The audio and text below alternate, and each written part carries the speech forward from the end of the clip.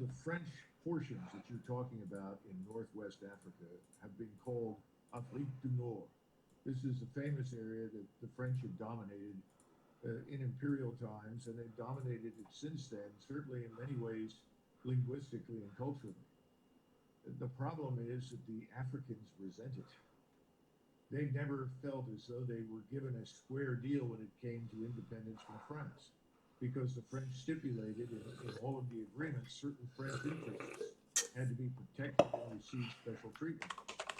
And the French army is renowned for going wherever French interests are at stake, business interests, and the Africans are fed up with it.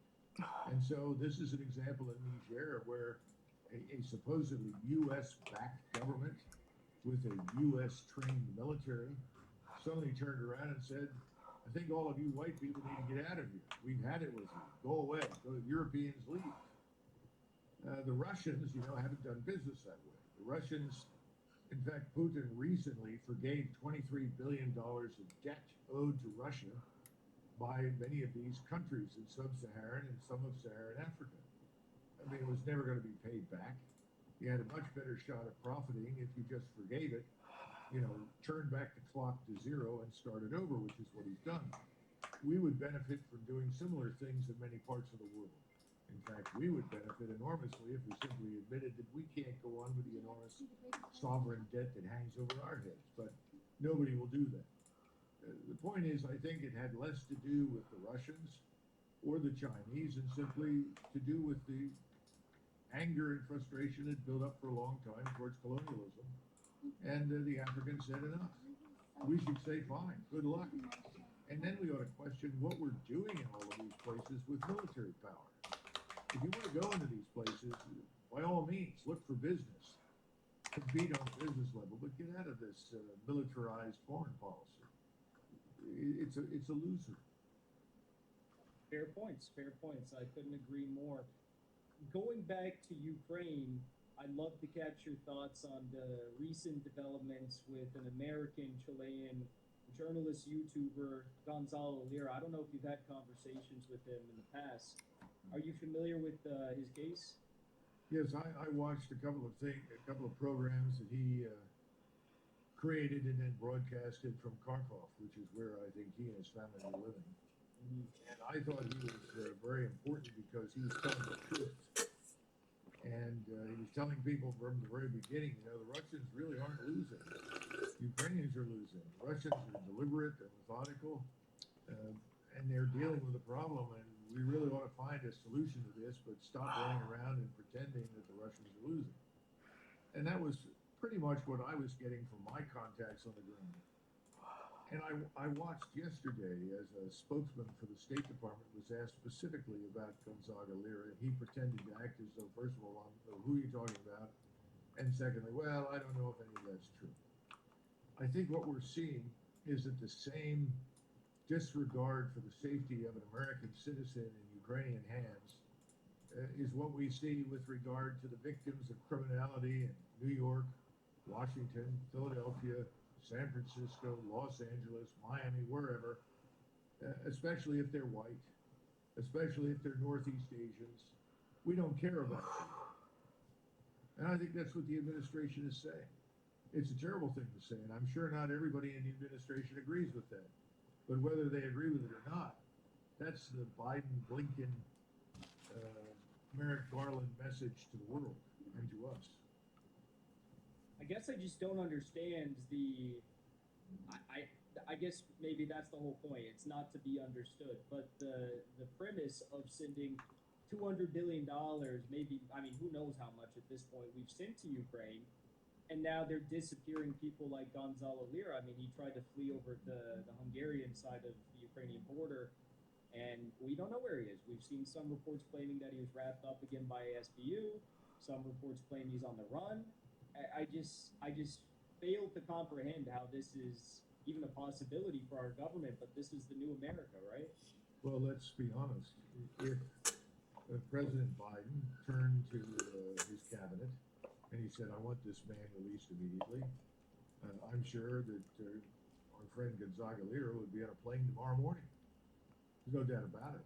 Ukraine is a creature of U.S. foreign policy. We pay for its government. We pay for virtually everything. And we've certainly turned in Zelensky and many of his inner circle into multimillionaires with estates and residences all over the world. So if we said, listen here, we've had enough of this nonsense, we want this man released, he'd be out. But you'll remember this basketball player, I think her name was Grange or something like that. Yeah, Brittany Griner. Yeah, Griner, I'm sorry. And she was released. And at the same time, we had a man in Russian custody who was convicted of espionage. He was, I guess, in the State Department, but had been engaged in espionage. He was a former Marine, I think, who had seen action in the Marine Corps. And there was an interesting commercial. Well, it was really a commercial. It was a show, one of these talk shows in Russia. And the discussion was the American government leaves no stone unturned to bring home this woman who has publicly denounced the United States, poured nothing but buckets of filth and abuse all over the American people, but they'll do anything to retrieve her and bring her back to the United States, and fine, we're happy to be rid of her. But look, here's an American patriot that we're holding in prison. And that's what they called it. He's an American patriot. He broke our laws, but that he is an American patriot. And what's wrong with him? And, they would start, well, he's white. He's a man. He was in the military. If Americans haven't figured out what's going on in this country, well, maybe they should watch Russian TV because they'll find out. And they were telling the truth. It doesn't make any sense. It is the antithesis of everything that we in this country, I think, have been trying to build for decades. We've tried to build a society with equality for everyone before the law, not equality of outcome. Not special privileges for anybody, simply equality before the law. And this rule of law has separated us from everybody in the world. That's why we were such a success story in business and economics. But that doesn't seem to be on the agenda these days for the Biden administration. Definitely not. Definitely not. After I watched that new interview with Tucker Carlson and the Hunter Biden business associate, I mean, definitely not there. It's clear. It's just rank corruption left and right everywhere in this administration. But that, again, not really a surprise. One of my friends, Daniel Burke, he had a good question for you that I can't wrap my head around. Maybe you can. The question is, how can the crumbling U.S. economy be rescued in the context of the rise of BRICS and BRICS nations as they continue to expand and grow? Can we eliminate Wall Street and City of London control over our economy in light of this? Your friend has hit the principal nails right on the head. The first thing is, I don't consider myself an expert, but I do listen to others who are. One of those is Nassim Taleb, who tried to point out a few weeks ago to a rather unreceptive audience on MSNBC that we were headed into something at least as bad as what happened in 2008 and probably a lot worse. And he said, well, why? He said, well, it's because we tried to use monetary policy to fix a structural problem. In other words, we tried to use monetary policy to conceal the debt problem instead of dealing with the serious debt issue and how over-leveraged we are as a country. We decided, forget it. We didn't address any of the issues you and I have talked about in terms of repatriating industry, manufacturing, re-energizing, reinvigorating the energy sector. These are obvious things. The agrarian sector. These are America's great advantages in the economic business, and we've done the opposite. We tried to beat them into submission or drive them into the ground. And he said, under the circumstances, I don't see anything changing. And they said, well, how does it change? He said, well, it won't change without any pain. We're going to have real pain. And most of the pain is going to be up on Wall Street. Go back and remember what Sheila Bair had to say when we went through all of this in 2008. She was talking specifically about Fannie Mae and Fannie Mac and these enormous bailouts that were arranged between the Bush and Obama crowd for all of their friends on Wall Street and so forth. And she said, well, you want to bail people out? How about 10 cents on the dollar? what's this 100% bailout for people that have done a poor job of managing everything? And if it's not only a poor job of management, maybe it's a certain amount of deceit that borders on criminality. She was right. Sheila Bair was 100% on target. Well, here we sit. We're about to go through something at least that bad, according to Nassim Taleb. Now, that has to be juxtaposed against another problem, and that is what you talked about with the BRICS and Russia, China, India, the major powers outside of Europe and North America. This is the problem of going to a gold-backed currency, and I would tell everyone, look up Alasdair Macleod. He is a brilliant economist who's talking about this movement, steady movement, led by Moscow, towards gold-backed currency. Well, that's anathema to us. And of course, the Federal Reserve goes into hyperdrive when you mention gold-backed anything. Remember Bernanke, who testified and said, when he was asked, why do banks still hold gold if it's worthless? And he said, well, it's a tradition. Come on. Bernanke and Yellen, the rest of these people, we weren't all born yesterday. Maybe last night, but not yesterday. So we do understand gold has real value. And we're in a hell of a fix right now because once this takes off, and I think it will, it'll take time, but it's going to de-dollarize the planet. And our dollar is already weakened. And I don't see how we come through this without a serious crisis here at home. But again, to go back to Nassim Taleb, he's right. Schumpeter used to talk about the unavoidable necessity of creative destruction in the marketplace. In other words, some corporations, firms, businesses have to fail. Others prosper. It's the nature of the marketplace. That's going to happen here. We're going to have some creative destruction in the economy. I think it will also be matched in the political sector. I 100% agree. It's difficult times, no doubt. We've got ourselves into a pickle. Another country that has themselves in a pickle, to be frank, right now, is Poland. The Polish are very worried about this Wagner threat that is supposedly... Je veľmi zaujímavé, že Maďari sa nechali vlastné peniaze, Poliaci aj Češi. My sme jediní kokoti, ktorí si prišli na euro. I can't tell if this is all, fear-mongering and an effort to try and actually get the current apparatus reelected in Poland, or if this Wagner Group threat in Belarus is actually something that could materialize into a real threat for Polish sovereignty. Čo sme za štát kokotov? Some bigger, My sme štát kokotov. as a whole, considering Poland is a NATO member. What do you think is really happening here ever since the Prigozhin mutiny and Wagner was... Počkej, to je nejaký starý. Well, I'm going to try and speak over the Any? laughter in the Kremlin. It's becoming deafening over here. The Poles are wonderful people. I like them. I grew up with them. They are sort of hopeless romantics. And they were a leading power in the world from about 1459 until 1794. And they then vanished.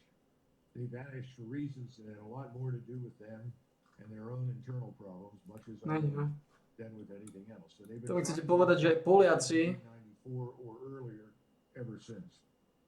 aj Poliaci, aj Maďari, aj Češi si nechali svoju menu a my ekonomickí kokoti sme prešli na euro a kvôli tomu sme v sračke ako hovno. And also make ridiculous assertions about the military power that Poland disposes over and how together with Lithuania and others they could take on Moscow. The Polish population, my impression is, and I saw a poll that said 52% of Poles agree that Ukraine should be supported, but the same 52% say we don't want to be in the war. So if that's true, that's an important turning point. I think the government needs to pay attention to that. They have elections in the fall. And there's some evidence from Poland that perhaps the government thinks that if they can march into Western Poland and stake out some terrain as Ukraine collapses, that that'll somehow or another keep them in power. There's another school of thought that says, well, if they go over there, they're going to be annihilated by the Russians. And that'll be the end of the Polish government. They'll be thrown out of office.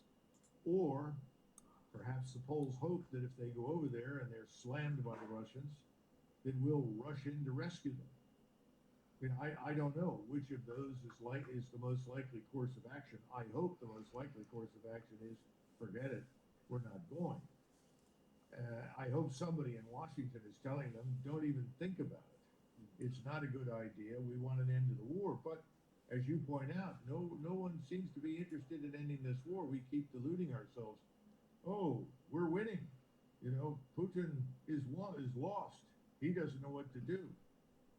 I don't know, you know, what they're feeding the president in the White House, but whatever it is, the whole White House, from my standpoint, is beginning to look a lot like Weekend at Bernie's. You know, it doesn't make any sense. It's delusional nonsense, and somebody ought to stop it.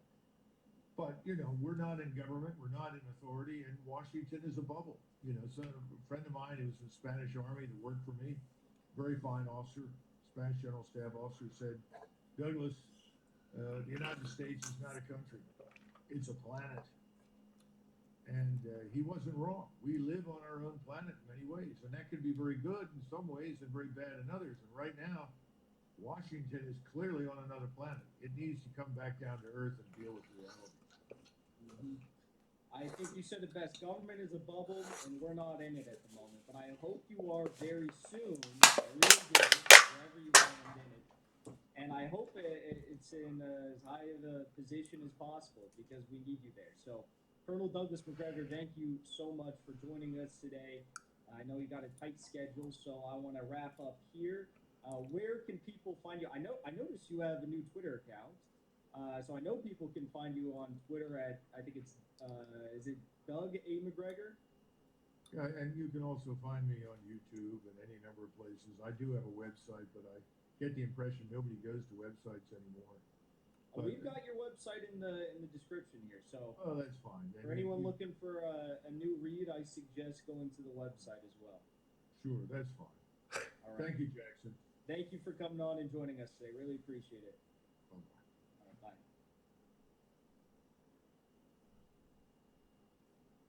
All right, everybody. That is the one, the only Colonel Douglas Macgregor. Round of applause for the Colonel. All right. All right, everybody. Well, that's our show today. Thank you so much for joining us. As always, if you'd like to support us here on The Dive, you can do so by donating to our locals using the link in the description where it says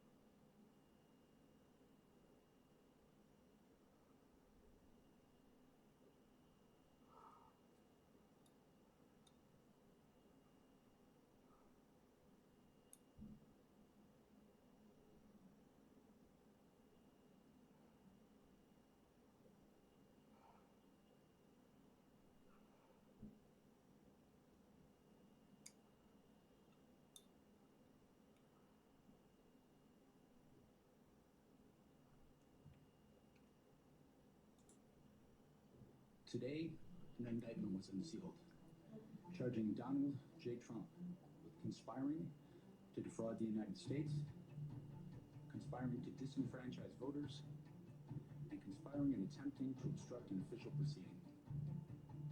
Well, there you have it.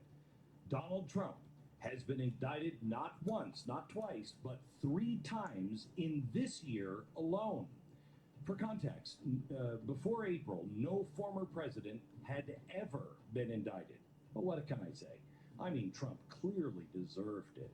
He's committed the gravest sin known to man. He questioned the 2020 election. And as we all know, that was the most secure election of all time. And if you dare say otherwise, you're mentally insane and probably should be locked up or at least removed from society as quickly as possible. That's been the left's narrative for almost 3 years now. Obey or else. Well, that's usually a good indicator that we should not obey. So tonight, we're going to look at the facts about the 2020 election, from mail-in ballots to election security to, dare I say it, the deep state. Because the left has been building an election-winning machine for years now. It took it out for a test drive in 2020, and it's working hard to perfect it by 2024. Because once this Death Star is fully operational, we may never win another election again. But it is equally as important that we do not lose hope. There is still a way to return the electoral system to its factory settings, and it starts with exposing what we're up against. Tonight, the deep state plans for the 2024 election.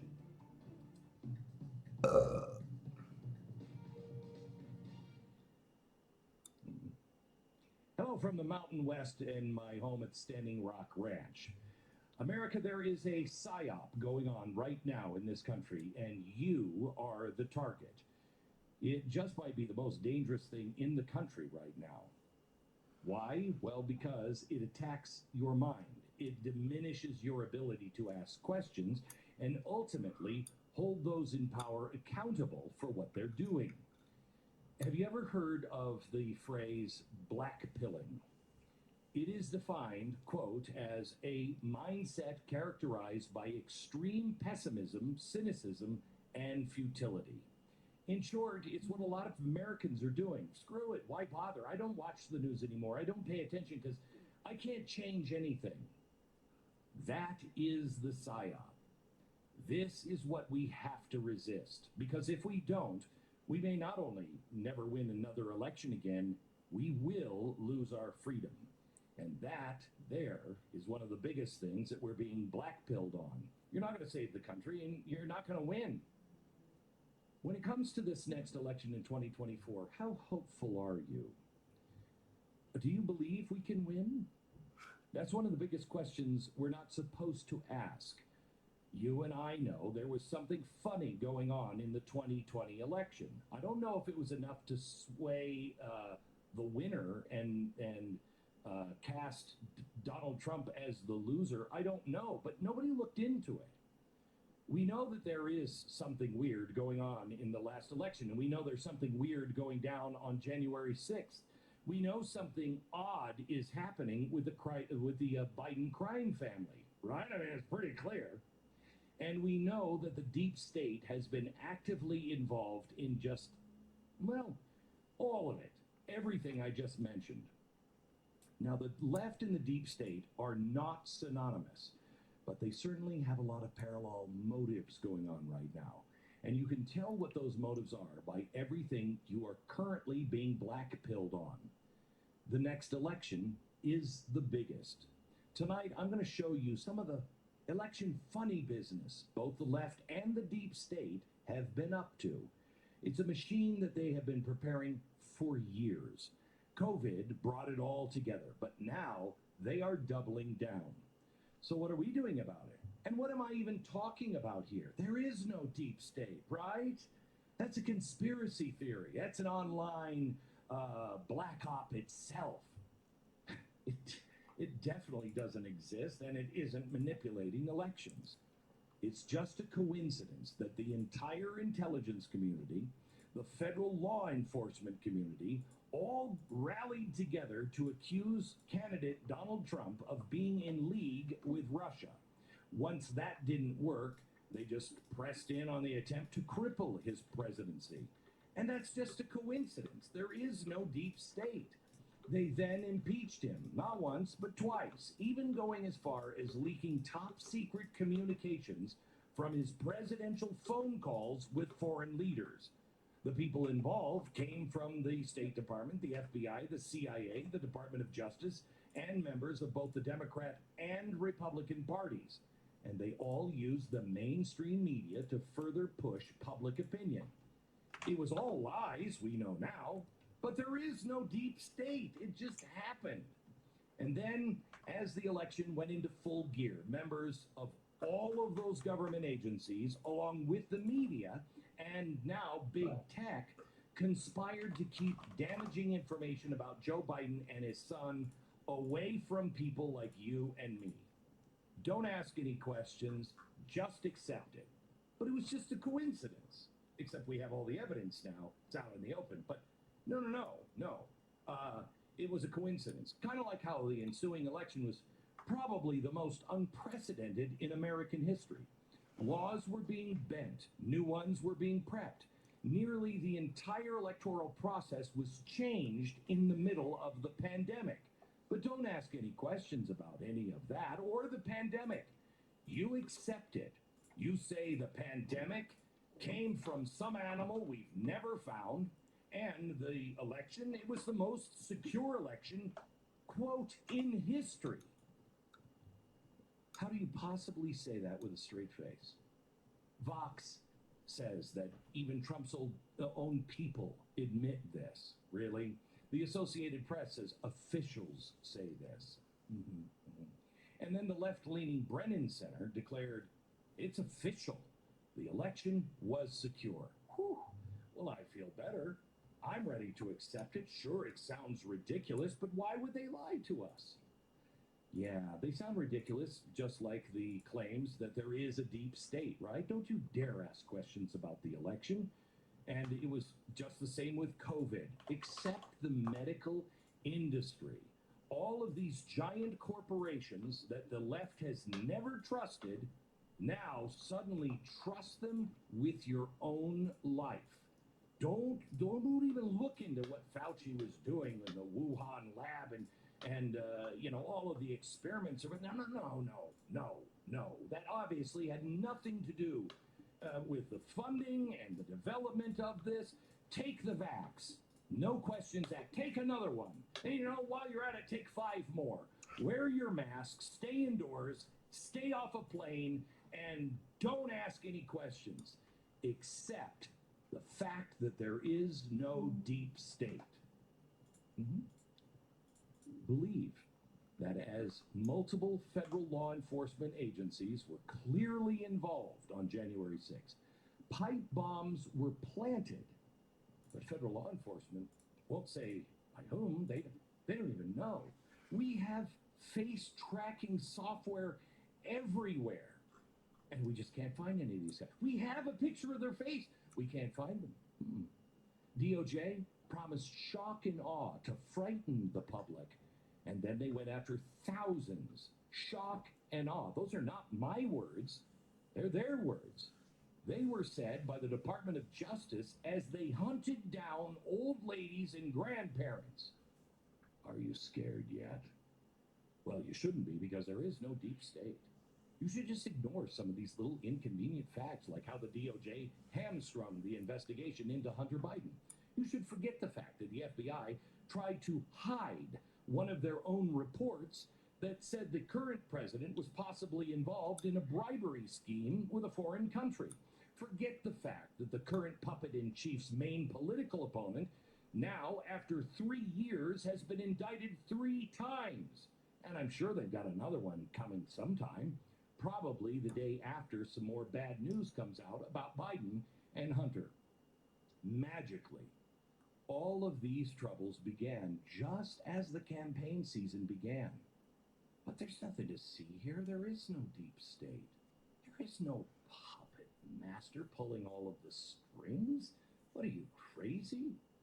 And we shouldn't be paying attention to what the Department of Justice was doing just last week, should we? I mean, this is Sam Bankman-Fried. He was walking out of federal court last week after the DOJ decided to drop the charges related to campaign finance violations. But it was a pittance. I mean, it really didn't affect anything. Is it against the law to allegedly use stolen money to finance your favorite campaigns? I mean, is that really a law? Well, apparently not, if you're a Democrat who gave nearly $40 million for the midterms and had actually pledged $1 billion. All stolen money, but don't worry, there's nothing to see here. He doesn't need to be charged with anything. There was also nothing to see last week at Hunter Biden's court hearing. During the hearing, Special Assistant U.S. Attorney Leo Weiss was forced to reveal paragraph 15 of Hunter Biden's plea agreement. Have you seen it? It specifically states the government would not prosecute Hunter on any crimes surrounding the tax violations he was pleading guilty to. These crimes encompass all of the questions we have about Ukraine, Burisma, China, Romania, Russia, and with immunity, I mean, guess who else that protects? Okay, his dad, but that's a coincidence. Sounds crazy. You know, it even shocked the judge. She's been around for a while. She asked the DOJ, "I've never seen anything like this. Is there any precedent for something like this?" You know what Hunter's attorney said? "Yeah, no, I'm not aware of any, Your Honor."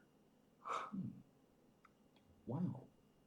What a mistake. What an oversight. What a coincidence. The government was giving the president's son blanket immunity from serious crimes that could involve the president of the United States taking money from foreign countries many are enemies.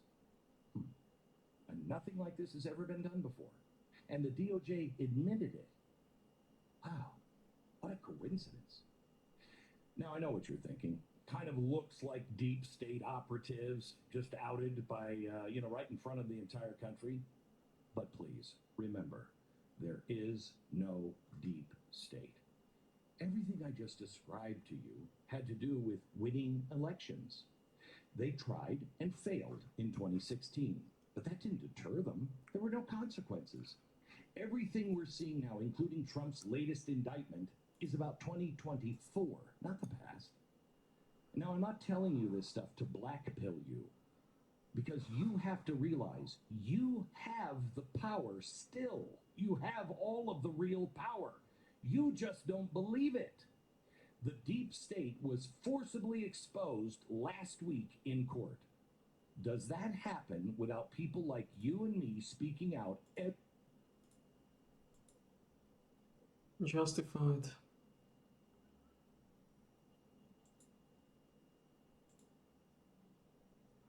Justified.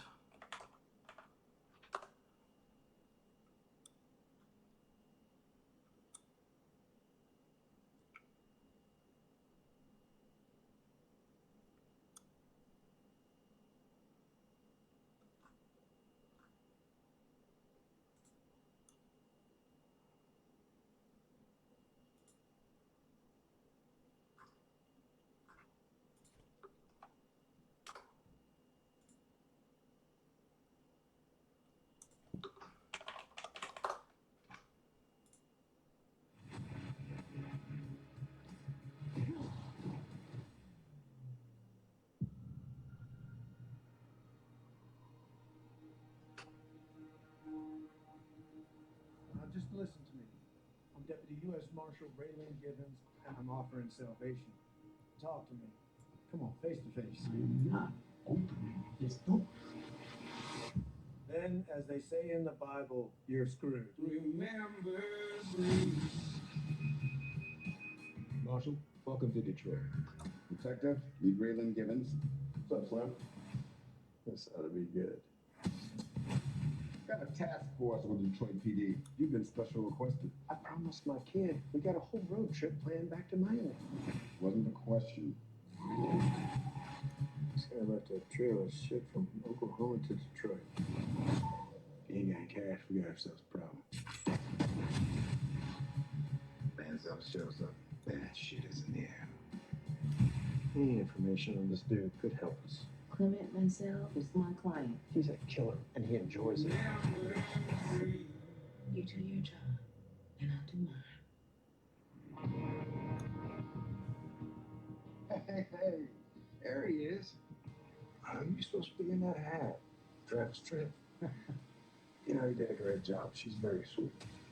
Sweetheart, why don't you head upstairs? I see you near my daughter again. Okay, yeah. Mind if I see you first?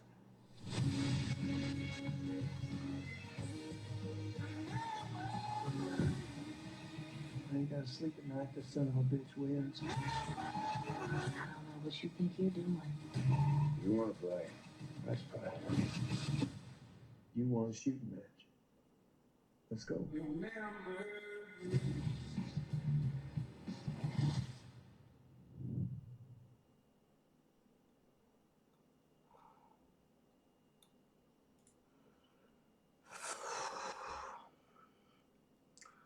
Takže usunul Justify, když začal Justify, tak s tím se dá operovat. Every time we see this stuff. I don't think it does. The exposure needs to continue because if we don't, we will lose. And they have a plan, and they have been prepping for years. But if you happen to vote conservative, let me ask you, do we have a plan? Is anybody working on this? I'll show you where we stand next.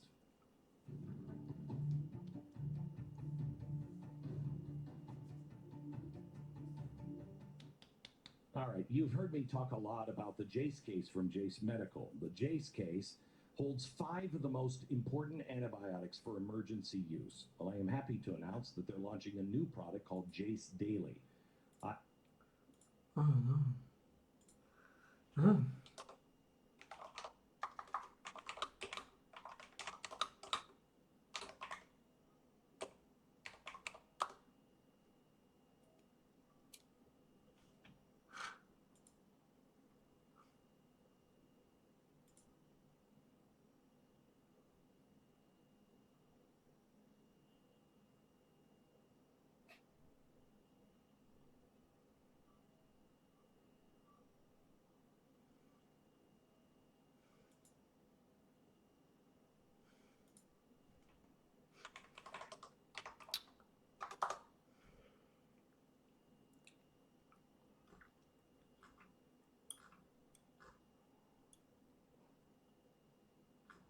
Ako sa to volalo?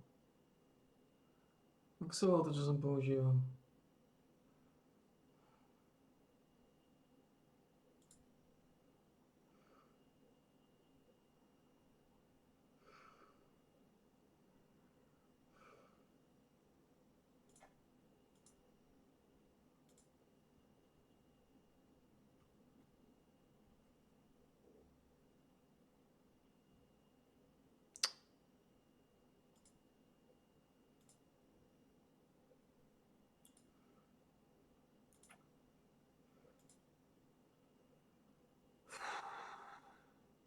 To už nefunguje. To je ta švestka.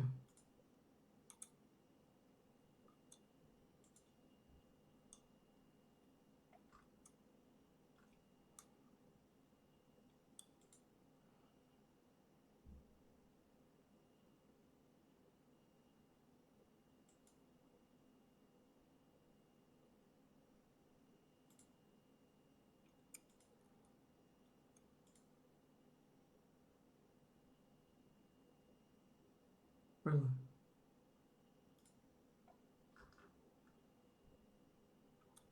Really? Oh. Well, what?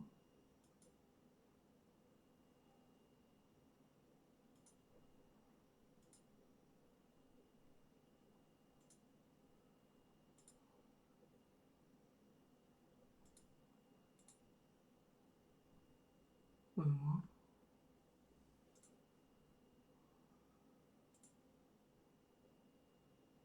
Well, what?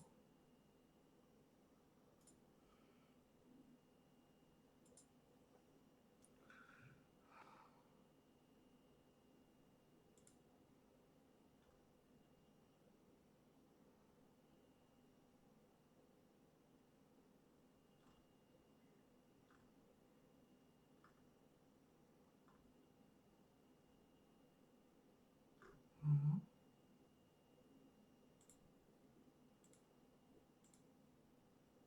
Mhm.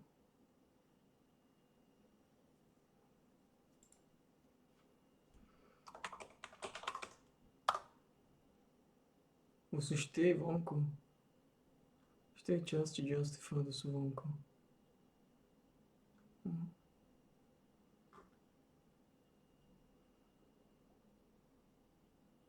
No.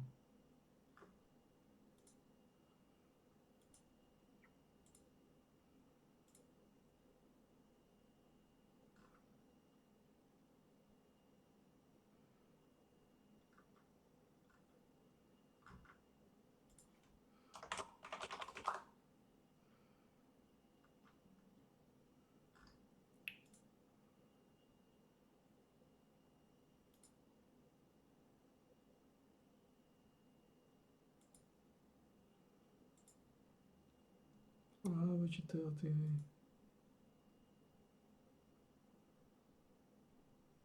No.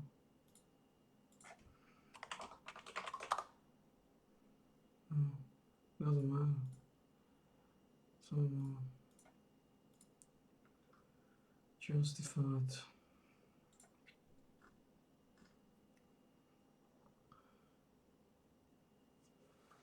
No nic, siamo opravdu čas, polka krku.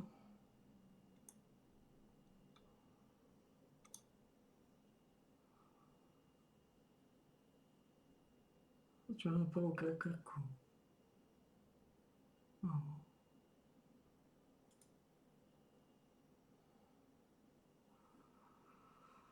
Siamo polka krku.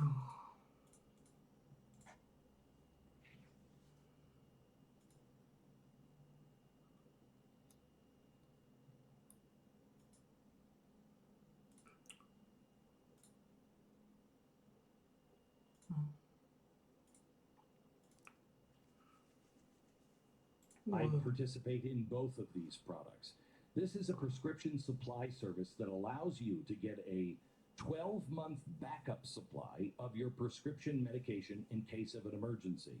Let's say things break down. By the way, did you hear that Yellow, the gigantic truck company that is the third largest transportation system in America? Yeah, they just went out of business because there wasn't as much shipping being done as projected. 25%, down 25%. Wow. What's that going to do to have the third largest shipping company go out of business? Well, don't worry about it. Don't think about it. There's nothing to see here. But if things do go wrong and you have high cholesterol, you have diabetes, and you pretty much need your medication. Two of my daughters have to take epilepsy medicine. What are you going to do when you can't get that medicine? Well, with Jace, your order is reviewed by a certified healthcare professional and delivered right to your door. This is something that will give you deep peace of mind. Be prepared medically. This is the only thing that I have not had in my prep world. They have solved the problem. JaceMedical.com. Enter the promo code Beck. JaceMedical.com. Okay. It has been 3 years since the 2020 election. I'm sorry, it's 3 years since the most secure election in American history. Have we learned anything? Do the conservatives, Republicans, do they have a plan? Per the Associated Press, around a quarter of all voters used a mail-in ballot during 2016 and 2018 elections. Okay? But in 2020, that number doubled. It was, in fact, the first time in history that a majority of voters didn't cast their ballots in person on Election Day. Oh, what could happen? So it was the first time in history that this had happened, but it was also the most secure in history. You know, I got to thinking, is that even mathematically possible? The left and the deep state are trying to make it a crime for you to even ask that question. But it's science, man.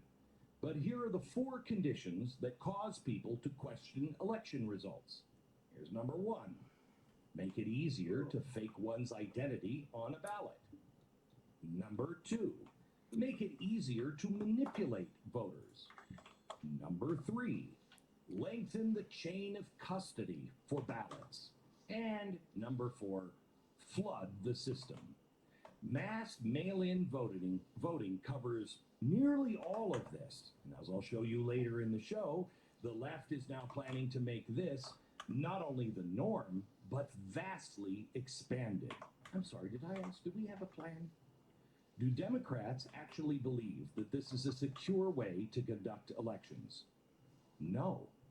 But they've been gaming this for so long that it bends in their favor, and they're fine with it. In 2005, Jimmy Carter co-chaired a bipartisan commission on the elections. This is Jimmy frickin' Carter. The result was the Carter-Baker Report. They detailed how states should increase voter ID laws, be leery of mail-in voting, and halt ballot harvesting. So what did we do? Just the exact opposite of what the left is now trying to do with the election. Just don't worry, just the opposite. All of this was just as obvious as it is now, and the Obama campaign doubled down on these facts when he ran for president. In 2008, Barack Obama and every Democratic House member in Florida fought the proposal to conduct the Clinton-Obama primary by mail-in ballots. Quote, the state's U.S. House members objected to the proposal, and Obama campaign manager David Plouffe said, oh, there are real deep concerns about the reliability and security of a mail-in vote. Huh. So, when and why did the left have a change of heart? What new information did they receive that same kind of balloting would lead to the most secure election in history? Well, they clearly knew then what the rest of us know today. It wasn't just 4 years later. U.S. News and the rest of the mainstream media had no issues at all with stating these facts. Quote, voter fraud is a proven election manipulation tactic. And what do you know? They even detail cases where party activists were convinced of voter fraud by forging absentee ballots. I'm sorry, not convinced, convicted. All they did was just forge absentee ballots. Listen to this. I want to quote it. Quote, two veteran Democratic political operatives said voter fraud is an accepted way of winning elections. Now, do we think that the Democrats suddenly had a come-to-Jesus moment? We were slaying the Christians, and then Jesus appeared on the road, and I was like, I got to stop all this voter fraud. Why is it they now agree with that statement? Oh, well, they don't. Absolutely not. It was the broad consensus that mass mail-in voting was less secure. They said it. We said it. Jimmy Carter said it. But now, it's all part of the most secure system in history. They clearly had and have a plan. Did we? What have we done? What have the constitutionalists done since 2020 to make sure it doesn't happen again? Well, let me show you. These are the states that have made changes to secure their election process. Here they are. Arkansas, Florida, Georgia, Idaho, Indiana, Kansas, Louisiana, Mississippi, Montana, Nebraska, Ohio, Oklahoma, South Dakota, Texas, and Wyoming. That's fantastic. Now, let's look at the states that stayed the same or got worse. Connecticut, the District of Columbia, Hawaii, Maryland, Maine, Michigan, Minnesota, New Mexico, New York, Rhode Island, Washington, Nevada, Pennsylvania, Virginia, Wisconsin, and Arizona. Wow. It is kind of like the red and blue states, isn't it? I mean, right? That's not good. But what has the GOP been doing? Well, they haven't been writing bills. That's for sure. They haven't done any of that. This report from votingrightslab.org shows that from 21 to 2023, only 24% of the election laws passed have been to harden and secure elections. The vast majority either do nothing or make it much worse. The left is doing their homework. The left is turning in their homework. The left is getting the job done. I don't think we've even started yet. I'm sorry. Is this kind of depressing? Well, it should be, but the good news is, if you stand up and say something to the deadbeats GOP and the people in your own state, you still have time. Donald Trump won in 2016 by 80,000 votes in 3 states. He won Michigan by 10,000 votes, Pennsylvania 47,000, and Wisconsin by 22,000. Now let's take a look at that graphic again. All 3 of those states are now worse off than they were in 2020. All 3. Senator, can you comment on this? GOP representatives, can you comment on this? Because it kind of looks like you're tanking the election by doing nothing. Democrats have a plan. We do not. And as I told you earlier, this plan has been in the works for a very long time. And I'll show you what that plan is when we come back.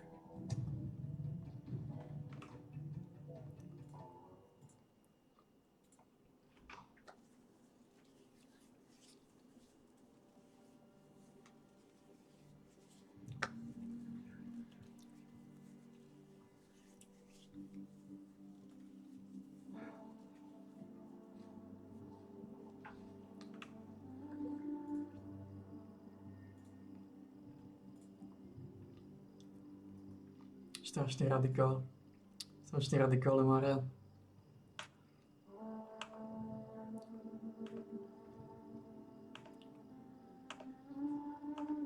Strašně radikál. Musí to povučit, to byla tvrdá rád, že z Mariana je neskutečný radikál. Neskutečný radikál z Mariana.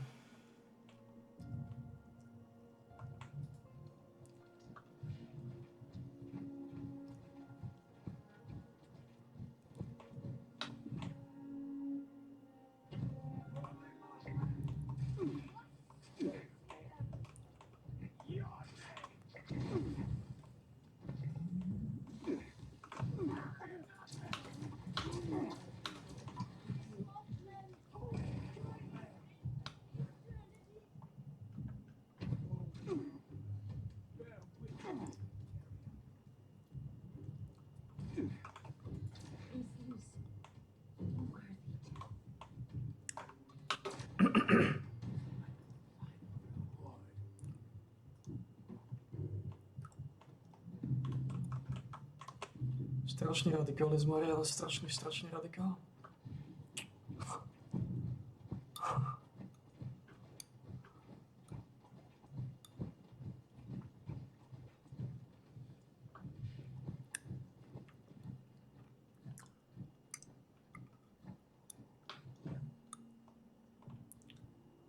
Strašný radikál.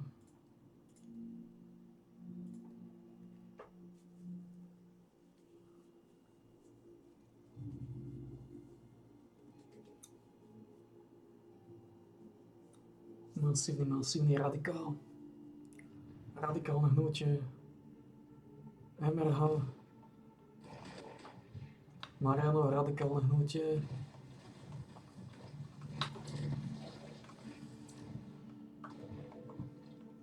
Sometimes the discordant forces prove to be too difficult to keep out, and your pillars of transcendence may falter.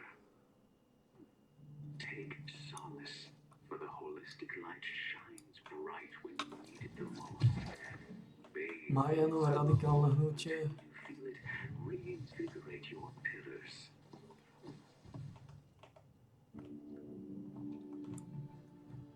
Now that you have everything visualized, I will begin a series of positive affirmations while you act to achieve transcendence. Marianovo radikálne hnutie. Imagine you are floating along in a cloud of pure emotional bliss. If the cloud is mauve-colored, chant a calming phrase until it is not.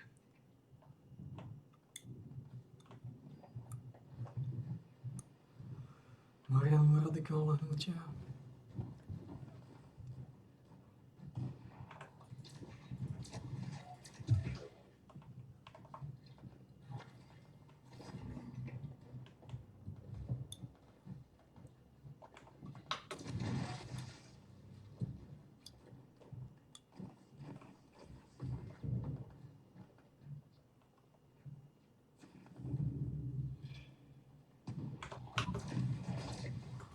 Follow my voice. Listen to my meditation. Let them calm you. Let me guide you to a place of peace and tranquility. Marianovo radikálne hnutie.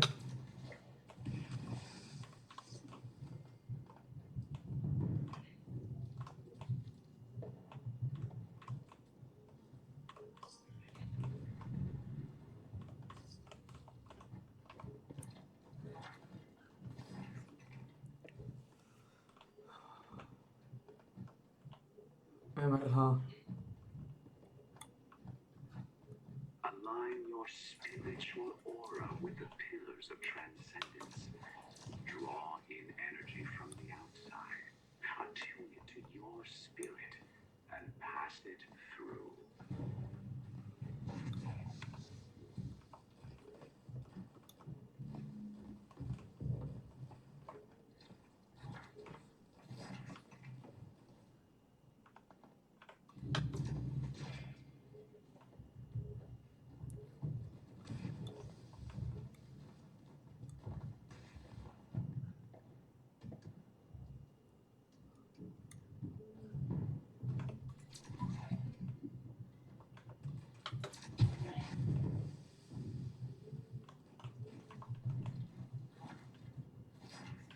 Maintain a sense of tranquility.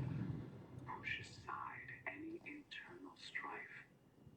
It's important to transcend your physical boundaries while at peace with yourself.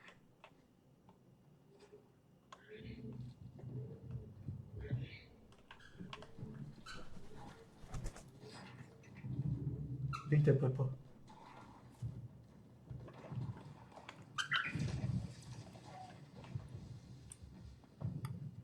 Vítejte, gurmán.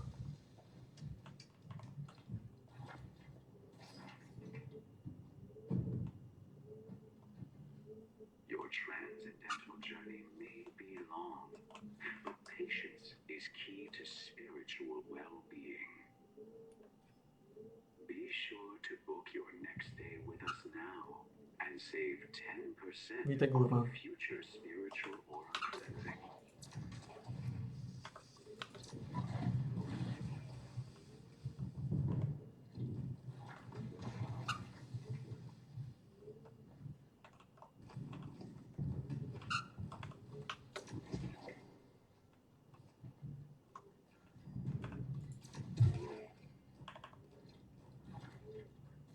Pridrž se.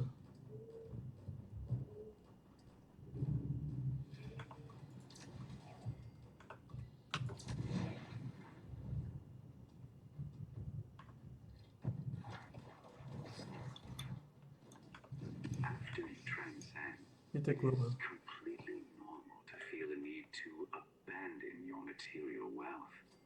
Seek one of our gurus, if you wish, for help with that.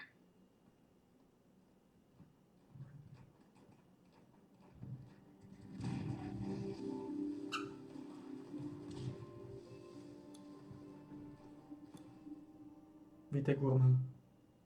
Bruchač.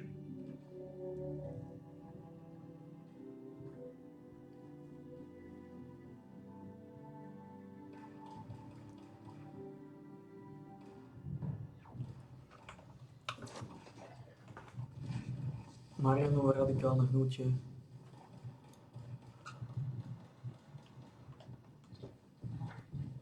Believe in yourself. Believe in the powers of others like you. You can attain enlightenment together and reap the rewards of a higher state of consciousness. Marianovo radikálne hnutie.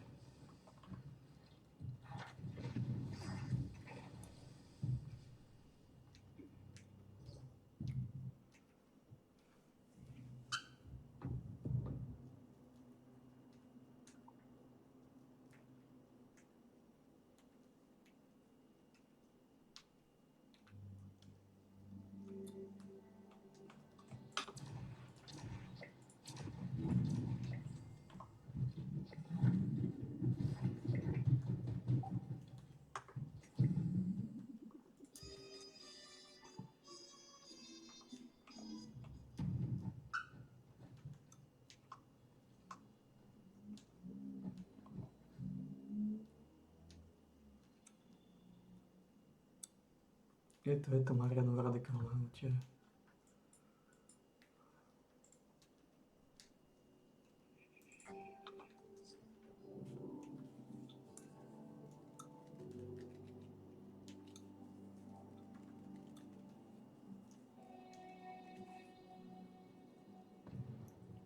Marian je jedným slovom neskutočný radikál.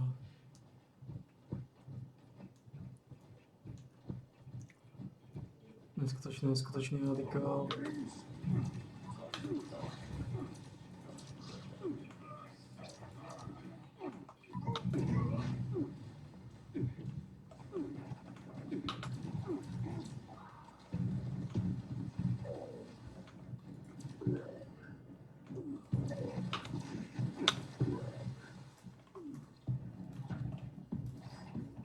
Neuvěřitelný radikál.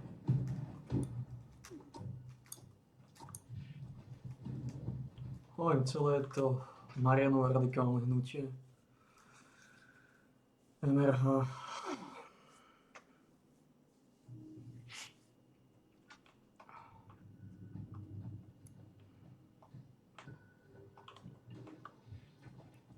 Dojdem tam, nechce sa mi.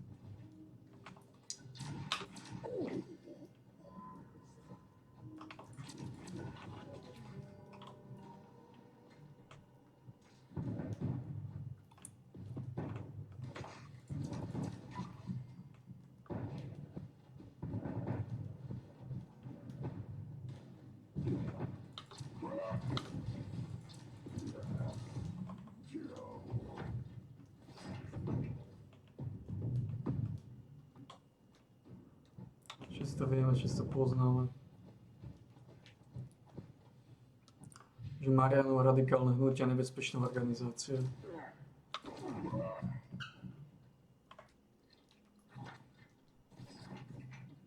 Dobre.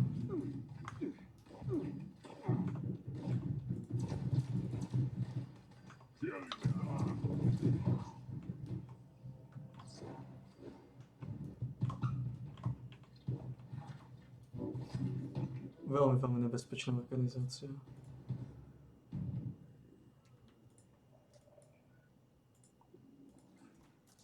Marianovo radikálne hnutie.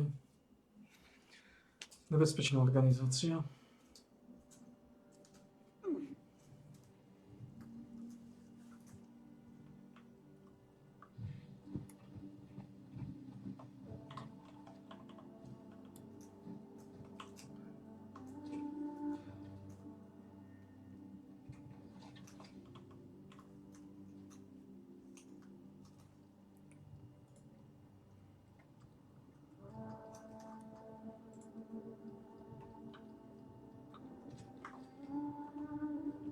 Je to jedným slovom povedané. Marianovo radikálne hnutie. Nebezpečná organizácia.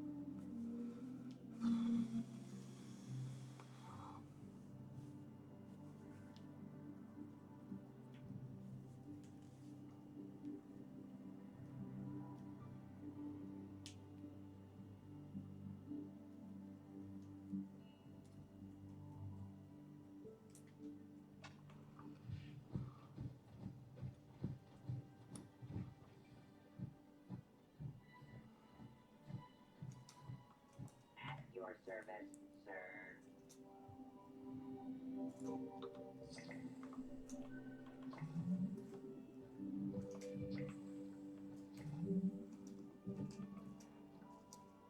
Všetci to vieme, všetci to poznáme. Že Marianovo radikálne hnutie je jedným slovom veľmi nebezpečná organizácia.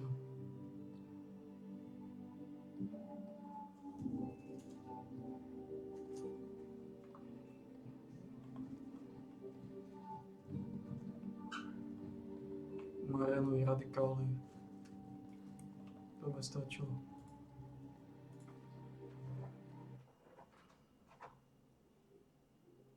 Prehal pičus.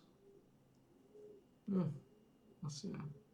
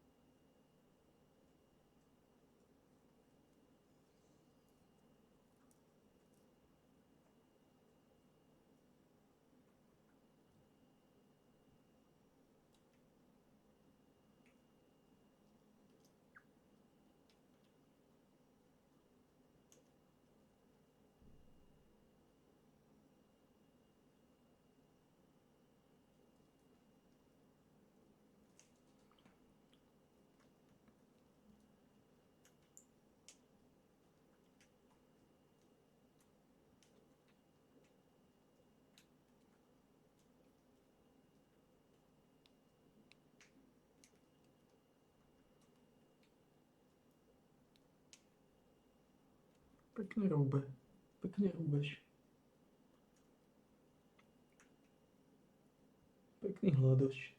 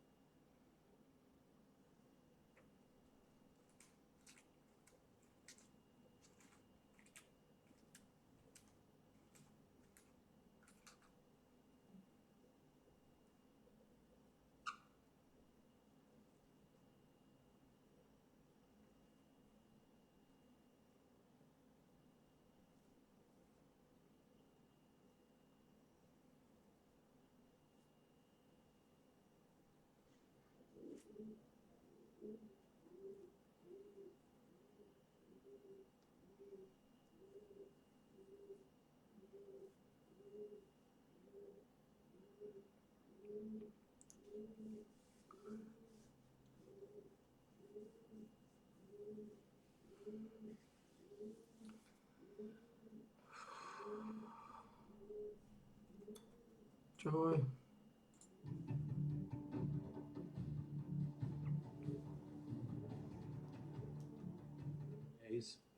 One of these days, maybe in our own lifetime, it will be possible you will see abortion abolished.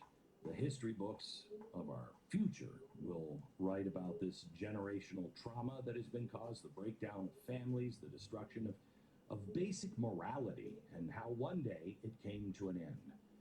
But for now, we're still in that historic era. And what do? Well, we do what the GOP does. We just sit back and just, I'm hoping it's going to get better. No, we don't. The Ministry of Preborn stands every day for the helpless among us by providing free ultrasounds and postnatal help for up to 2 years.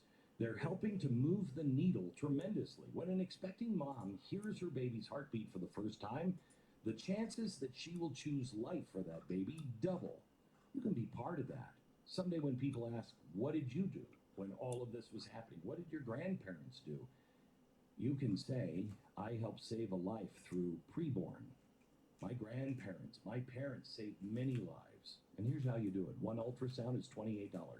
$28 to save a life. Just dial pound 250, say the keyword baby. That's pound 250, keyword baby, or go to preborn.com/Glenn. One of the things that just makes my eyes want to pop out of my head and blood just shoot into your living room through your television or your phone is the GOP. The GOP apparently complete befuddlement when they talk about winning elections. I have no clue why we didn't do well in the general and the midterm elections. I mean, it was a shock to us. Really? Was it? Let me tell you a story here of something that I don't know if I've ever said. I may have said it once on the air before the election. Before the election in 2020, I haven't given a dime to politicians in a long time. But I went and tried to get a hold of people in the White House and the GOP for about 6 or 8 months before the 2020 election. And I told them exactly what the left was doing and how it was working, and how they had moved all of the rules, and if they won, it would most likely be because of foul play, and here's the evidence, and if they lost, they were planning on doing a January 6th. Nobody would listen to me. No one would listen to me. So my wife and I thought, well, if we write a giant freaking check, maybe someone will listen. Well, it worked. Except they just pretended to listen. They didn't listen. They didn't take any of. I wrote a check, and I put at the very bottom, legal defense of 2020 election. This was months before. Why would I write that? Because A, I didn't want to be spent on GOP stuff or any of the candidates. I wanted it for the legal defense. Because I knew one way or another, this was going to be highly contested because of all of the games that were being played, and the Republicans refused to listen or do anything about it. The left has been building this machine for years, over a decade. How is it the right can be this clueless? I mean, honestly, if they're this stupid on the election, why are we electing them over and over again? They're standing in a circle, pointing at each other like a Spider-Man meme. All of the information is there. The problem is the mainstream media refuses to cover it. And then Republican and conservatives refuse to believe that it's actually happening.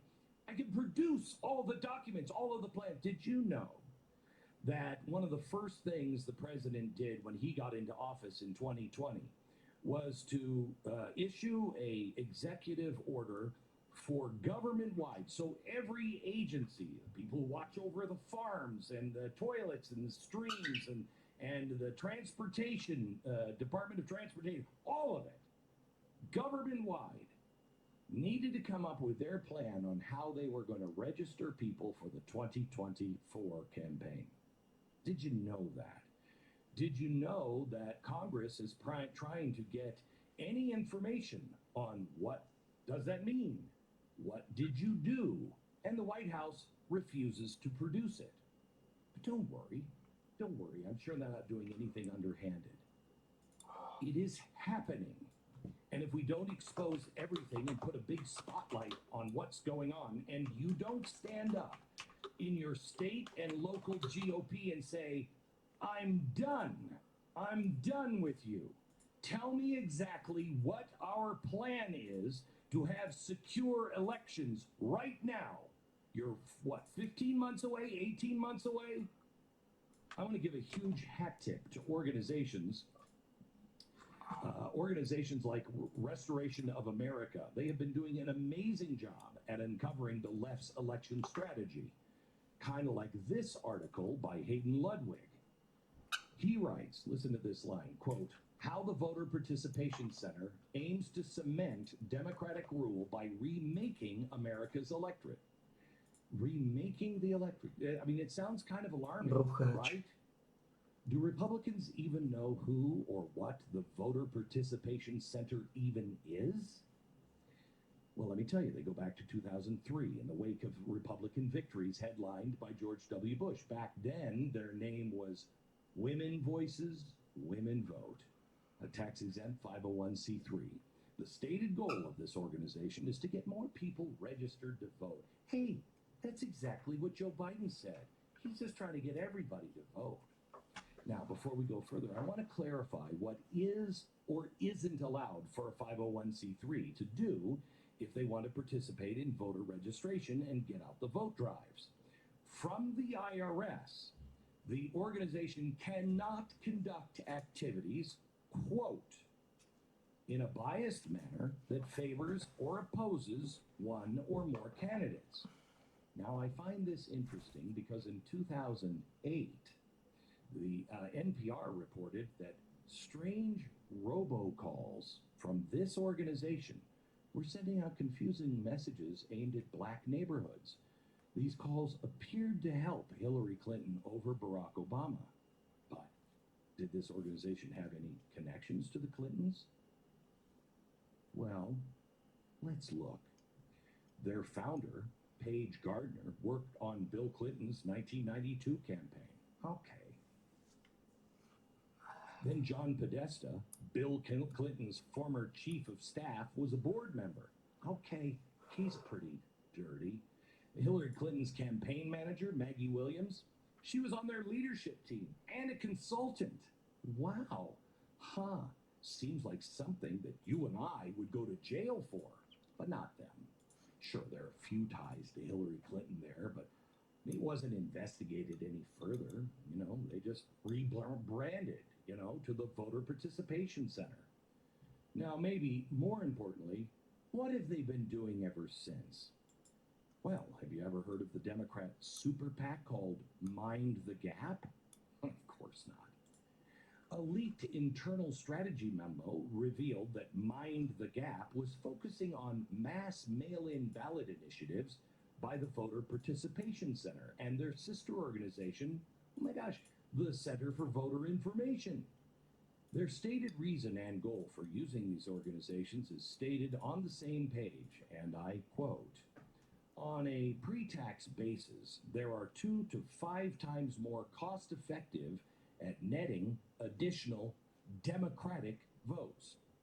Well, that doesn't sound very nonpartisan, but I am not a wordsmith. Oh, I am a wordsmith. How does the IRS allow this to continue, especially in this new era of mass mail-in voting? Now, remember what I told you earlier? For the first time in history, the majority of voters did not vote in person in the last election, but it was the most secure ever. So what's been going on?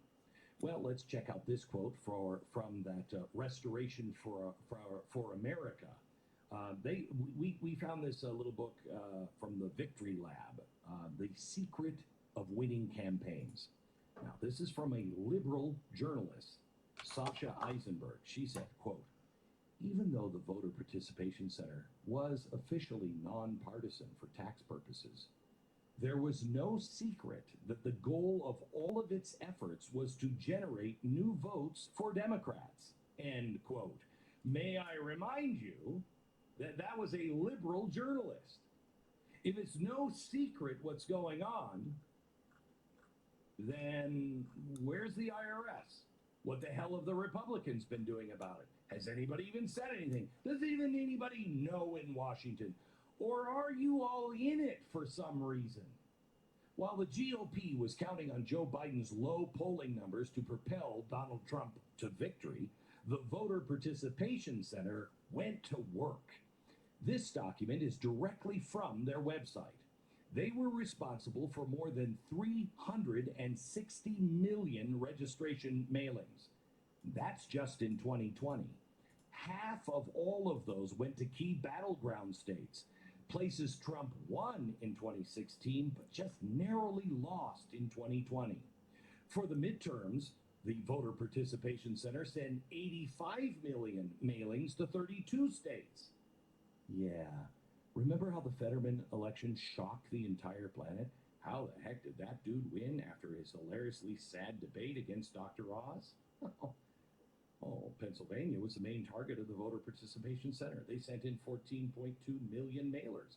82% of those landed in mailboxes in October, before the disastrous debate. By the time of the debate, 700,000 people had already mailed in their ballots. Fetterman would win by 263,000 votes. Wow, good thing nobody's paying attention to this, huh? It was similar in Georgia. Nearly 12 million mailers were sent, with 90% of them arriving a month before the election. And Herschel Walker lost by less than 100,000 votes.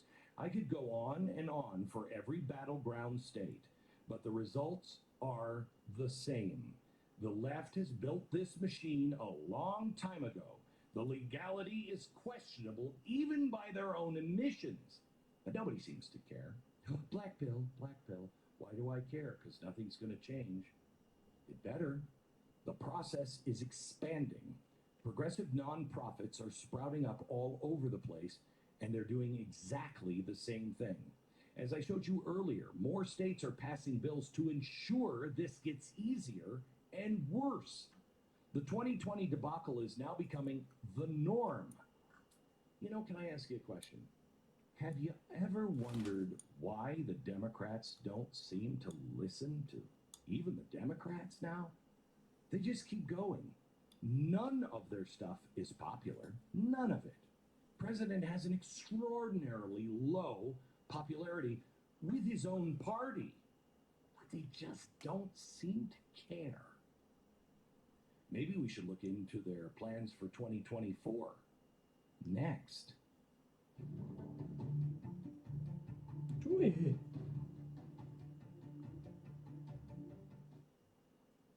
When was the last time you checked the legal title to your home? Why? Because Co tu most chodí? of the victims of home title theft don't know they're a victim till it's too late. They have no idea. Take this homeowner, for instance. She was getting ready for a home remodel. She got everything was shut down because she discovered the property wasn't in her name anymore. Not at all. Turns out she was the victim of devastating crime called home title theft. Criminal had forged the deed to her home, taken over as the new owner. That person went out, took out huge loans that she was now responsible for because she's just a squatter, I guess. So she's got a kick out of her house because, well, the bank is going to take it for collateral. Well, she had to fight getting her home back. Your home, your property, your equity are your most valuable assets, and Home Title Lock helps you protect all of them. Home Title Lock puts a shield around your home's title, and the instant they detect activity or tampering, they help shut it down. First things first, you need to verify you aren't already the victim of home title theft. Find out for free with sign up when you use the promo code BECK at HometitleLock.com. That's promo code BECK, HometitleLock.com. Black pilled yet? No. Discouraged? No. Think we're never going to win? Of course not. I mean, after all, we've got Mitch McConnell leading the victory. You're about to hear some things that have not been reported by anybody, at least that we could find. The left has built an electoral machine, but it could never have become so potent without the changes made during the pandemic. It's the Great Reset. Things like early voting and mass mail-in balloting were supposed to be temporary fixes, at least, until they won, and then it was always this way. They're trying to shut people out of the voting process. No, I don't mind losing as long as it's fair, but I don't think this is fair anymore. This is the crap that the left was shoveling, that it's so dangerous, this electoral process that we have. They were saying that, in 2018, 2019, and then all of a sudden, when they won, it was the most secure election, and don't question it. The result was one of the most unprecedented elections in history, where ballots were flying like confetti in a parade into offices all over. With that context, it kind of puts the left's extreme draconian response to COVID in an entirely new light, a change that is coming in every possible aspect of our life. The American Conservative recently published a piece on the left's plans for 2024 and said this, quote, "It was never about protecting Americans from the coronavirus. It was always about seizing power. Martin Šuba. If conservatives are to win in 2024, primitive? they must be all in. And that starts by understanding the left's playbook for meddling with 2024. I agree, but it's not that simple. I mean, it's not like the left is following a specific playbook that we can all read. Oh my gosh, wait, yes, they actually are. Back in February, the Washington Post editorial board highlighted 5 things that should be done which would increase public confidence in the next election. Pretty much mundane, including testing voting machines, requiring paper trails, yada, yada, yada. But the Washington Post didn't come up with these ideas on their own. No. They were endorsing the work of a left-leaning nonprofit called the New Deal Forum. Wow, the New Deal Forum. How very past yet progressive. They're all about providing, quote, more than 40 specific action steps that officials should take ahead of the 2024 presidential election, highlighting the vital role state and local officials play in our elections, including where, how, and when Americans can vote. Now, there's not a whole lot out there on this organization, and that's kind of surprising, given their seemingly insanely vast network. If you scroll through their list of leaders, it includes people like Stacey Abrams, Cory Booker, Pete Buttigieg, Chris Coons. Laundry list goes on and on. And when I say laundry, I do mean laundered. And the list of senators, representatives, mayors, council members, school board members, judges, gubernatorial staff. I mean, they are spread out all over the country. Somebody knows an awful lot about this organization that is very, very small and underreported. So that's weird. Whatever's going on, they're clearly leveraging their vast influence. Okay, they recently published a list of states that are implementing their ideas. Arkansas, Oklahoma, Nevada, Colorado, New Mexico, Minnesota, Michigan. Now, some of those states look kind of important if you want to win 2024. So with all of this influence and success, I sure would love to know their ultimate plan. Again, though, it's not as if these progressive organizations have a playbook or anything. Oh my gosh. Wait, they actually, it's called the Democracy Playbook.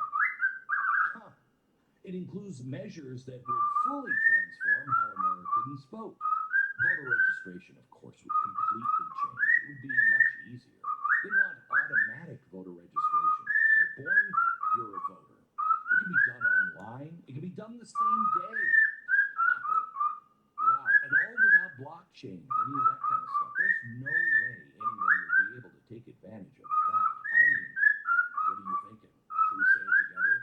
Totally secure. Am I right?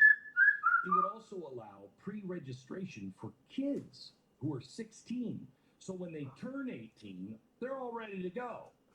Now, I'm sure this totally isn't the preamble for 16-year-olds to eventually vote. There is no way that that's what this is really all about. There hadn't been any legislation introduced to get that ball rolling either. But oh, wait a minute. Oh, I mean, besides that one,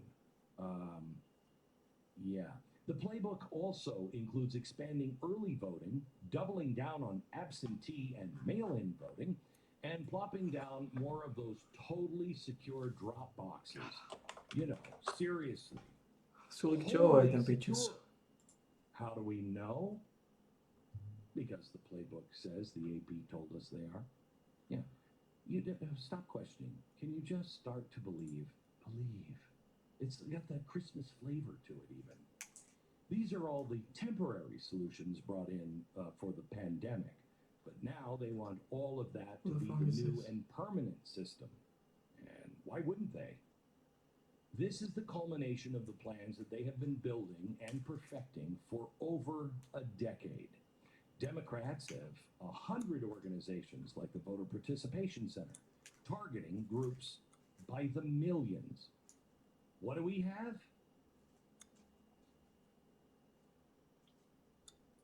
Oh no, I'm waiting for you to respond. I have no idea. I think we have Bob in Kansas. Bob, you can call in maybe on tomorrow's radio program and tell us what you're doing. But we don't have the support of the deep state to back us up. We don't have a government-wide program to get voters. Joey Kohler, that's on this time.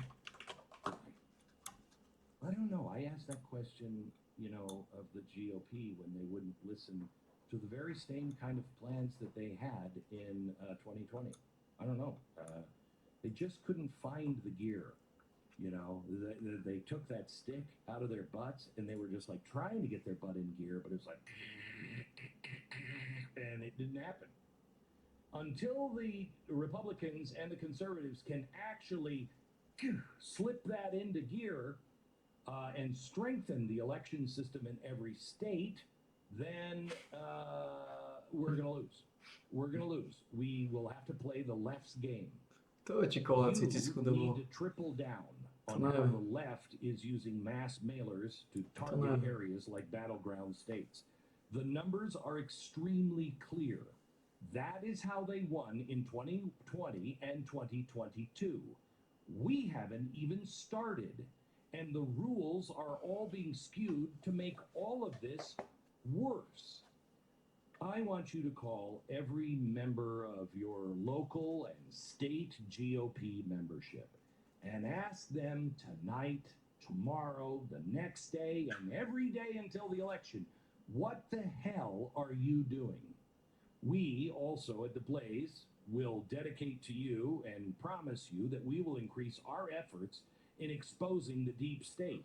But if we expose it here and then you don't pass it on to others, nothing's going to happen. There are people in places like the FBI, DOJ, State Department, and all over the rest of the bureaucracy that clearly have their own agenda. And that agenda has nothing at all to do with the will of the American people. Exposing them works. And we're seeing that in real time with the Biden crime family. Listen, 3 weeks ago, I couldn't sit here and say, oh yeah, don't worry, they're Biden crime family, it's going to be exposed. It is. It's being exposed. And the majority of people now know, including the majority of Democrats, now say, this looks like Nixon. Do not fall for the black pill psyop. You have the power to change all of this. You just first have to recognize that you have the power. You have to believe all of these things are happening not only because they have lots of money, but because people are dedicated to the cause. Their cause is evil, honestly. Upadala veliče. Nemal chodit na pičných boltavkách. We fight because we can win. And because if we lose... Však jemu sa stala výhra, nemusíš žiť na svete kokotov. Čo ja by som za to dal, keby som nežil na tom svete kokotov. Don't believe the lies. Kto by tu chcel byť na tomto svete hajzlov? Nikto. Iba hajzli chcú byť na svete hajzlov. Good night, America. Všetci to vieme, všetci to poznáme. Iba hajzli chcú žiť na svete hajzlov.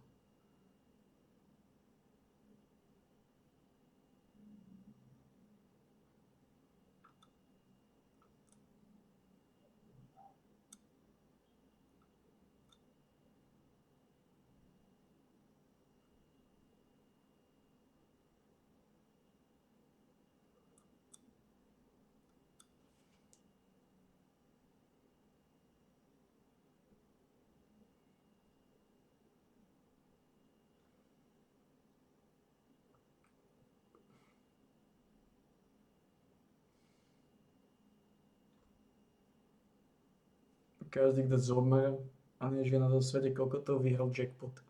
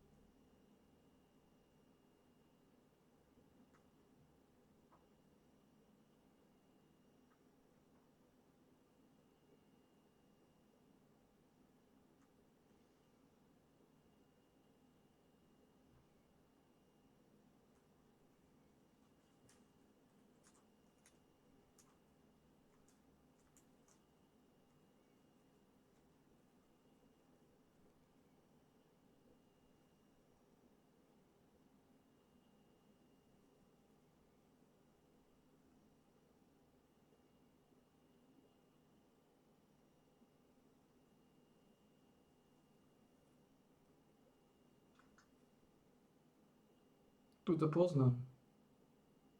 Počkaj, však to je to depo.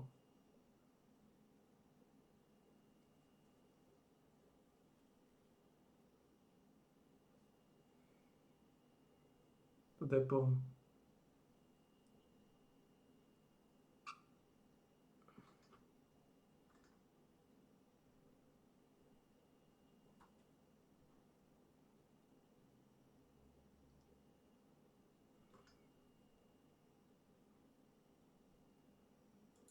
Toto je dobré.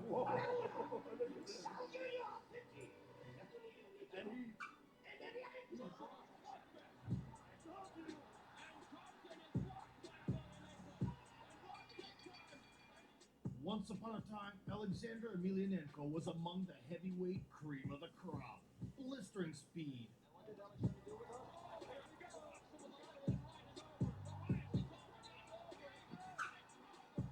Brutal chokes. And merciless ground and pound. Oh my goodness. The younger Emelianenko had all it takes to dominate in MMA. Now, the most talented of the three brothers is a shadow of his former self, taking fights against YouTubers to entertain the local audience. So it would be nice to reminisce about the heyday of Russia's most scandalous son. We now go to the 6-minute mark. The Emelianenko brothers grew up in the industrial city of Stary Oskol in a family of a welder and a teacher. At the age of 7, Alexander followed his older brother Fedor and started attending judo and sambo classes. The kindergarten was 2 or 3 neighborhoods away, so to get there.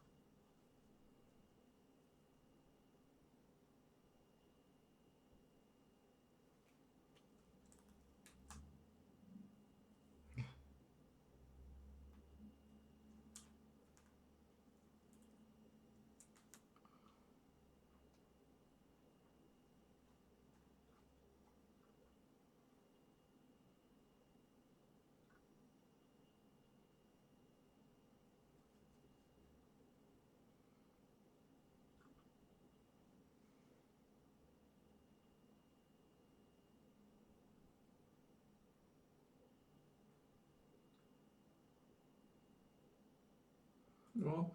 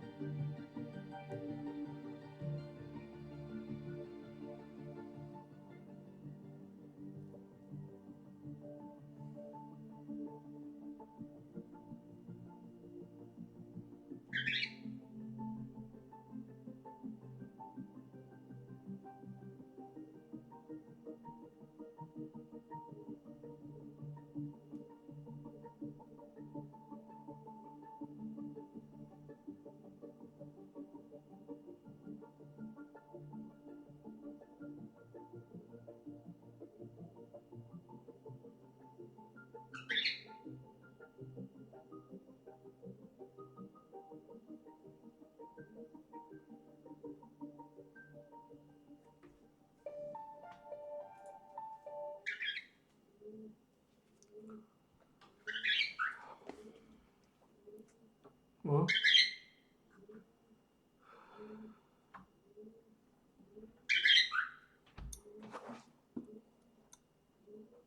Poď sem, Bogo, poď sem. Ideme, Bogo, v kľude, v kľude. Brouchač.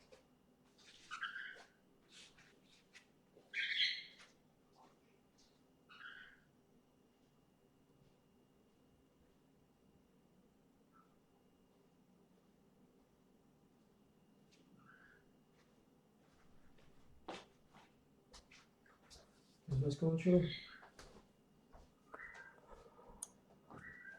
Sme skončili. Toto je čo?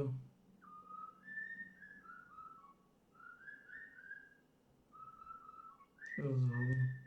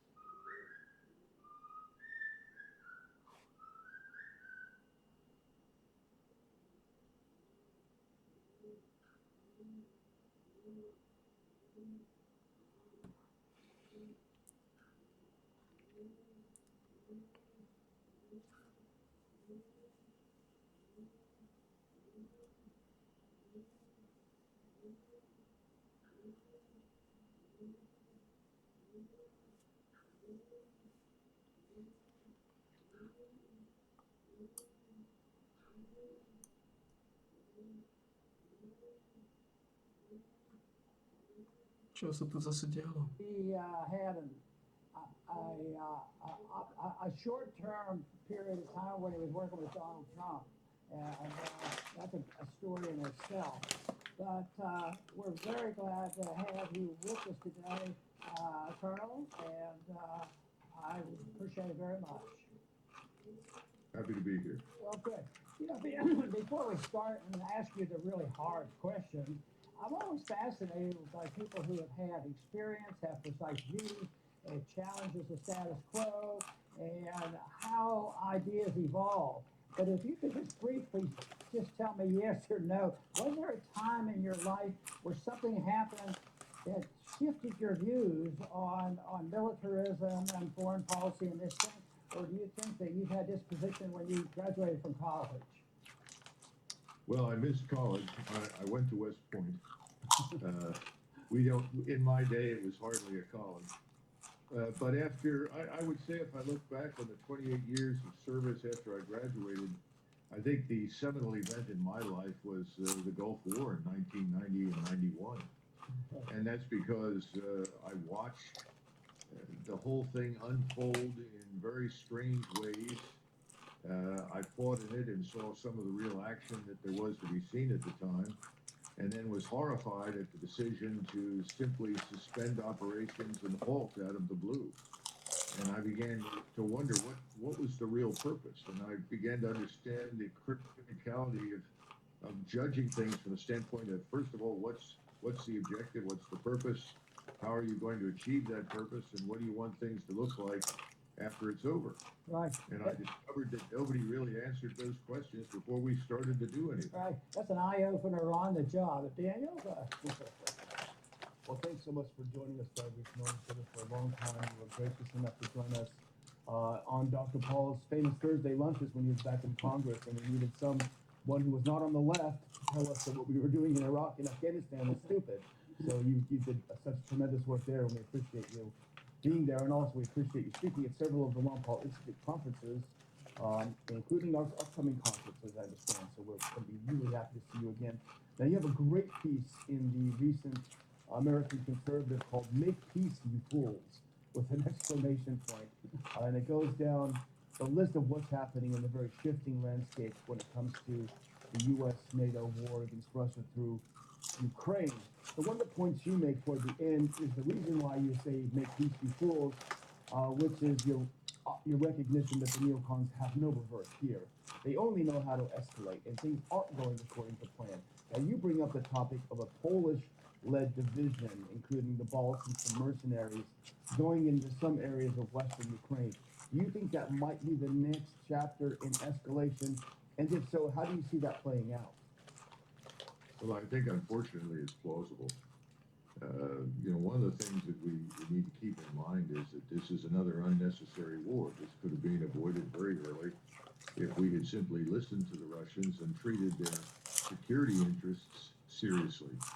There was no need to advance beyond the eastern border of Poland.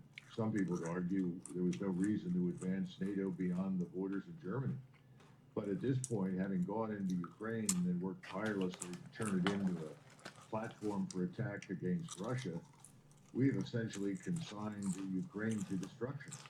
And that's where we are now. Ukraine is actually in ruins. And this brings us to a point in this crisis or conflict that I think is more dangerous than ever. It was always obvious to anyone with any common sense that Russia would prevail, that the Ukrainians had no chance of winning anything against the Russian military. But what we have now is the grim reality that things are falling apart. The Ukrainians are in serious trouble. As I point out, effectively, eastern Ukraine in particular has become a graveyard. We don't know how many Ukrainians have been killed, but estimates vary from 300 to 350,000 dead. But that doesn't even begin to address the thousands and tens of thousands, maybe a couple of 100,000 wounded. We know the hospitals are full. We know the battlefields are littered with dead. We know Ukrainian forces are now beginning to effectively desert or surrender whenever they can. And so this thing has reached a point of inevitable collapse. And the reason I say this is so dangerous is the temptation in Washington, in NATO, in the West, to now intervene with the hope of somehow or another salvaging the situation is very, very great. And unfortunately, the Poles have always had an agenda in Eastern Europe. Their agenda goes back to 1794 and earlier. They want to recapture and regain control of territory that lies in Ukraine, and for that matter, even in Belarusia. And they seem to think, I fear, that they are the Polish tail wagging the American dog. That we could be dragged in involuntarily into Western Ukraine by the Poles if they go in there and get into a scrap with the Russians. I think this is out of control, potentially, and it's very, very dangerous because the Russians will not tolerate it. You know, the propaganda machine is obviously very important. And leading up to this, it was, you know, the anti-Russia propaganda, and that's continuing. It's there. You know, Russia did it, NATO.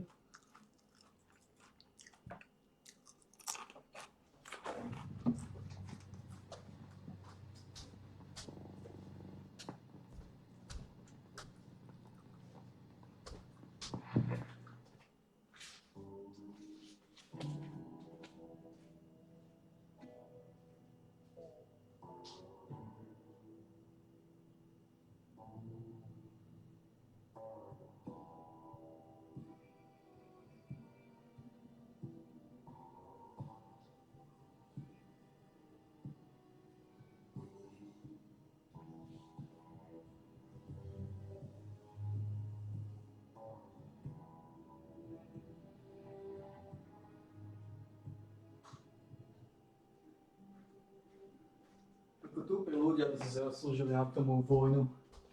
Len nech sa trošku zredukujú. Nech sa trošku decentne zredukuje ľudská rasa.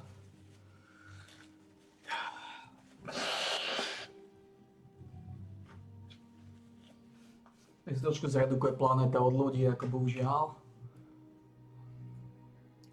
Možno tí idioti to natiahnu do atomovej vojny. Ako tá šanca nie je nulová. Tá šanca tam je. Takže netreba vešať hlavy páni. Stále sa môžeme dostať do atomovej vojny.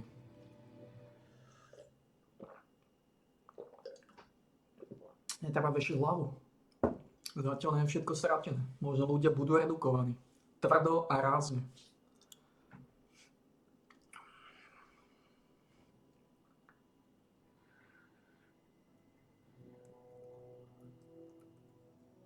Takí píčusovia, ktorí sa zvykli na svoje luxusy. Tí dostanú tiež pekné bobany. Ty hovorím. Tiež pekné bobany.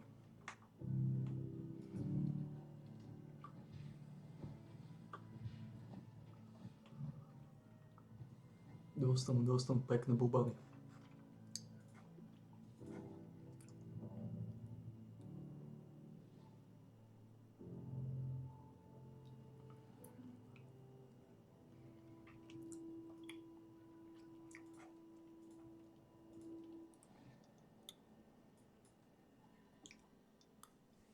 Treba si naliať čistého vína.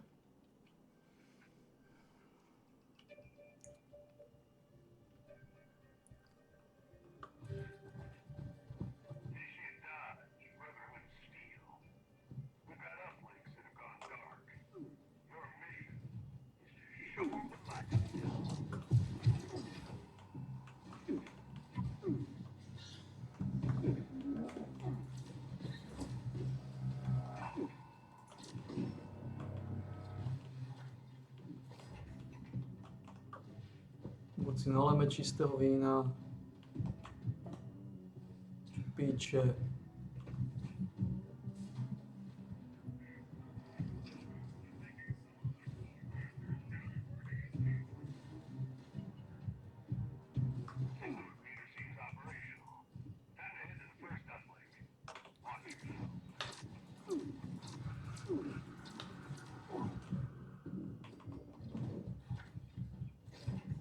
Что это за пичесы?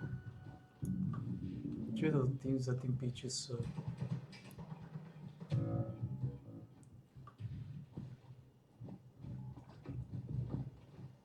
To píčesové na to nemajú.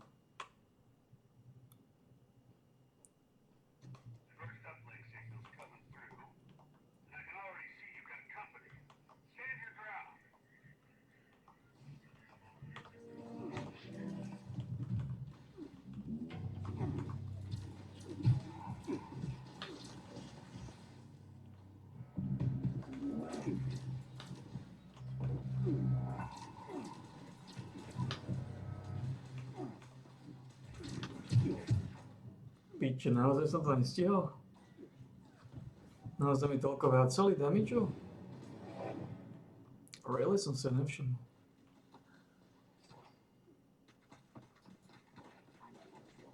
Fucking really. Naozaj mi toľko damageu vracali?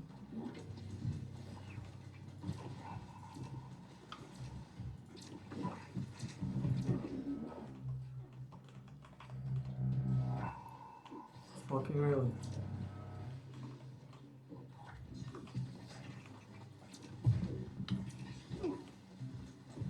Áno, oni mi dajú veľkú bombu, keď ho trafím. A na to. Jemu sa nič nestane.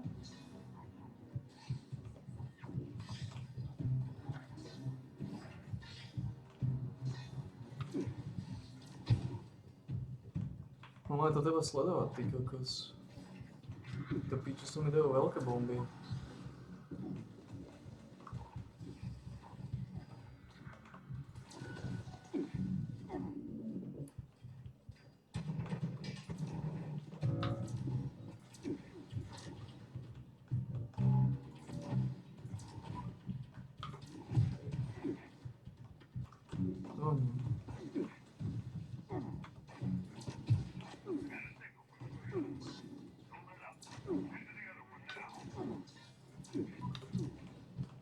Kde je ten druhý?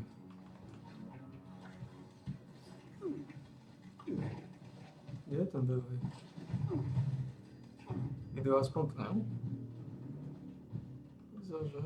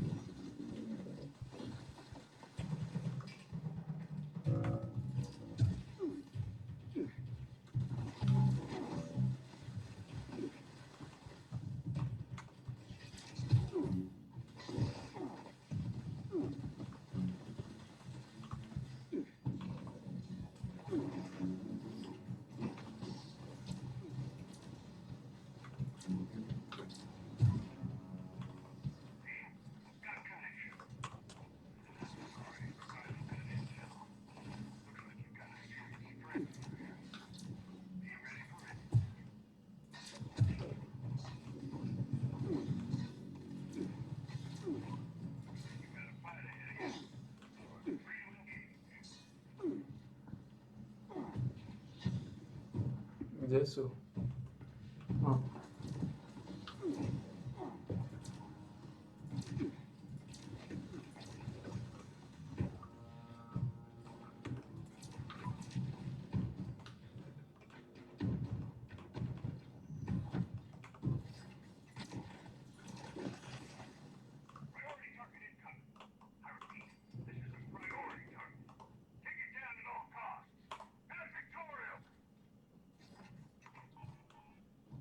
Kde?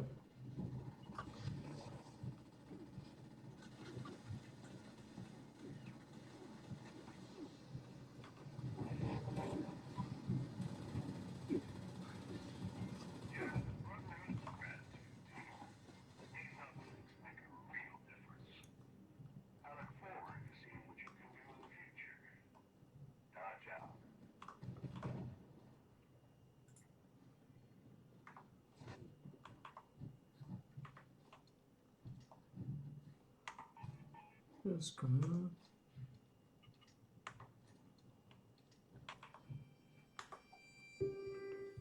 Zajímavé.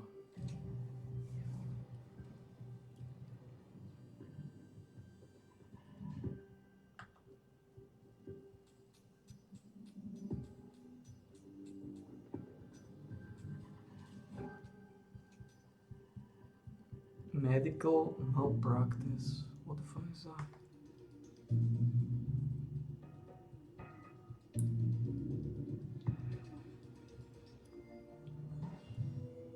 What's your medical malpractice?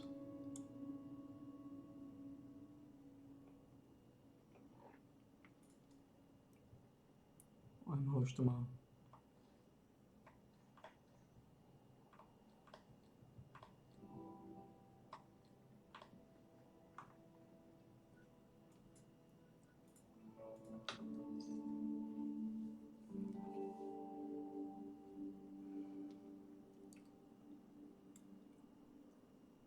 Je to zajímavé. Strašně zajímavá filozofie.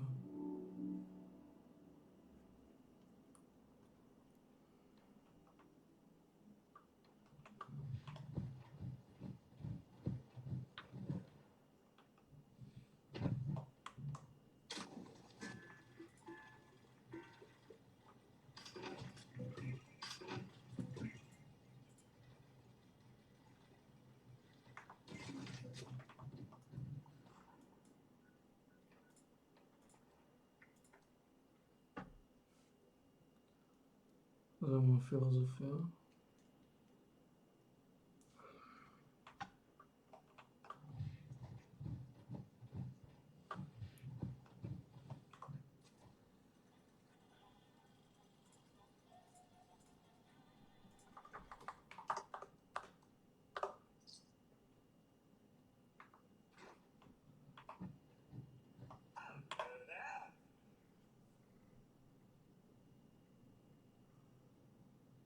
Game is back by me.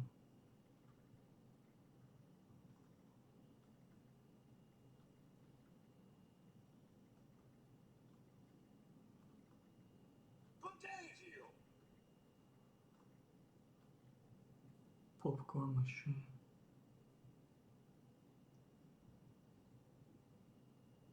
Znaczy popcorn machine. Čím to byla otázka?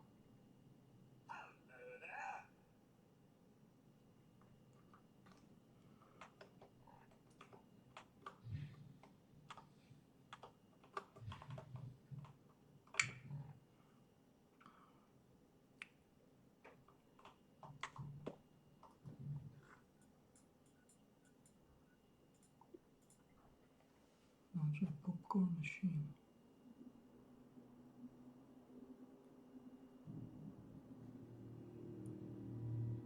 Lubisz ten popcorn?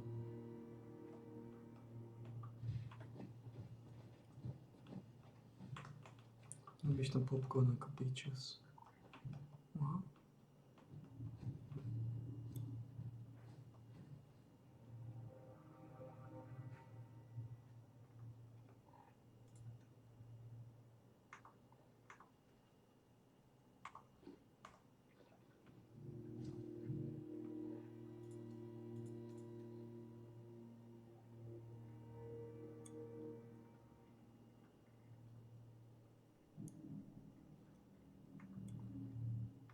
Zajímavé.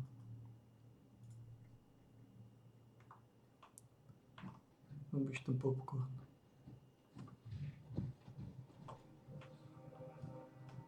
Znaczy popcorn machine. Dobre. Fallout sme urobili všetko. No a tuto ideme trošku točiť tabaky. Takže prišiel aj ten čas točiť tabaky. A dneska prišiel ten čas točiť tabaky. Nebudeme si klamať. A koľko vlastne máme veci? Dá sa ešte niečo vytočiť? Nie. Ozaj nie, ale to sa spraví, trošku sa navarí, potom trošku sa navarí.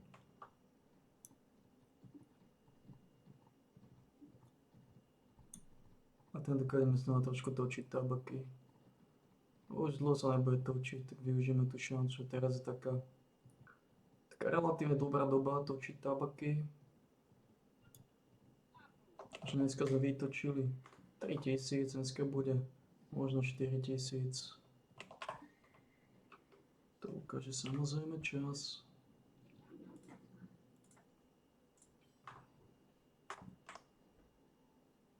To samozrejme ukáže čas.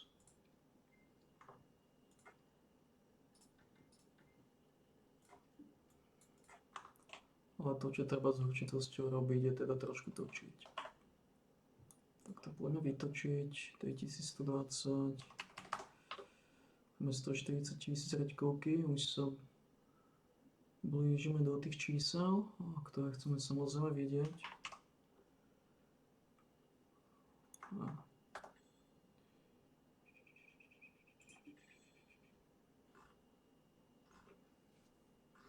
Sa blížime do tých čísel.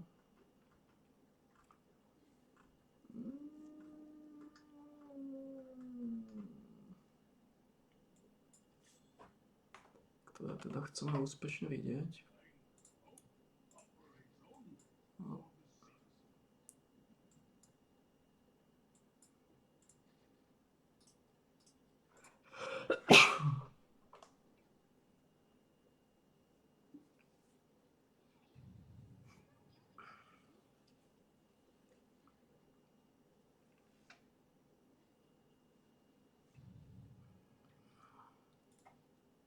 Who's totally innocent. They're saving, you know, humanity and democracy and protecting our national defense and that sort of thing. But, you know, already in the last month or so, it seems like there's been a shift.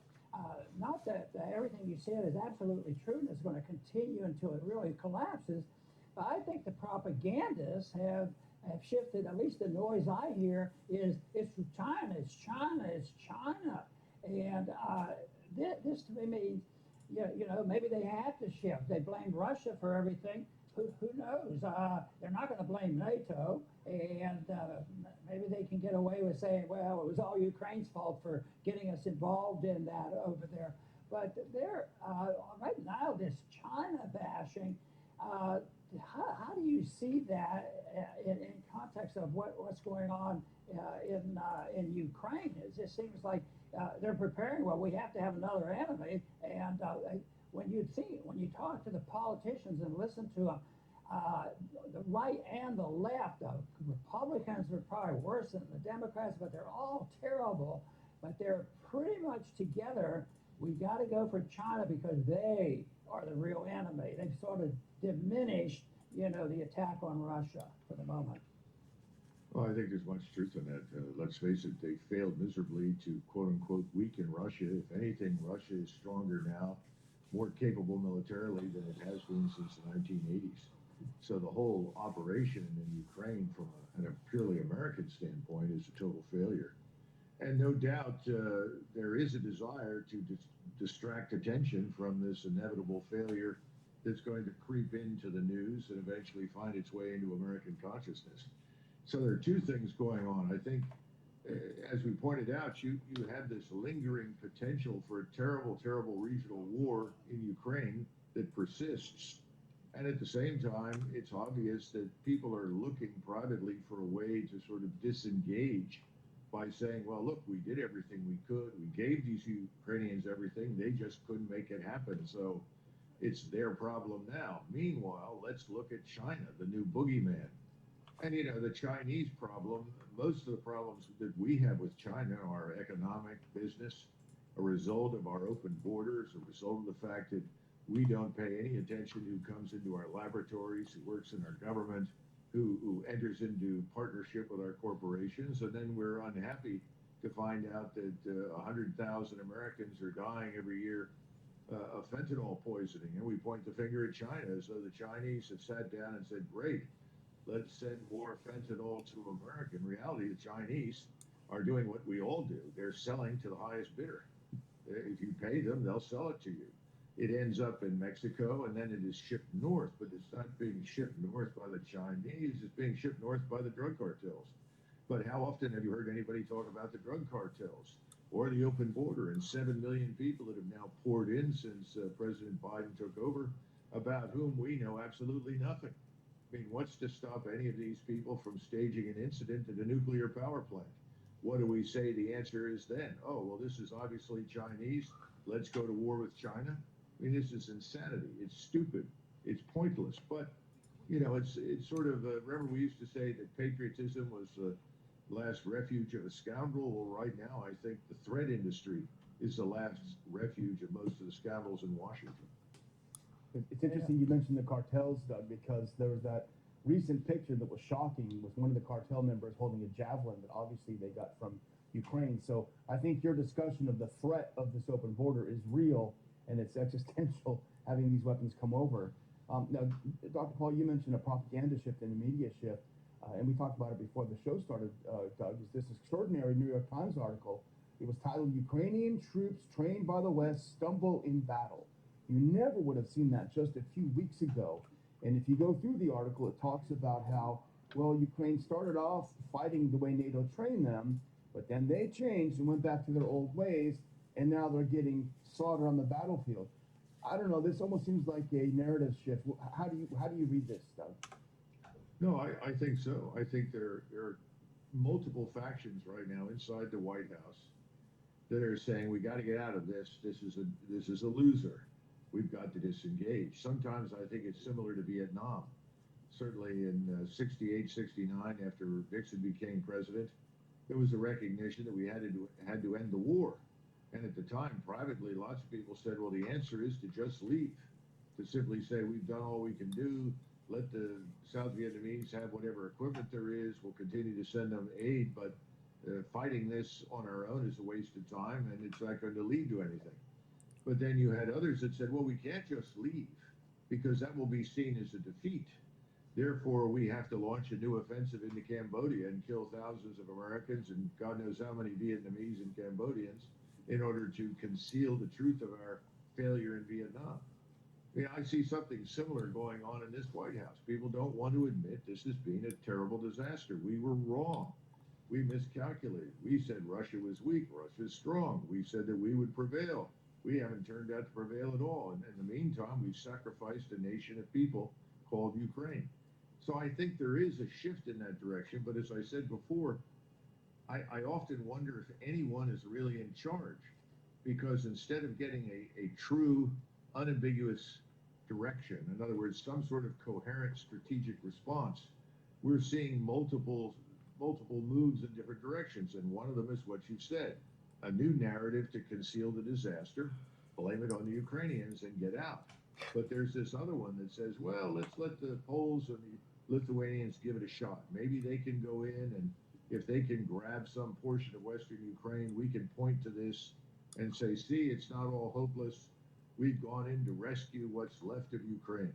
Who knows? I just don't see any clear thinking in Washington. And of course, as Dr. Paul has said so many times, there's nobody thinking clearly in Congress on the Hill, because if you were really responsive to your constituents, if you really cared about the American people, you'd be up in arms about what's happening on the border. You'd be up in arms about the people pouring into our country who are not vetted. You'd be up in arms about the state of our armed forces. You know, 40% of the submarine fleet's in dry dock because it's not working properly. How many other ships are undermanned? Aircraft that can't fly. And the Army, the Army can't even recruit. And the people that would join it and want to fight are people that this government doesn't want. So I don't see how it could get much worse, but, you know, I've been wrong before. As you mentioned, Congress would be a little more concerned, not only about the things you mentioned, but they might be a little bit concerned in passing Senator Rand Paul's amendment saying, hey, can't we just get an inspector general, a special inspector general to look at where the money goes? Nobody seems to be interested in that either. Nobody wants to know where the money goes as long as it shows up in their pocket. So, you know, these military operations, they do end very often because of stalemate and they're running out of steam and running out of body bags or something like that. And empires and, you know, because of bad policy and very often debt, they can't afford it anymore. And we're facing that. I think our preparedness for a true defensive war is diminished. At the same time, the debt is skyrocketing.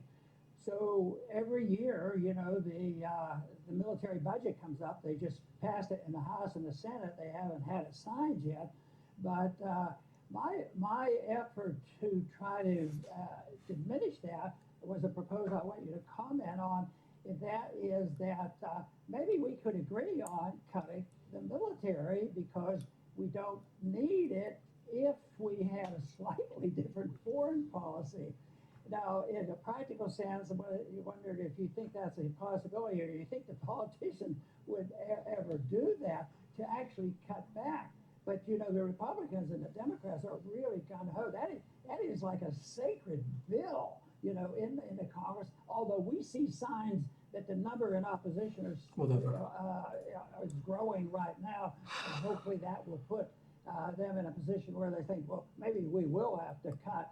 But the budget eventually, I think, will be a limiting factor for the war. Oh, I think you're absolutely right. Unfortunately, history suggests that politicians would rather go under than admit that anything is wrong or should be adjusted. I mean, the problem with defense spending is it's just too profitable for too many people inside the Beltway. And I don't know how you change that. And of course, whenever you look at the defense budget, how much of it is simply redistributed income? Income that goes to donors, income that goes to selected constituents in specific districts and states. I mean, you know that from your vast experience coming from Texas. But I think there's another factor here. Every time I bring up the debt, I'm told, well, Doug, you just don't understand modern economics. Debt doesn't matter. Well, I think we're about to get an education, one that you tried to impute or impart to people back in many, many years ago. It's going to happen. But look at the British Empire. When did the British ultimately leave India, the great crown jewel in the crown of the British Empire? It left when the debt to GDP ratio was 240%. That was after World War II in 1947, when the British had effectively bankrupted themselves during the war. That's when I think we will finally give up the ghost and walk away. The bad news is that when that happens, the military establishment is almost dissolved or liquidated in a fire sale.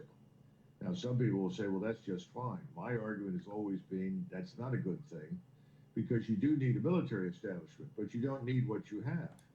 And you need to do this prudently and intelligently. But I fear that won't happen.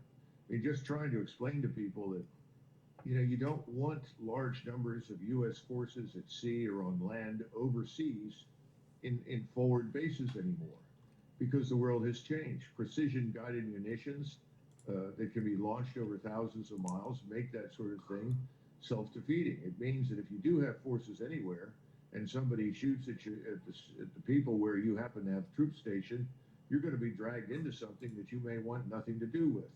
So this whole business of forward basing needs to go away. Nobody wants to admit that you can't rapidly reinforce across the Pacific and the Atlantic Oceans. There are these things now called submarines. They are the king of warfare at sea. In the Navy, people talk about two kinds of ships in the Navy. One class submarines, the other class targets. I mean, things have changed in terms of technology. We don't want to come to terms with that because if you start recognizing what you cannot do in the future that you did in the past, well, then people say exactly what you did, Dr. Paul. Well, perhaps we don't need X, Y, and Z anymore. And they're right. We don't. We need other things, but that's a different process. And we can get involved with that, but we're not going to get anywhere with the status quo right now. So I think we're going to hang around until we're broke. I'd like to ask a little bit about the actual preparedness of the military, because you hear a lot about it. Of course, if you had a different foreign policy, the preparedness would be defensive and not, in many ways, that it is an offensive force. But they're talking about the draft and this sort of thing. First, have you observed with your career and what's going on currently a definite decrease in our ability if we had to fight a truly defensive war? And also, what do you think the significance has to contribute to this problem of preparedness and finding people who want to be in the military by making the military woke? Well, the first thing is that remember, most of what the generals and the admirals want is force structure and things. In other words, weapon systems, ships, aircraft, and so forth. They're not thinking in terms of force design. They're not thinking really in terms of capabilities in most cases. They're all engaged in trying to refight some version of the Second World War. So that's problem number one. That's one of the reasons that the top echelons all need to go away, frankly. The second part of it is the wokeness. Well, you can't recruit right now for the Army, and the Marines, they have a different way of doing business, and they are actually actively recruiting large numbers of so-called illegal aliens to serve in their force. But the Army has a different approach, and the Army is now saying, well, if you're not a Christian and you're not a white man, the world is yours. Come to us and we'll give you a job. I think that's also true in the Navy and increasingly in the Air Force. That's not a prescription for success. It may make people temporarily happy in Washington, D.C. They'll point to this and say, see, we've now created this new politically correct, woke military force, but it won't fight well. Its morale is low. Its equipment is old. If we've seen anything in this war in Ukraine, it's the performance of much of the Western equipment, which has its roots in the 1970s and 1980s, hasn't performed very well. But we've squandered, opportunities over decades to make prudent changes. And now you have a force that the people that really need to be there to fight don't want to join. I mean, if you turn to some strapping young man in high school in Texas and Dallas or Austin or somewhere, and you tell him, look, you're fine. We like you. We're great. We're happy that you're a good athlete and did well in school. But see Susie Q over there, who weighs all of 90 or 100 pounds. She can do everything you can do and probably better. Well, if you tell that to young men say, fine, then I don't need to be part of your organization. Čo sa deje, Švédsko? Mariana skoro ujebali na futbale. Prečo? Čo zase robia nejaké radikálne prejavy? Lebo však my sme hrali s Martinom, no a Martin dostal gól a vylúčil im hráča. A volačo povedal a Marian začal tlieskať a volačo tak povedal. A tam vedľa stali z takého Martinu z fanklubu takých 10 takých hráčov, takých napätovaných a začali Marianovi, že ty kokot, to čo tlieskaj? Ti odšľabuje hlavu, poj si. A jeden sa po ňom rozbehol, man. Čo spravil Marian? No utekal. Kam utekal? Utekal tam akože tak v okruhu, to je taký areál. A ak sme tam stali, tak utekal okolo toho areálu a išiel sa skovať. Utekal ako stehno? To ma ho skoro pustili. A začali na neho kričať, počúvaj ma, to ti prísahám, začali na neho kričať, že ty progresívec, ty slniečka, ty kokot, ty vyjebajec, poď sem, ti odšľabujem hlavu, ty progresívny kokot. Že fandíš mestu a máš Barcelona mikinu, ty zapredaný kokot. Máš Barcelona mikinu. Ty zapredaný kokot, tak to začal povedať. Slniečkár, zapredaný kokot, vyjebanec, vygabanec. Si to mal natáčať na telefón. No, ako teoreticky som mohol, no, to je pravda. No, ale ja som, akože nemohol som, lebo som sa smial. Ja som sa šúlal. takých 10 naháčov. Možno, že to bude na videu, aj keď...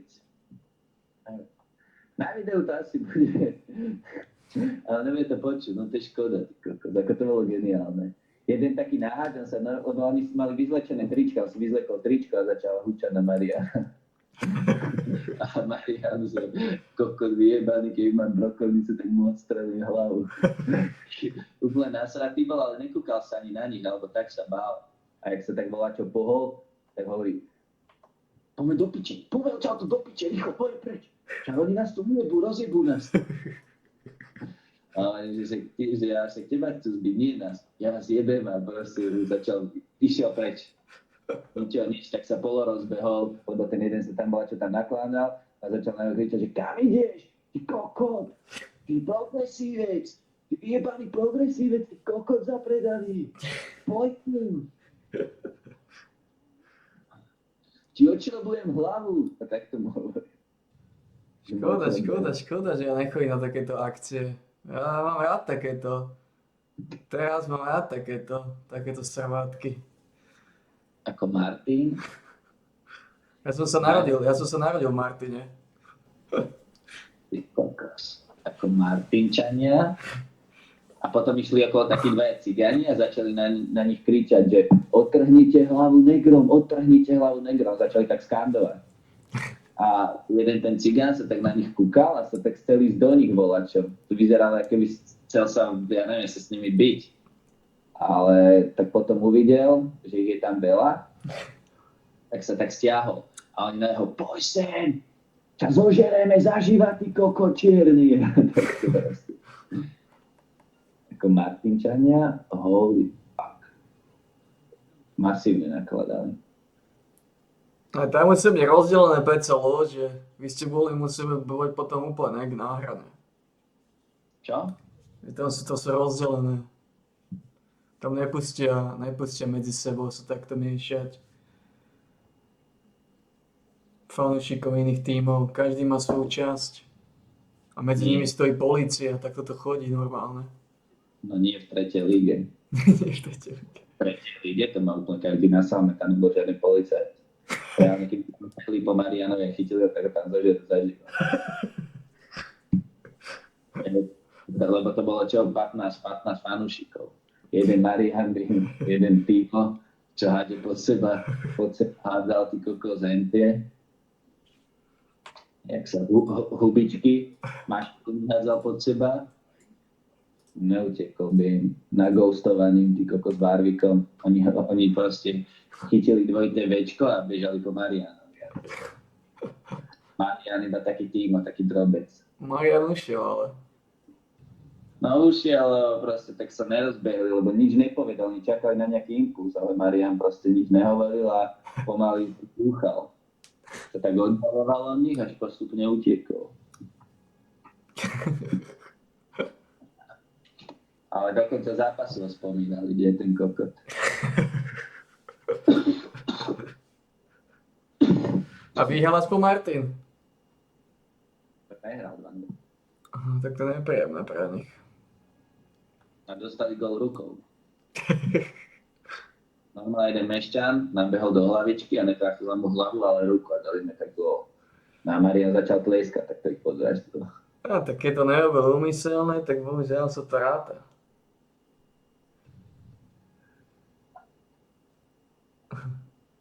Urobil to úmyselne. Tak očividne rozhodca to vyhodnotil, že nebola úmyselná. Jako? Tak rozhodca to vyhodnotil, že nebola úmyselná. Nie, on to nevidel, on si myslel, že to bol gól hlavou. Tak to je tretia liga. To bola prudká, strašne prudká lopta, vieš, to bola skrúmaš, to...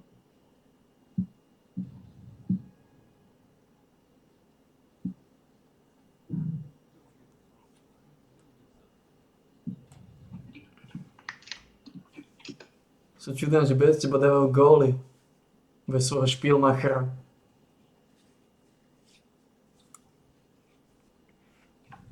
Tak rukou. Robert Fico hovorí o Ukrajine. Pozerám ako Matovič. Trika robil, trika. Toto si pozrel. To bude zaujímavé.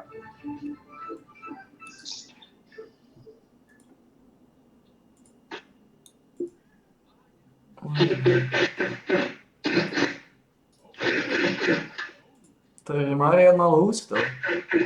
Nebola otvorená, diskutovať sa malo o predčasných voľbách. V Národnej rade sa bude hovoriť aj o stíhačkách, o ktoré požiadal ukrajinský prezident Volodymyr Zelenský. Viac o týchto témach budem hovoriť s predsedom Smeru SD a ex-premiérom Robertom Ficom. Vítajte v relácii do slova. Ďakujem za pozvanie.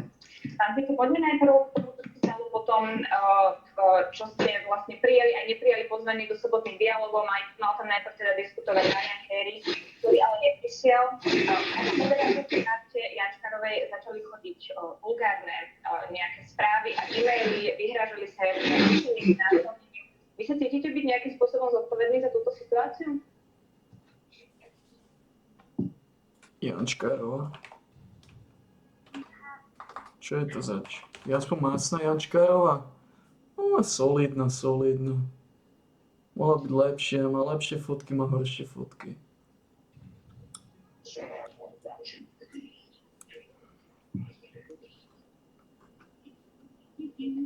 Môžem len zopakovať, že odmietam akékoľvek, nie povedzme, že vydieranie, ale vyhrážanie sa, pretože sám som si ho na vlastnej koži užil toľko, ako snáď nikto na Slovensku.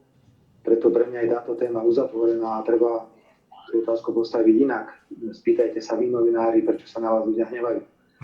Oni vám nenadávajú kvôli tomu, že ste novinári. Oni vám nadávajú kvôli tomu, že to robíte zle. Ja dám jeden príklad, ak dovolíte, a to je tá manipulácia hlasovania teraz v televízii Markíza, ktorá bola očividná a tí ľudia zúrili. A potom nečakajte, že keď človek vidí manipuláciu alebo niekto nazve dezolátom v priamom živom vysielaní televízie, že vás bude chváliť. Takže odmietam akýkoľvek nátlak, akékoľvek vyhrážanie sa, ale musíte rátať s tým, že keď ste slobodu slova absolútne na Slovensku hodili do kúta, že ľudia budú reagovať veľmi nervózne na vás.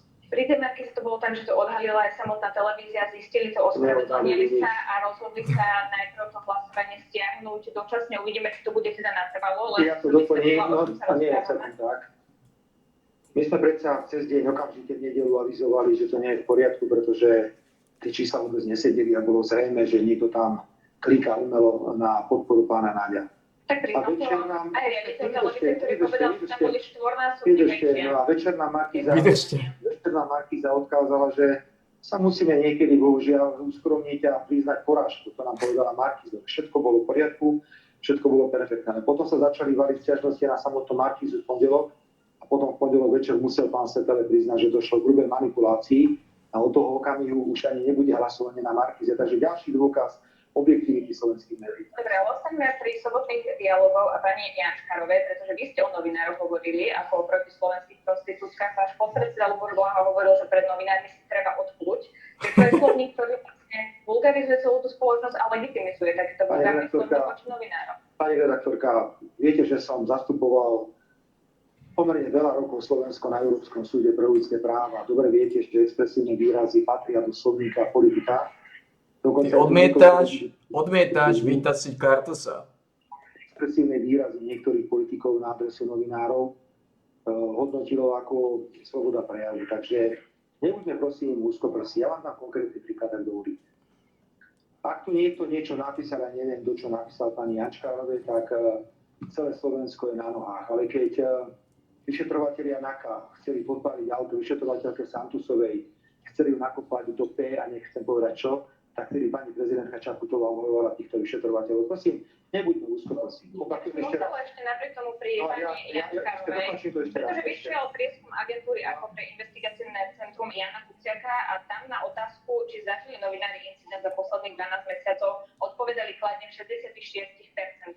Toto hovoria teda slovenskí novinári, čiže tie verbálne, ale aj osobné útoky aj v tej online rovine sa ako keby stupňujú.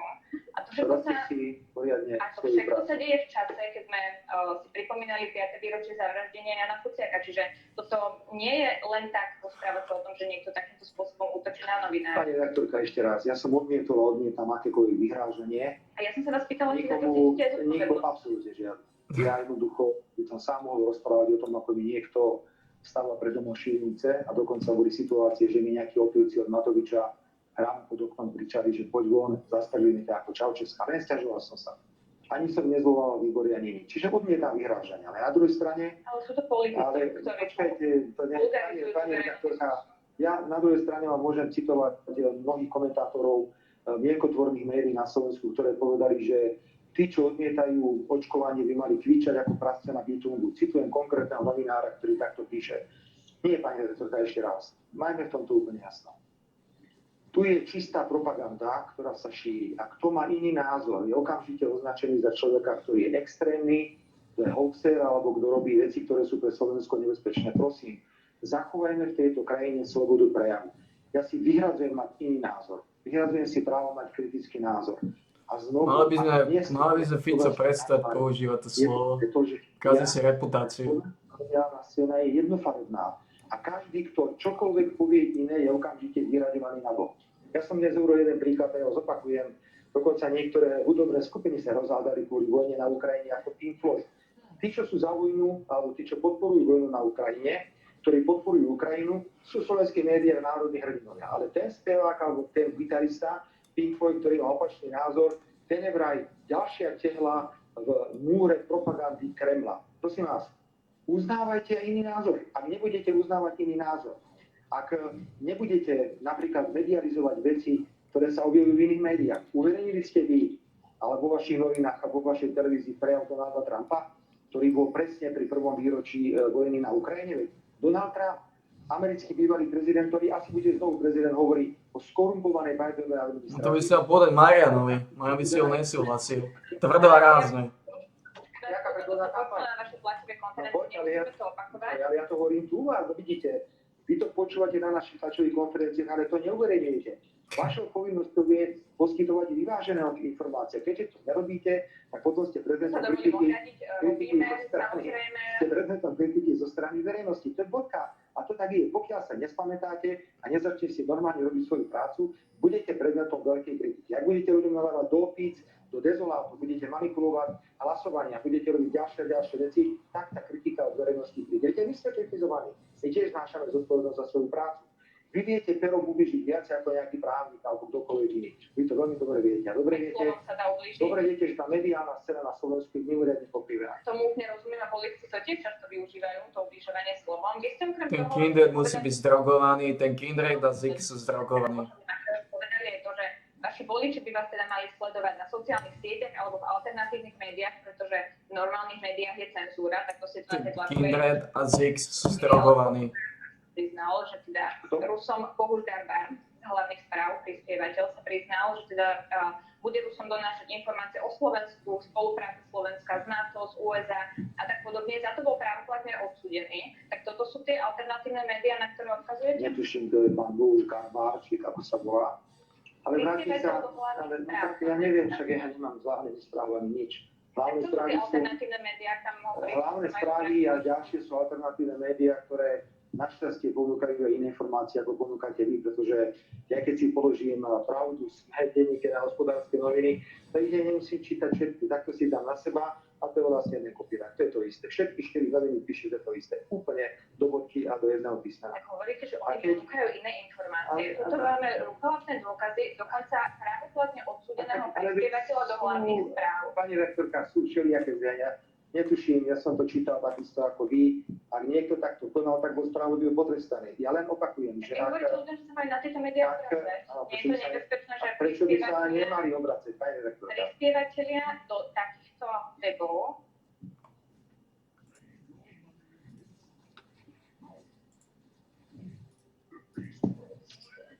No, aby som si myslel, že všetky médiá vlastní Marian. Pani redaktorka, ešte raz, aby sme si dobre rozumeli.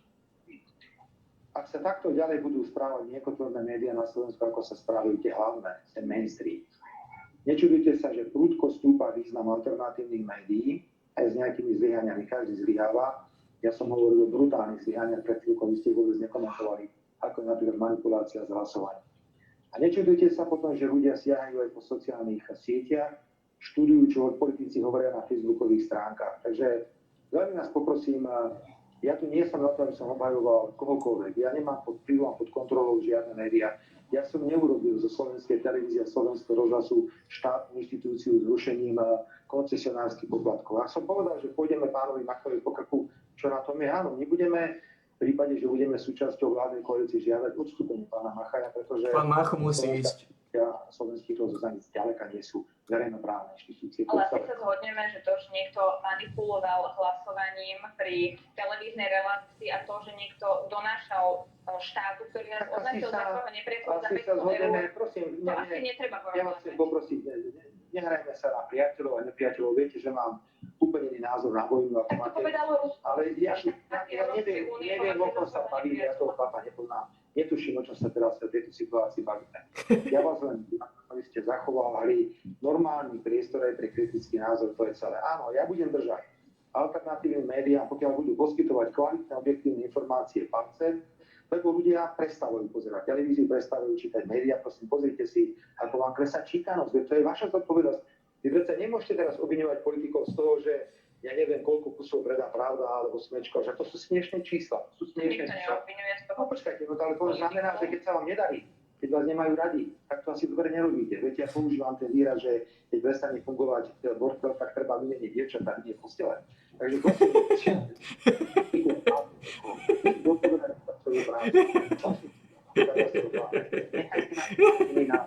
to je zákon demokracie. Ja nevnúcujte mene názory. Ja mám svoj názor na... Keď prestane fungovať šúpler, teda vymení mikinu, nie postel. Nebola otvorená, malo sa tam diskutovať o tom, či vôbec vláda bez dôvery má tie kompetencie, aby poslala stíhačky na Ukrajinu. Budete sa opätovne pomôcť? Nechodí na tú komiku. Viete, predovšetkým chcem povedať, že schôdza bola neotvorená preto, lebo ju nechceli otvoriť. Tam bolo dosť poslancov Národnej rady, pretože na otvorenie schôdze potrebujete 76 poslancov. To opozícia v danej situácii nemá. Preto nás prekvapilo, že namiesto toho, aby tú schôdzu, ako sa hovorí, zarezali, že by neschválili program, sa rozhodli tváriť sa, že tam nie sú. A tým vlastne hovoria, že veď v podstate ani nemáme nič proti tej mimoriadnej schôdzi, len nebola uznášania schopná. Pokiaľ ide o stíhačky MiG-29, je taká súčasná... Dostaneme sa k tomu, lebo odpovedajte sa opäť budete pokúšať na to teraz odpovedať, že súčasná ústavnoprávna úprava je taká, že neexistuje na Slovensku orgán, ktorý by mohol rozhodnúť o vyslaní stíhačiek MiG-29 na Ukrajinu. Neexistuje. A je preto sa teraz objavili názory, že poďme vraj zmeniť ústavu, aby túto právomoc dostala na miesto vlády, ktorá je demisia, nemôže to urobiť prezidentka Slovenskej republiky. Ale tie stíhačky mne ako nepomôžu. Absolutne im nepomôžu vôbec. Na kvôli neuznášania schopnosti parlamentu, lebo tak konala vládna koalícia. Tento bod programu, tie stíhačky, boli preložené na riadnu schôdzu, ktorá začína 14. Takže my si do 14. počkáme za chvíľu. Takže počkáte si, dobre teda. Vám ale nejde len o to, že či má vláda na to kompetencie, ale celkovo zbranie na Ukrajinu, či Slovensko má posielať alebo nie. Pretože vy ste povedali, ďalšie vyzbrojovanie Ukrajiny neprinesie nič, iba 100 000 mŕtvych. Toto vyzbrojovanie Ukrajiny nebude nikdy viesť k tomu, že jedna alebo druhá strana tohto konfliktu vyhrá vojnu. Vy vlastne chcete povedať, pán predseda, že Ukrajina sa má vzdať? Zaujímavé, že ako vy okamžite viete urobiť výklad slov, ktoré hovorím ja. Nerobím výklad, pýtam. Predovšetkým si treba uvedomiť jednu vec, že nikdy nemôžete v konvenčnej vojne poraziť jadrovú veľmoc. To nie je možné. To jednoducho nie je možné. No veď. Rusko je jadrová veľmoc. Rusko nemôže túto vojnu z tohto pohľadu nikdy prehrať. Konvenčná vojna skončí tak, že nikto nevyhrá, budú 100 000 mŕtvych. A to, čo sa môže urobiť teraz, zajtra, sa bude pravdepodobne robiť o 2 alebo o 3 roky, ale budeme pritom pozerať na obrovské množstvo hrobov ruských, ukrajinských vojakov. Pani redaktorka, a to je ten môj iný názor, za ktorým si ja stojím a za čo mňa mnohí nazývajú, teda mnohí hovorím novinárov, že som extrémista, že som vojnový štváč a neviem čo všetko. Rusko nikdy neodíde z Krymu. A dobre ma počúvajte, čítajte z mojich vier. Rusko nikdy neodíde z Donbasu. Rusko nikdy neodíde z Luhanska. To som sa snažil vysvetliť Marianovi. To nie je možné. Ja nehovorím o žiadnom správaní sa. Hovorím o tom, že teraz momentálne tým, ako sa varia zbrane na Ukrajinu, tak sa len predĺžuje utrpenie Ukrajiny. Pretože na konci dňa, tak či tak, tie územné, nazvime to, výdobytky, ktoré si Rusi momentálne dosiahli v tejto vojne na Ukrajine, tohoto sa nikdy nemôžu stať. A všetci to dobre vedia. No ale situáciu napadnutého predsa nie je mier. Hovoríte, že sa Rusko nikdy nevzdá týchto oblastí. Vy používate výrazy, ako je kapitulácia kapitulácie. Hovoril som o nejakej kapitulácii. Ja sa vás pýtam, ako si to predstavujete? Ja si teda pomôžem tým, čo povedal nedávno pre Hospodárske noviny Jan Kofman z Karlovej univerzity. Keby Ukrajina prestala dostávať zbrane zo západu, tak ju Rusko behom pár týždňov pravdepodobne porazí. Nie sme v tej situácii ako na začiatku, kde podpora západu mala nejaký efekt, ale Ukrajinci mohli bojovať s tým, čo majú. V dôsledku... Povedzte mi na to pána ešte raz. Jan Kofman. Dobre, tak aký rozdiel v legitimite názoru pána Kofroňa a Roberta Fica? Mám právo na svoj názor alebo nemám? Prečo teraz, keď som niečo povedal, čo sa vám nepáči, som automaticky atakovaný? Ja sa pozerám na vec realisticky. Vy viete, pán predseda, že ja mám robiť oponenta, keď je to rozhovor jedna na jedna. Ja sa na vec pozerám realisticky. Dnes je evidentné, že a medzi Ruskou federáciou na území Ukrajiny. Dokonca nemecká ministerka zahraničných vecí sa pravdepodobne pomýlila, teda nechcela to povedať, ale povedala to na pôde Rady Európy, sme vo vojne s Ruskom. Slovensko je členský štát NATO a Európskej únie. Ja si neželám, aby Slovensko bolo v akejkoľvek vojne s kýmkoľvek. Európska únia nie je mierový projekt. A keď sa ma pýtať, čo je riešenie? Riešenie je, že treba okamžite nastaviť prímerie, okamžite zastaviť vojnové aktivity, aby tam ľudia nezamierali. Druhý krok. Je tu nejaký mierový plán Číny, ktorý ja považujem za rozumný, má svoje rácio. Samozrejme, všetci ho hneď odmietli, tí, čo chcú vojnu, ho odmietli. Tí, čo chcú mier, ho prijali. A keď bude mier, tak treba sa vrátiť k tým rokovaniam, ktoré boli začaté. Dnes je to už, nie že verejné tajomstvo, dnes to už všetci vedia. Krátko po začatí vojnového konfliktu začali mierové rokovania medzi Ruskom a Ukrajinou. A nie Rusko. Ukrajina odišla od stola. Odišla od stola preto, lebo jej to niekto prikázal.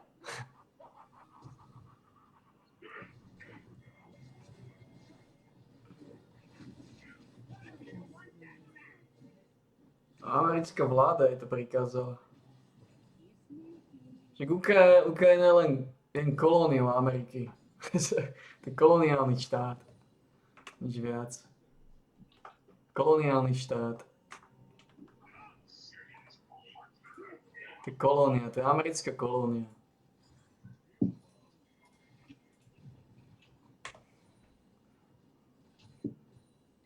To ani nebol, ako oni hovoria, že zvrchovaný štát alebo niečo. Pokiaľ ide o túto vojnu je, že padne rozhodnutie, že Ukrajina nikdy nebude v NATO. Ak padne rozhodnutie, že Ukrajina bude v NATO, tak tá vojna bude nekonečná. Minulý rok na jar pred takýmto niečím prišli Ukrajinci, spísali niekoľko bodov, ako zabezpečiť prímerie a Ruska sa na to odmietla. Jedný z tých bodov to je vaša interpretácia. Nie, moja interpretácia. No, tak viete, ja sa teraz budem samozrejme sami sporiť, vy máte svoje informácie, mám svoje informácie. Je dnes evidentné, že tu je taký zvláštny cieľ za každú cenu zlikvidovať Ruskú federáciu, čo je nemožné. Je tu oslabiť vplyv tohto štátu na svetovú politiku. Uvedomte si ale, že ak sa nastaví, pani rektorka, opäť taká tá, ako sa to hovorí, železná stena medzi západom a východom, vzniknú nám dva bloky. Ten blok bude spojený medzi Ruskom, Čínou, Indiou a ďalšími krajinami na jednej strane a na druhej strane bude západný svet. Toto nikomu nepomáha. Ja si myslím, že prímerie, okamžité prímerie, rokovanie a hľadanie bezpečnostných záruk pre jednu aj druhú stranu je to najpodstatnejšie. Mýli sa každý, ak sa domnieva, že môže zničiť Ruskú federáciu ako jadrovú veľmoc. Jednoducho, to nie je možné. Ja ale nehovorí, že tu môže Ruskú federáciu. Hovorí o tom, že chcú poraziť Rusko na území Ukrajiny. Ale hovoria aj oslabí. Mali rešpektovať územnú celistvosť nášho územia. Áno, ale veď ja som predsa rovno, keď tá vojna začala, povedal aj ohľadne Krymu. Krym považujem za anexiu, ktorá bola v rozpore s medzinárodným právom. Povedal som, že nie je možné len tak použiť vojenskú silu bez medzinárodného mandátu. Preto, keď si to dobre pamätáte, keď bola vojna v Iraku a Mikuláš Dzurida tam poslal vojakov, tak ja som ich stiahol, lebo som povedal, že to je vojna, ktorá nemá žiadny medzinárodný mandát. A tí vojaci sa vrátili do Slovenska naspäť. Takže máme na to jednoducho rozdielne názory, ale veci vyriešime vtedy, ak tie názory budeme navzájom rešpektovať. Tak to bude tak. Ste prerušili vtedy, keď som citovala pána Kofroňa, ale on v podstate hovoril o tom, že keď prestaneme Ukrajine dodávať zbrane, tak do pár týždňov padne. Vy hovoríte, že Ukrajinu nemáme vyzbrojovať. Ak sa nenanevate, mám iný názor. Ja som toho názoru, že Ukrajine treba všemožne pomáhať. Ja nie som za vojnu. Viete čo? Ja nehovorím. Čo sa stane, keď tam prestaneme dodávať zbrane? Ukrajina nemá už svoje zbrane, potrebuje dodávky. Môj plán je tým pádom by Rusi obsadili ešte väčšie územie, čiže čo by sa stalo? Okamžite, môj plán je Ukrajina, ako poznáme, by už neexistovala. Môj plán je okamžite, neprerušite, nebojte sa, môj plán je okamžite pristúpiť k prímeriu. A keď je prímerie, potom už ďalšie zasielanie zbraní nemá žiadny zmysel. Viete, mňa mrzí jedna vec. Prečo má Slovensko považovať Rusko za nepriateľský štát? A prečo má Rusko považovať Slovensko za nepriateľský štát? Čo máme s Ukrajinou? Prepáčte, poviem to veľmi presne. A vy mi teraz poviete, že tam zomierajú ľudia. A v Iraku nezomierali ľudia, v Afganistane nezomierali ľudia. Ale teraz sa rozpráva o Ukrajine, skúšali sa na tej Ukrajine. Počkajte, to je jedno. Samozrejme, že tam zomierajú ľudia. Všetko, čo sa udialo v minulosti, to dnes už neplatí. Nie, to nie je pravda, pán predseda. Ja skôr chcem apelovať na vašu ľudskosť. Vy teda hovoríte o prímeri, prečo teda nevyzývate Ruskú federáciu, aby prestala bombardovať? Ja hovorím o mierovom pláne, ktorý Ani raz ste nevyzvali Ruskú federáciu, aby prestala bombardovať. Pani redaktorka, nemôžete takto zavádzať, pretože viete, že v deň, keď Čína, a to bolo 24. februára, predstavila mierový plán.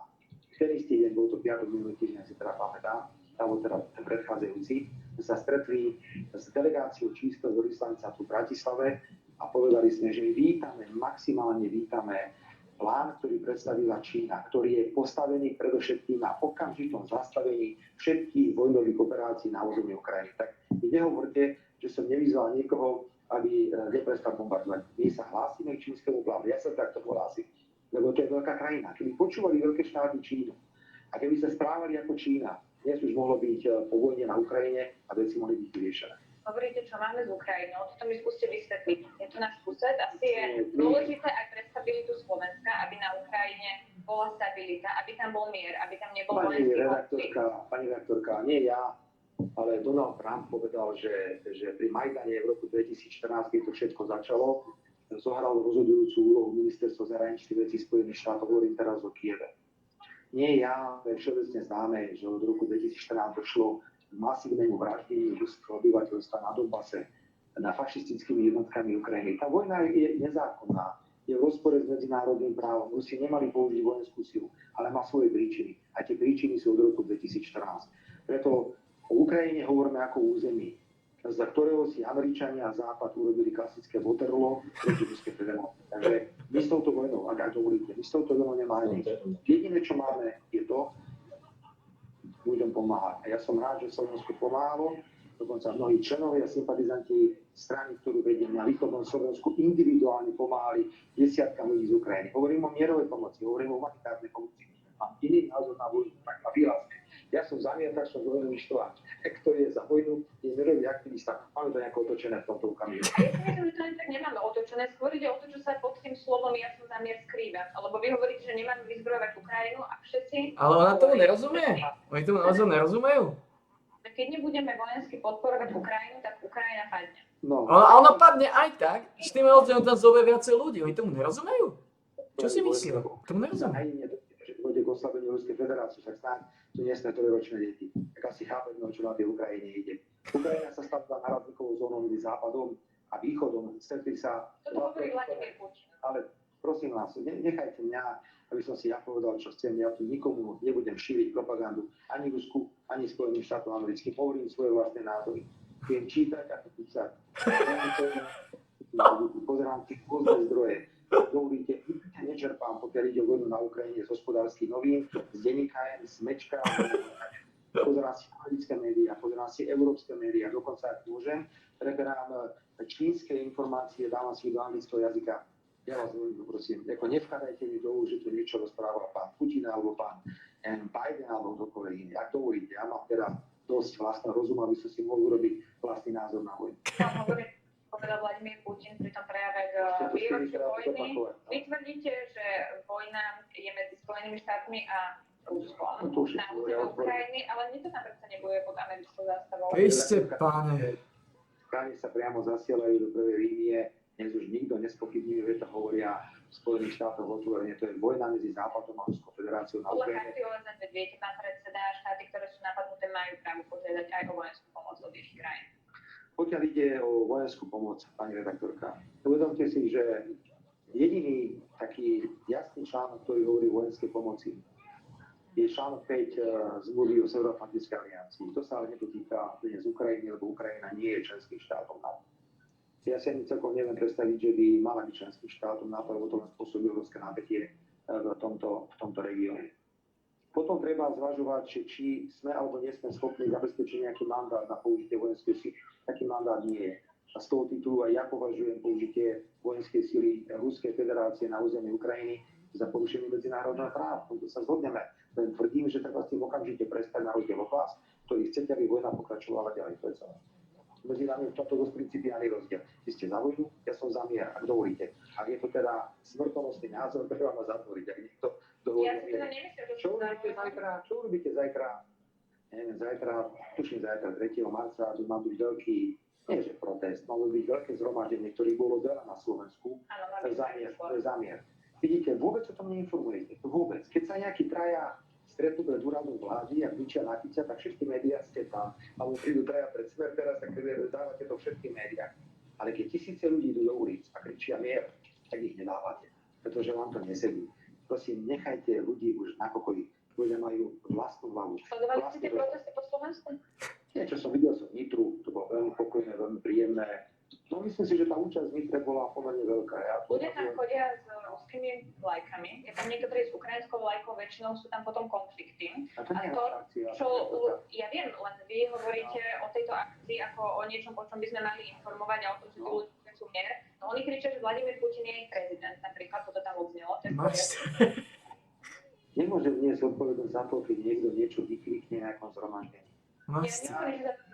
Mňa jednoducho neimponuje, že nejaké občianske združenia, ja presne neviem, o koho ide.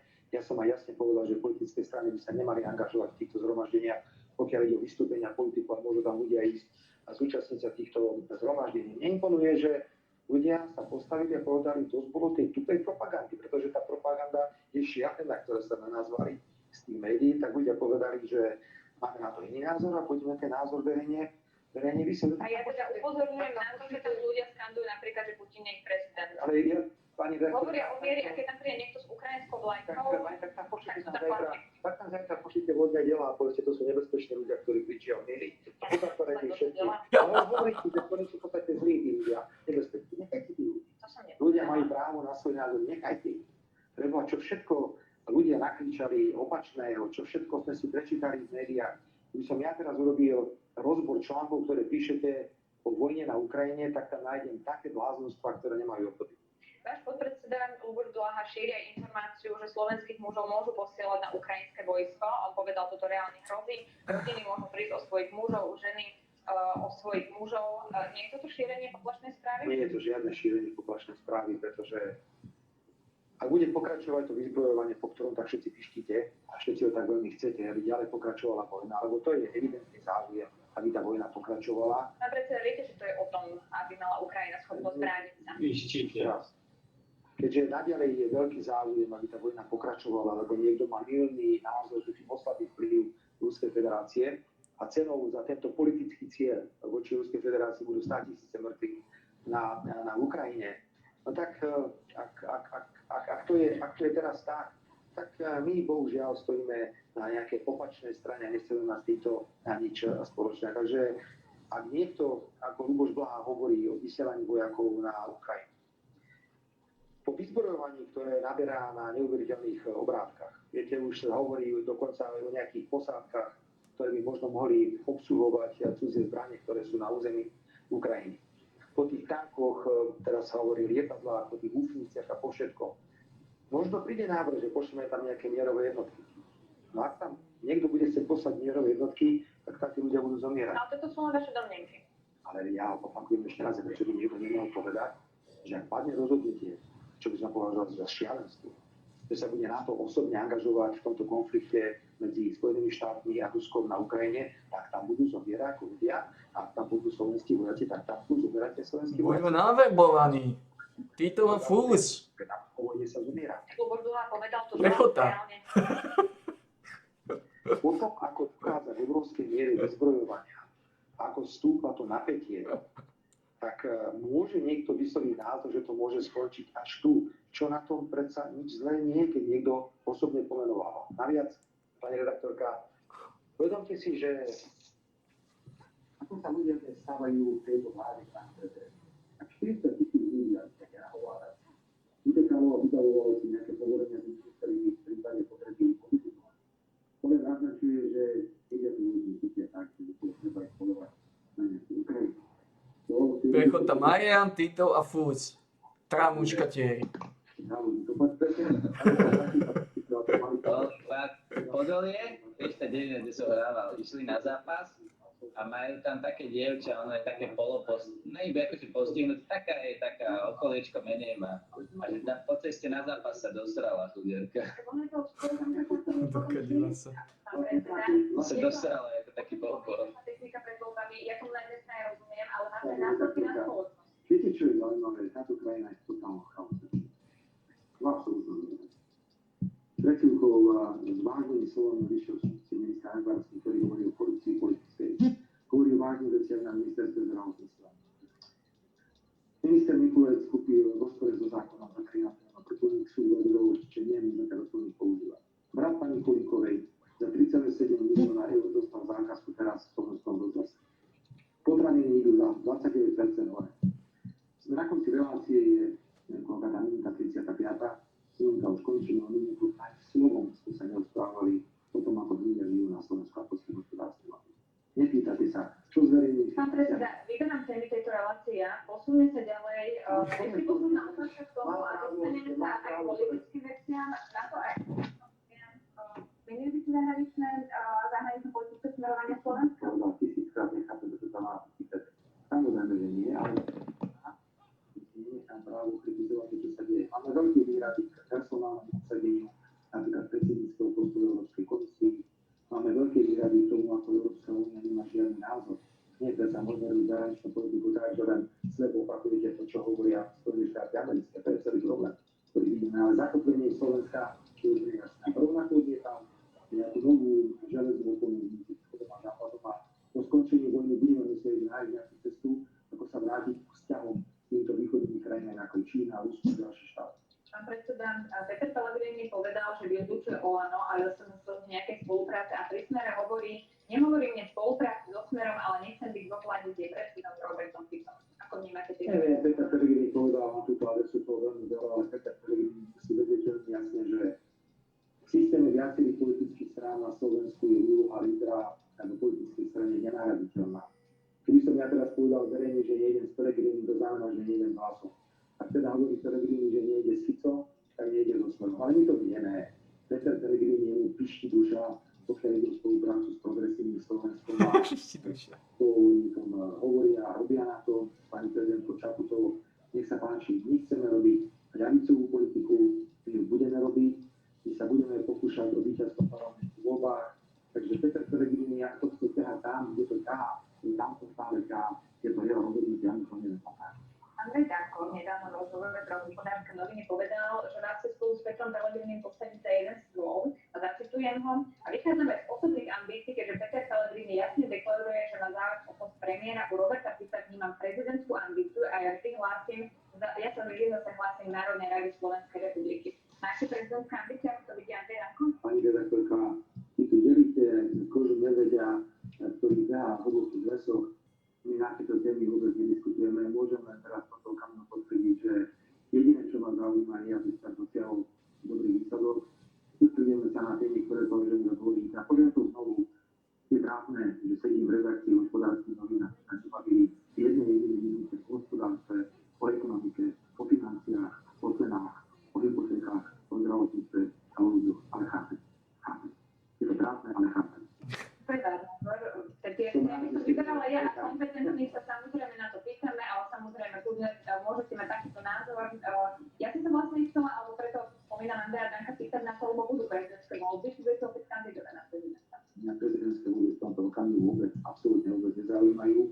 Ja len vidím úbohý výkon na pani Čaputovej, pani prezidentky a pani prezidentka prevzala na seba plnú zodpovednosť na tento štát, lebo nechala túto vládu poverní. Myslím si, že mala konať inak. My sme pripravení rokovať s prezidentkou o podpore úradníckej vlády, pretože ja teraz neviem, asi nemáte ani informáciu, čo to bude poverení na postu ministra zdravotníctva. Ale môže to byť len člen vlády. Teraz sa povedzte, ako to bude fungovať, keď bude nový ministr zdravotníctva Káčer, Remišová. Káčer? Prečo teda v tejto situácii prezidentka nezoberie zodpovednosť, lebo ona je zodpovedná za riadne chodníkami orgán. Takže pani prezidentka je to takým obrovským tlakom západu. Ja keby som prezident, to spravím lepšiu prácu ako Čaputová.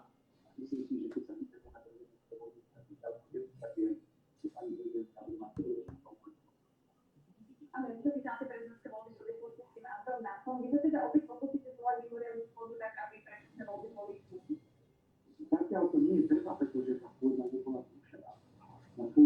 otvorená kvôli tomu, že nebola infraštruktúra a vôbec tohto programu sa presunuli na jazyky, ktoré začínali nedostatky. Takže v tomto okamihu si počkáme na to, že národná sa bude zaoberať na jazyky. Všetci chcú Začnú mám dostať narodina hovorí nový termín, Peregrini hovorí nový termín, Kosovolský nový termín, Sarapolský nový termín, Urikovský nový termín. Sáska hovorí o Vánom nový termín, až bude úradnícka vláda. Prezidentka hovorí nový termín, Smer hovorí nový termín. Tak je to, ako hovorím niekedy, tak teda ak všetci dajú nový termín, tak schválne sa hovorí nový termín. Problém je, že oni potrebujú 30. september preto, aby sa nás pokusili pozatvárať úplne jedine. Po druhé, potrebujú byť veľmi silní protokol na Prahe a pre Ukrajinu. Takže napriek tomu, čo hovoria samozrejme, ja som presvedčený, že 30. september potrebujú vlastnú záchranu a prežijú vlastnú. No je ponovo Matovič že vraj začína stúpať, že Fiatky ho brutálne polepšili. Že vraj veľa ľudí začína na Matoviča znova ho voliť ako Fiatka. Každý chce svoju Fiatku.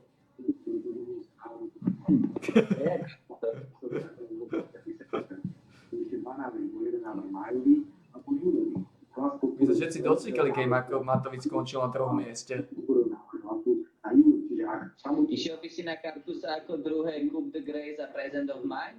Ne, išiel by som modré, išiel by som Gathering Storm a to, čo ti dáva cooldowny.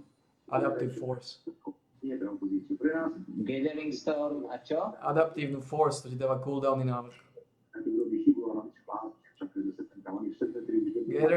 Gathering Storm ti dá brutálne AP, čím dlhšie je zápas, čo ti môže pomôcť brutálne, lebo Kartus je late game šampión hlavne. Dobre, Gathering Storm, ale je tu potom, že Nullifying Orb, Mana Flow Band, Cooldowny sa tam dajú dať, nie adaptívna force, alebo jak sa to volá. je Transcendence. No Transcendencia to je ono, nie? To ti dá cooldowny časovo. Transcendence? No to je ono, nie? To ti dá v 5. minúte, v 10. minúte cooldowny ability haste, nie? No, to je ono. To je to, čo myslím. To ti zníži cooldown na ultimu ešte viacej. Aby bolo teraz zrejme, tak prvá podmienka napríklad... No prvé ideš Harvest a tieto veci. Harvest, Chipshot, Ghost Toro. Ako v septembri.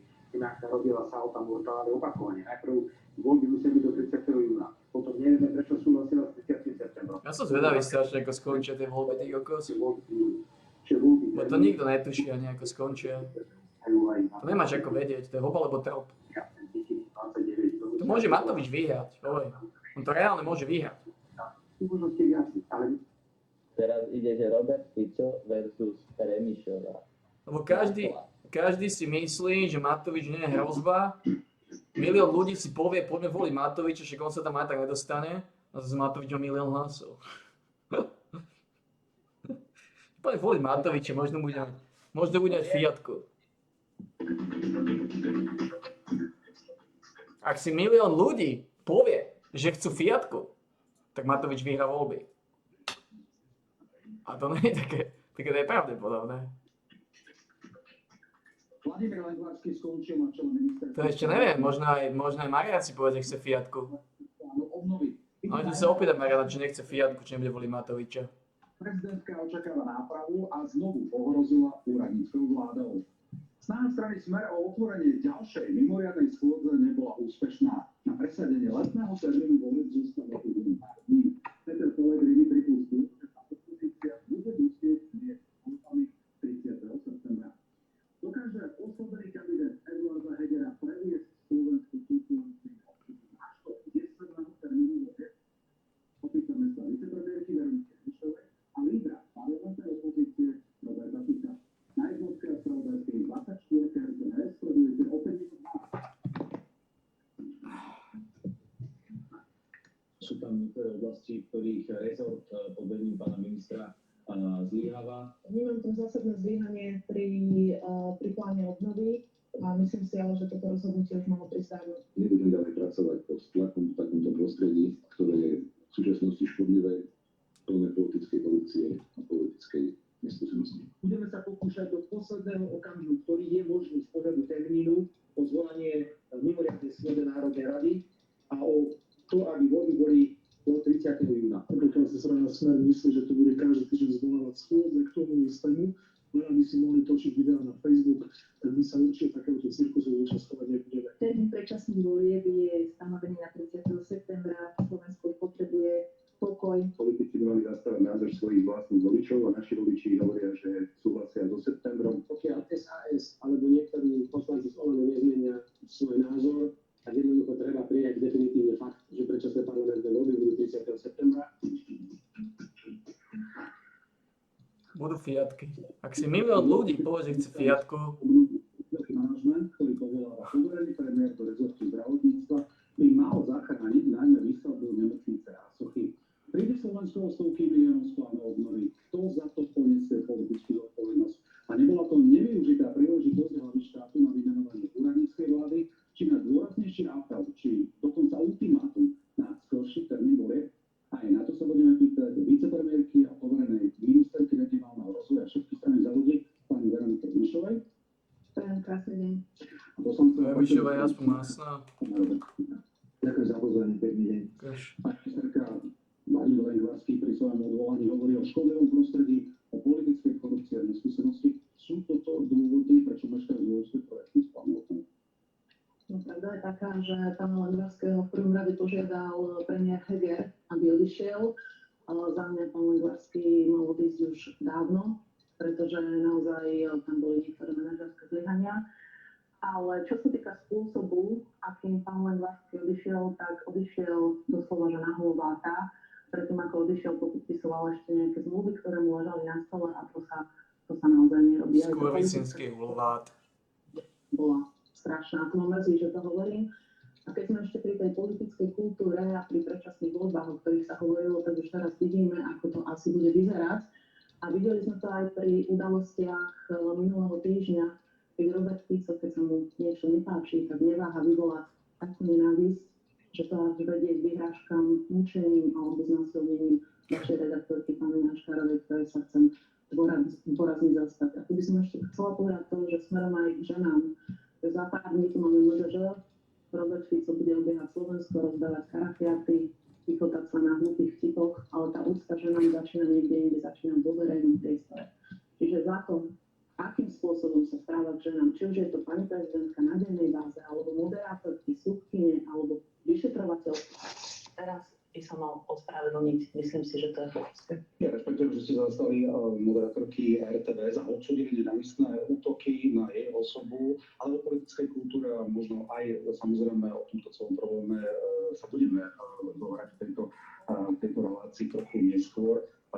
Samozrejme, pán Fico, chcete na to reagovať, konkrétne na tie slova pani ministerky, tak nech sa páči. Viete, najhoršia kombinácia je vtedy, keď ste odvolaní z funkcie, keď vám nikto nedôveruje, nikto vás nechce, ešte ste premotivovaní. Takže ja chápem pani Remišovu, že dnes sa stretli všetky tieto tri charakteristiky u mňa a pravdepodobne bude rýpať celú reláciu. Ale úplne v podstate ministerstvo zdravotníctva a odchod ministra demisí pána Lengvarského je súčasť podstatne širšieho problému, pretože ten náš pokus za každú cenu vyvolať predčasné voľby skôr 30. júna nie je o tom, že si to my želáme, lebo to nám viac vyhovuje. Je predsa úplne zrejme, že 30. septembra bude krajina ešte v podstate v horšom stave ako 30. júna, takže opozícii to môže... Oko už dostalo 2 steky. Bude mať ultimát častejšie. Nebude pokračovať celý rád mimoriadne negatívnych trendov. Ja sa spýtam, čo sa zmení, pán redaktor, na ministerstve zdravotníctva, ak ho riadi predseda vlády pán Heger. Pán Heger je už odvolaný premiér, odvolaný minister financií, je odvolaný minister zdravotníctva, má viacej funkcií ako japonská kalkulačka. To nie je možné. Potom si zoberte také trendy, ako je zdražovanie, na ktoré neustále upozorňujeme. Pokles reálnych miest, vidíme tu problémy v samotnom zdravotníctve, že tí ľudia čakajú na elementárne zdravotné výkony. A potom prichádza tá základná otázka. Akú máme garanciu, že táto vláda v demisii rozpadnutá, komplet rozhádaná, môže do septembra ťahať tento štát lepšie a ešte dokáže krajinu stabilizovať? To jednoducho nie je možné. Ty s jednou žabou budeš bojovať minútu. Túto krajinu nie z hľadiska opozície, ale kvôli tomu, aby tá krajina nebola ešte v totálne horšom stave, ako sme teraz, a ja budem v niektorých tých parametroch hovoriť samozrejme aj ďalej. Takže pre nás to odvolanie, ministra odvolanie, nikto nevie, ako to bolo. Pán Hegvarský hovorí, že on sám požiadal o to, aby odstúpil z funkcie, a potom pán Heger hovorí niečo iné, ale my vidíme obrovský problém s touto krajinou a ja budem veľmi rád, ak sa dnes najmä o týchto negatívnych trendoch budeme baviť. A čo s tým? Ako sa k tomu postaviť? Áno, pani Previžová, už sme o dvoch ministrov, alebo táto vláda prišla o dvoch ministrov. Kto vlastne teda poniesie zodpovednosť aj za ten rezort zdravotníctva a možno aj za tú udalosť, kdy teda Slovensko prišlo o stovky miliónov eur. Príde Slovensko o stovky miliónov eur a nepostavíme nemocnicu Rasky? Slovensko nepríde o žiadne stovky miliónov eur. Ale hrozí to? Práve preto na čele ministerstva zdravotníctva bola výmena, ale vidíte, že milníky sa riadne plnia, všetky platby dostávame na čas, dokonca pokiaľ ide o plán obnovy, tak máme implementáciu alebo čerpanie peniazy z plánu obnovy ako Treba čerpať. A teraz keď to premostím na eurofondy, alebo keď hovoríme o čerpaní peniazy, tak to si môžete veľmi ľahko porovnať, ako to bolo za tejto vlády a ako to bolo za predchádzajúcej vlády. Za predchádzajúcej vlády myslím, že to bola druhá Ficová vláda v roku 2013, tak Slovensko prišlo o 1 miliardu eur z dôvodu nevyčerpania. V roku 2017-18 pánovi Pellegrinimu, ktorý bol vtedy premiér Smeru, tak skrachoval celý operačný program na vedu a výskum, musel sa zlúčiť s operačným programom na betonovanie ciest, boli škandálom, a vtedy sme prišli o 150 miliónov eur. Ale vám hrozí, že do konca roka teda musíte vyčerpať 3,8 miliardy eur. Richard Raši na to upozorňoval, kedy sme mali budúce 11,5 milióna, že sú vyčerpané eurofondy z toho predchádzajúceho obdobia len na 65% zhruba, teda tam nehrozí, že o tie peniaze prídeme? Opäť vám poviem porovnanie, to znamená, že my za 3 roky sme vyčerpali 6 miliard eur a vláda Smeru aj s pánom Pellegrinim a s pánom Raši vyčerpala, prepáčte, nechajte ma dohovoriť, vyčerpala za 7 rokov 4,9 miliardy eur. My sme neprišli ani o jedno jediné euro, ani kvôli pandémii, ani napriek pandémii, ani o jedno jediné euro. Oni prišli len za 150 miliónov eur, čiže poverená vláda už nemá 2 ministrov, zastupuje ich, kto poniesie teda zodpovednosť za tieto rezorty politicky. Zodpovednosť za vlády má premiér Heger, minister zdravotníctva bola nominácia Oľano, takže predpokladám, že to bude hnutie Oľano alebo premiér. A ešte dovolte mi povedať predčasným voľbám.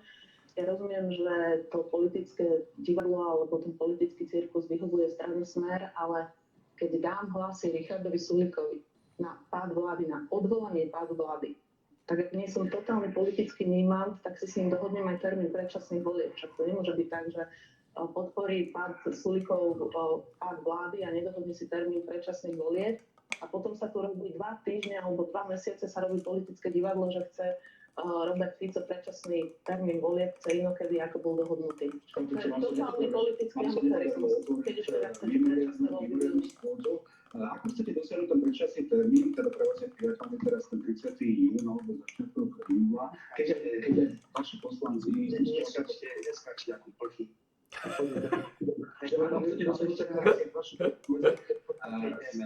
Niektorí chýbajú v parlamente na dispozícii, alebo nehlasujú.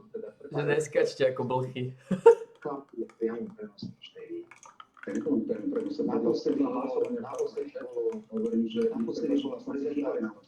Naposledy bola prezentácia poslancov Národnej rady.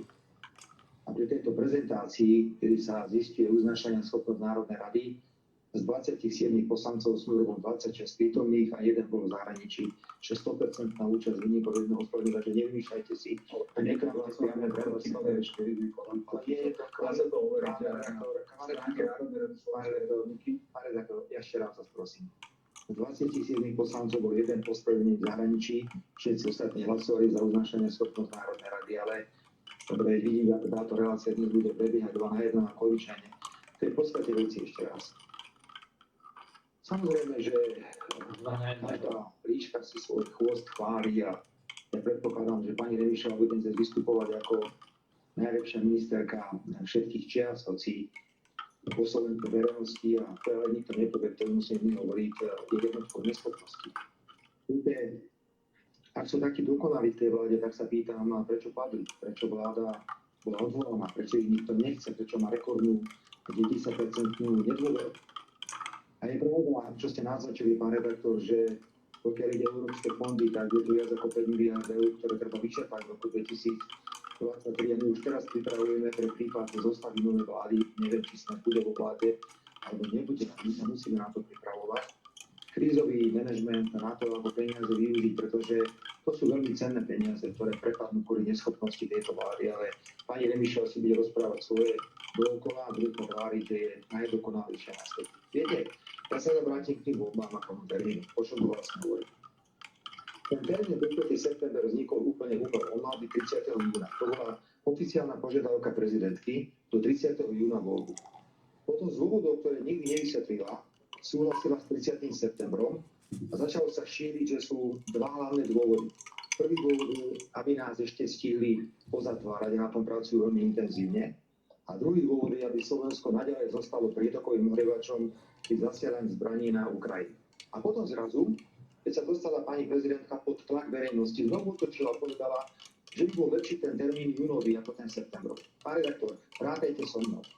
Smer hovorí jún, Pelegrini hovorí jún, Kotlebovci hovoria jún, Uhrikovci hovoria jún. Idem ďalej.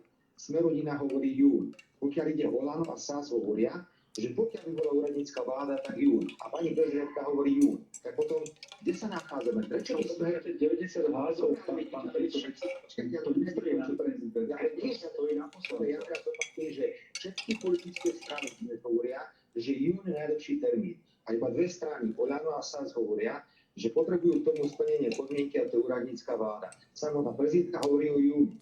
Našou povinnosťou je predkladať tieto termíny a budeme ich predkladať, aby ešte máme ten týždeň, posledný týždeň. Ak sa tento posledný týždeň nevypie, potom naozaj tie voľby budú až v septembri. Ale ak to budú v septembri, budú nás stihnú ešte pozatvárať a naďalej sa budú posielať na Ukrajinu zbrane. Ale kto bude niesť, pán redaktor, spýta sa teraz veľmi vážne, zodpovednosť za to, že ak dnes je to zdražovanie potravín 30% a vláda samozrejme nič proti tomu nerobí, lebo sa zaoberá všetkým možným sebou, len nie týmito témami. Počkajte, to nie je pravda. Nemôže, vidíte, zase klamete. No, tak ja vám to teraz presne poviem, prečo klamete. Inflácia na Slovensku je, pokiaľ ide v celom infláciu, zdražovanie 15,5%. Koľko je inflácia v eurozóne? 8%. Neklamte, na Slovensku je dvakrát vyššie zdražovanie ako v eurozóne. Hovorím o eurozóne, počúvate ma? Čo vy spájate Maďarsko s eurozónou? Hovorím o eurozóne. Maďari predsa nemajú euro. Počúvajte ešte raz tie čísla. 15,5% je na Slovensku zdražovanie, v eurozóne je to 8%, skoro dvakrát viacej na Slovensku. A pokiaľ ide o potraviny, tak je to skoro 30%. A my sa pýtame, prečo tú krajinu máme nechať takto ísť až do toho... Nikto z V4 neprijal euro. Poliaci majú svoje peniaze, Maďari majú svoje peniaze, Češi majú svoje peniaze. Najchudobnejší štát Slovensko prijalo euro. Nie je to vtipné? To by som sa chcel opýtať pána Fica, čo mi k tomu povedal. Európskych krajín, ale dvakrát je vyššia v eurozóne, nižšia v eurozóne ako na Slovensku. My sme druhý najhorší v eurozóne, myslím, že polícia. Pán Mišo, nech sa páči, môžete samozrejme reagovať, ale nie je oslabená pozícia vlády práve pôvodom na to. Teda vlastný dábor. Lebo keď si urobíme nejaký test. Nevidel. Momentálne vo vláde a Robert Fico a voľby predčasné voľby až po 7 mesiacov. Nebolo by to tak, že keby ste boli v opozícii, že by ste stali na... Ale viem, že máte tie ambície vyhrať 4. Máte tie ambície vyhrať 4. Ktoré Robert Fico povedal, lebo nemôže tu v relácii klamať priamo prenose, ale poviem vám aj predčasné voľby. Predčasné voľby mne je úplne jedno, či budú v júni alebo či budú v septembri. Nemali by byť asi v júli alebo v auguste, alebo vtedy sú ľudia na dovolenkách. Teraz predčasné voľby, ešte raz.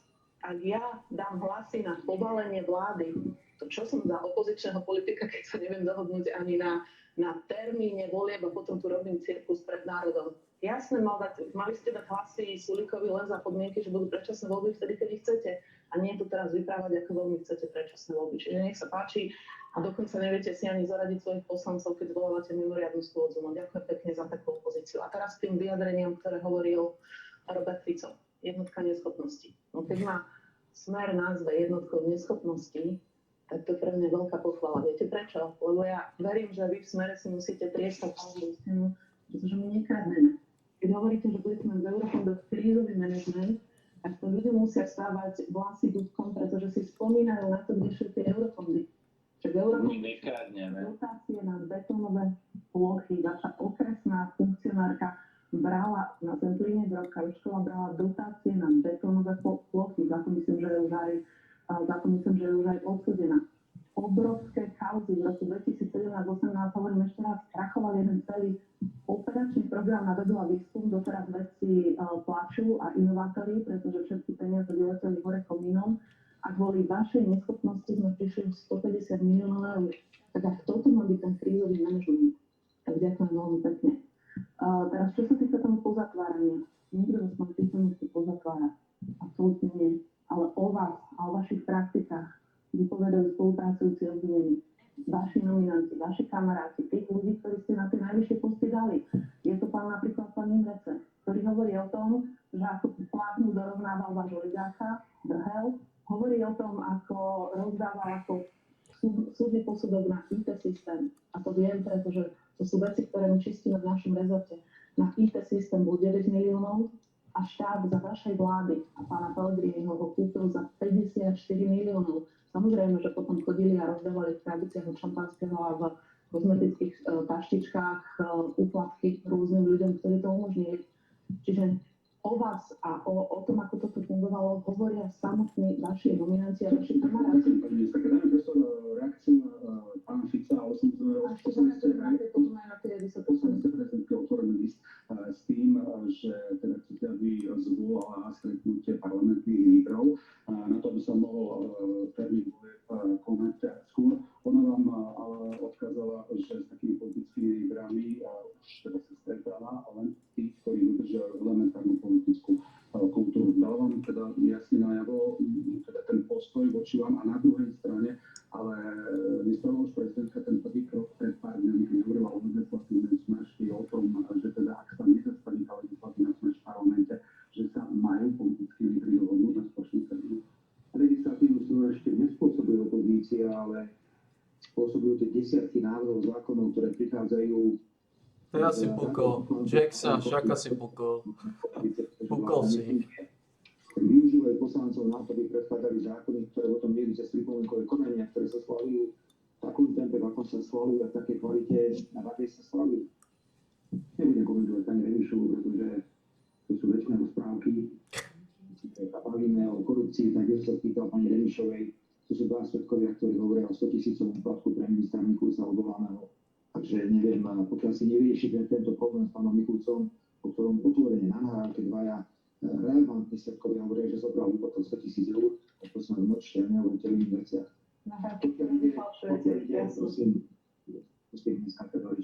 Pokiaľ ide o tú voľbu, či to bude v júni alebo to bude v septembri a pani prezidentka. Pani prezidentka je naučená celý život iba na pochlebovať. Ale pani prezidentka si musí uvedomiť, že vstúpila do politického ringu a za to, ako sa správa, je predmetom kritiky. Keď ak by ste boli bývali, poriadne vysielali napríklad pán redaktor zábery z toho mierového pochodu, ktorý bol v piatok v Bratislave, ste to totálne odignorovali v slovenskej televízii. To nie je pravda, pán Fico. Ja to som predstavil o tom, že jednu reportáž plus jeden bod, môžete si to pozrieť v archíve, naozaj, ja som na to predsa pýtať, čo ste tam povedali, takže to môžem zopakovať. Tak by ste videli, čo ľudia nosili na rukách, a teda ja som tam videl predovšetkým rôzne podobizne pani prezidentky s rôznymi názvami. Jednoducho ľudia, veľká časť verejnosti nechce pani prezidentku, že pani prezidentka nemôže byť taká vyplašená o takým obrovským zlákom. Vstúpila do politiky a musí rátať s tým, že bude predmetom aj kritiky. Pani prezidentka bola zvolená v priamej voľbe, bola zvolená, myslím si, že dopadne tak ako pán Kiska. Ale poďme k tej podstate veci. Pani prezidentka by sa nemusela stretnúť s opozičnými lídrami a s lídrami vládnych strán a vyriešiť problém, pokiaľ ide nové voľby, že sa si vyšakala jediná parlamentná opozičná strana. Hlas nie je parlamentná opozičná strana, to by ste už mohli vedieť. Jediná opozičná parlamentná strana, ktorá má poslanecký klub v parlamente, ukážte mi ešte nejakú inú parlamentnú stranu, ale to zistia, prosím, ste taká opozícia ako pani Kolíková. Pani Kolíková zarábala na televízii od rána do večera, prečo ste nedali napríklad piatok? Budete ma dokončiť.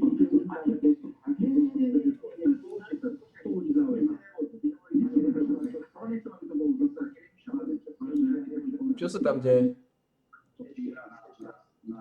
Parlamentu, ktorý to nie je, ja nie som v relácii, tak vo všetkých reláciách o mne hovoríte. Ja to tu poviem jednoducho, prečo som to nepovedal.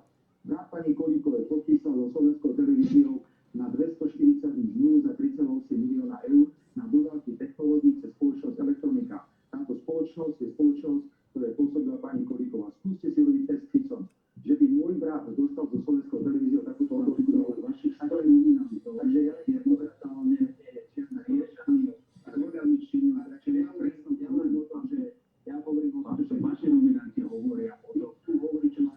Čo sa tam deje?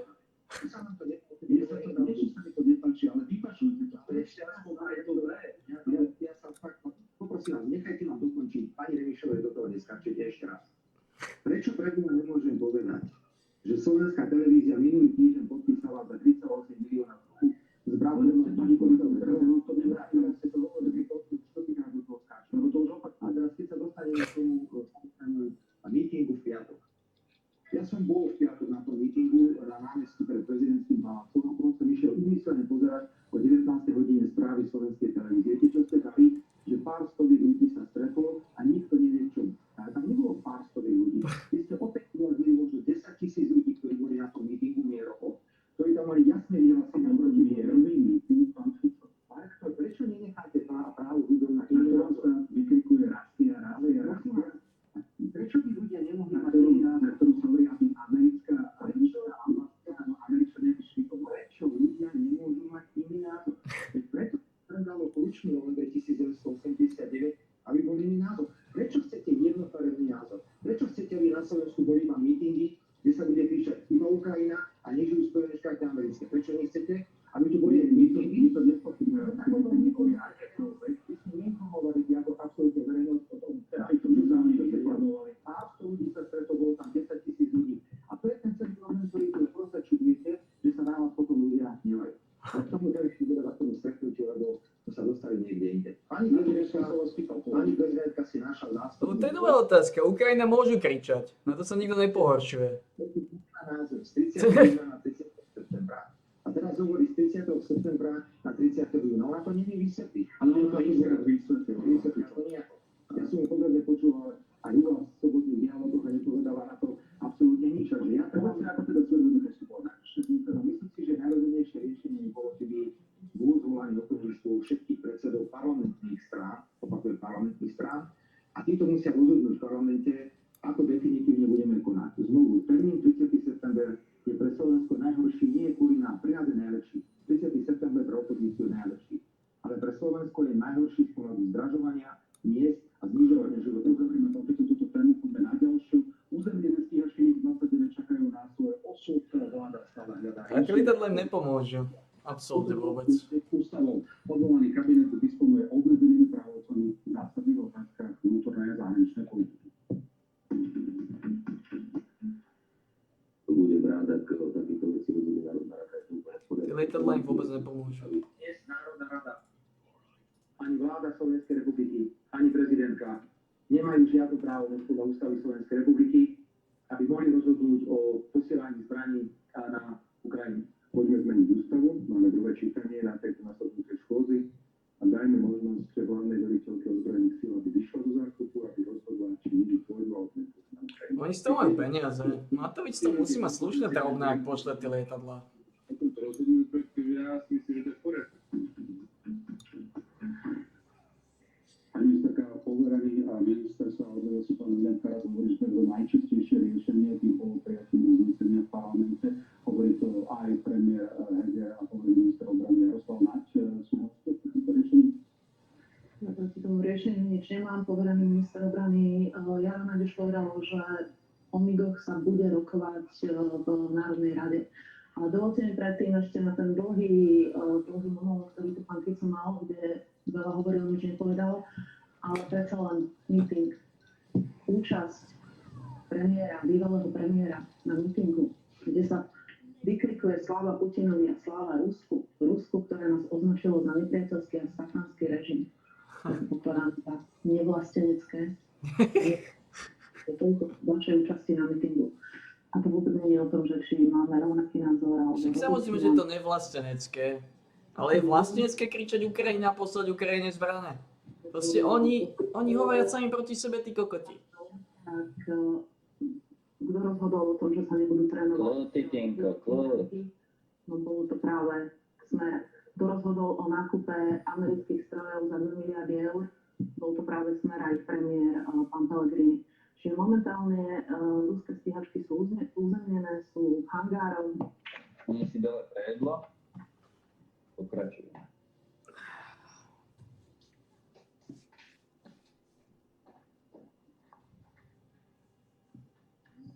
Čo ti poviem, no? Je to zaujímavé. Vy ste vyhali 4 vypíčusovia? No. Čo?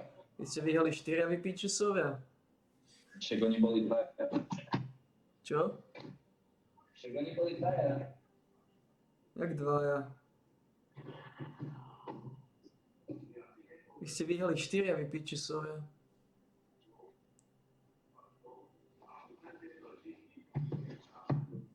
Ten Gangplank to neodsýpal. Jo, ale si zobral kartu sa stučným buildom, tak si vyfutroval.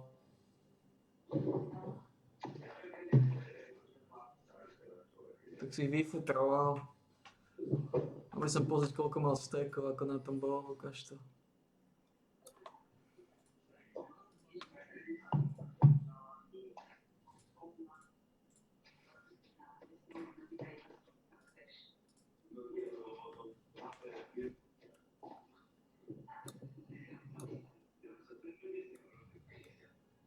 Že nikto preto nesúhlasí, že piču sa pchajú do zadku Putinovi, to je samozrejme.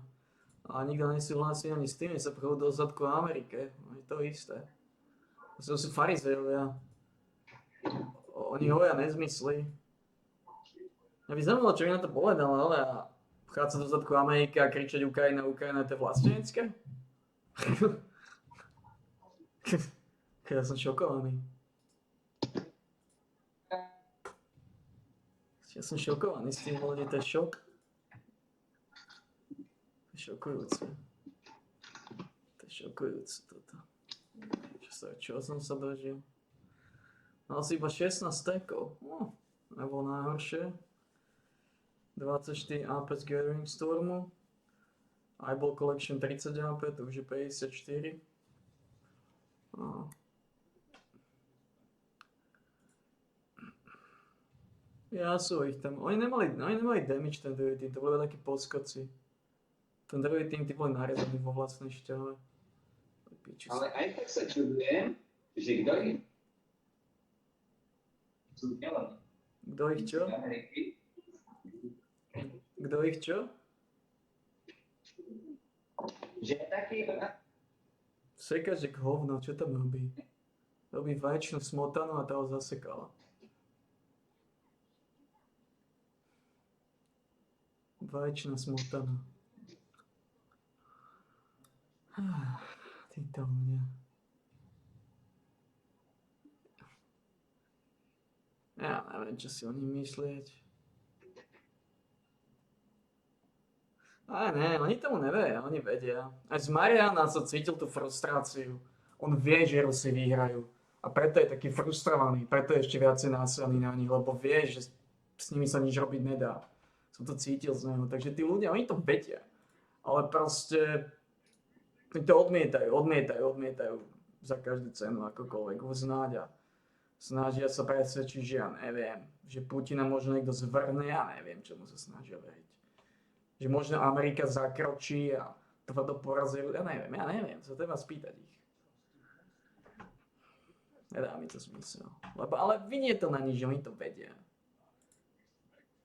Oni to vedia, že s tým Ruskom nebudú čo spraviť. Čo spraviť s Ruskom? Reálne. To To máš to isté ako Amerikou. Ani s Amerikou, ani s Ruskou, ani s Čínou. Dokonca ani s Čínou nepohneš. Proste nepohne s týmito štátmi. Môže sa postaviť na hlavu, nepohne s nimi, nemáš ich ako poraziť. Jediné, čo môžeš spraviť, je padnúť s nimi. Áno, môžeš padnúť s nimi. Môžeš padnúť s nimi v jadrovej vojne. To je to, čo môžeš spraviť. Môžeš padnúť s nimi. Ale nikdy ich neporazíš tak, ako je to myslené. No nie, to je to neuveriteľné. To neuveriteľné, čoho sme sa dožili. Je to fakt neuveriteľné, čoho sme sa dožili. To si za klobúk nedá nikto.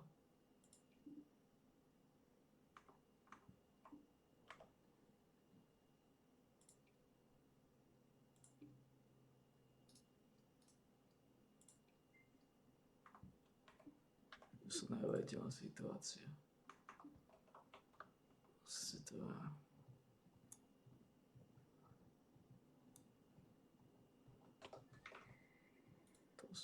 To sú galiby.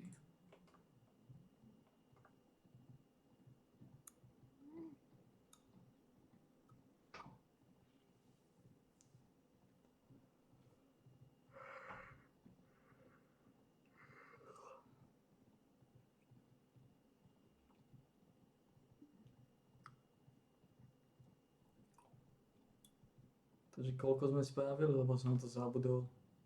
A preto sme spravili menej ako sme mali, ale tak v podstate máme 10 800, čo je solidné číslo. 10 800 je solidné číslo. Nejaké kšefty si hovoril. Nejaké kšefty hovoril, kde je zase? Hovoril nejaké kšefty.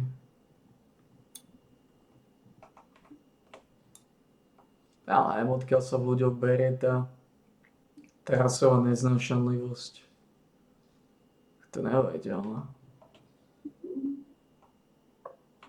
Lebo keď sa Mariana pýtal, čo mu Rusi spravili, nič. Ani jemu nič neurobili. A z jeho to bolo úplne vidno, že aj jemu za Rusov bolo lepšie. Len proste, neviem, čo to spôsobuje v tých ľuďoch. Počúvaj ma, akože porovnám ti kvalitu. Jednu zásadnú vec. Domáce vajíčka a vajíčka z obchodu. A je to tu. Ešte sa tým ide píšiť. Tuka mi doniesol vajíčka, čo majú domáce sliepky.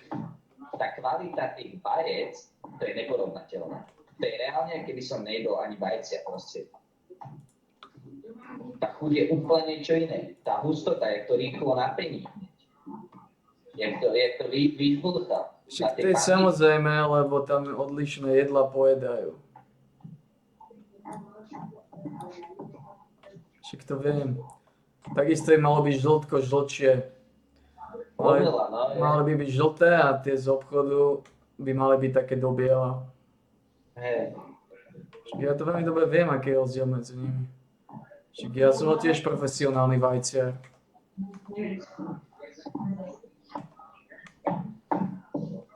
Iba zálejac vody.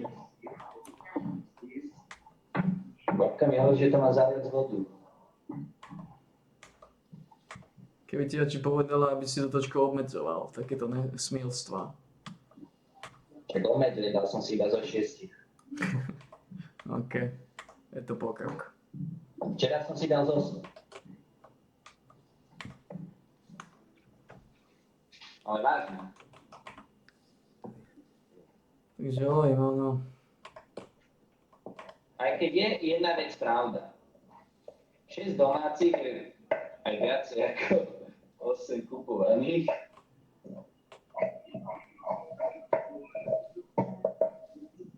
Alebo ani nie.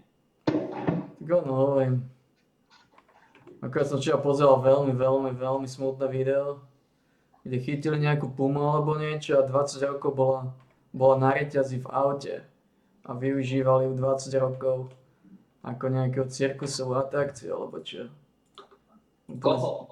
Ne, Puma. 20 rokov bola na reťazi na 2 metrov štvorcových. Ľudia. Úplne zdevastovaná, úplne zničená. To sú ľudia. Definícia človeka. Ja neviem prečo, ale ja väčšinou takéto veci kúkam, tak ja mám slzy v očiach strašne, ja neviem, to plaču z toho. Tak by to malo byť. Taká by mala byť normálna reakcia. Ja sa neudržím. V podstate tvrdzajú, Slovensko musí vynakladať 10 000 eur na údržbu a najekonomickejšie riešenie je... Potom ako ju oslobodili, potom ako ju oslobodili a dali do nejakej akože väčšej, lebo v prírode by neprežila, potom ako ju oslobodili a dali do nejakej akože väčšej klietky, akože ak to mám tak nazvať, hej, do také väčšej onej. No, tak iba 3 mesiace žila, pretože bola zdevastovaná. Takže toľko k tomu.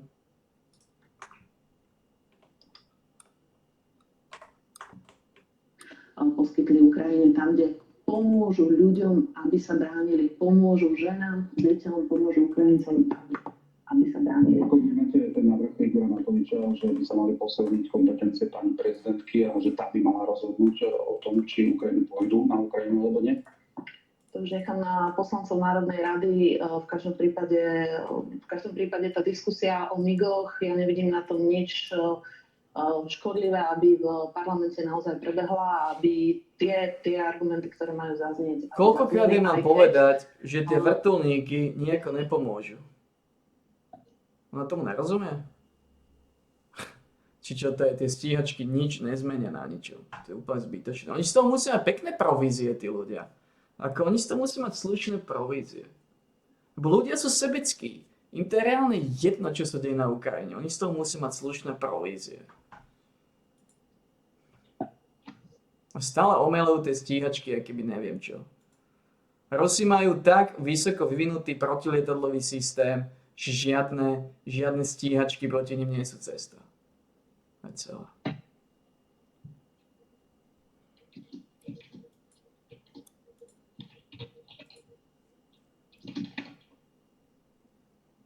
Stále zmietajú tie pičné lietadlá, keby to niečo zmenilo.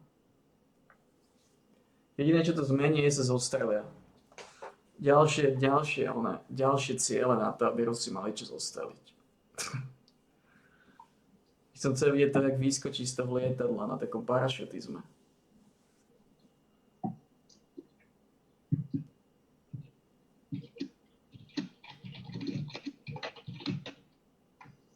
To je katastrofa, tí ľudia.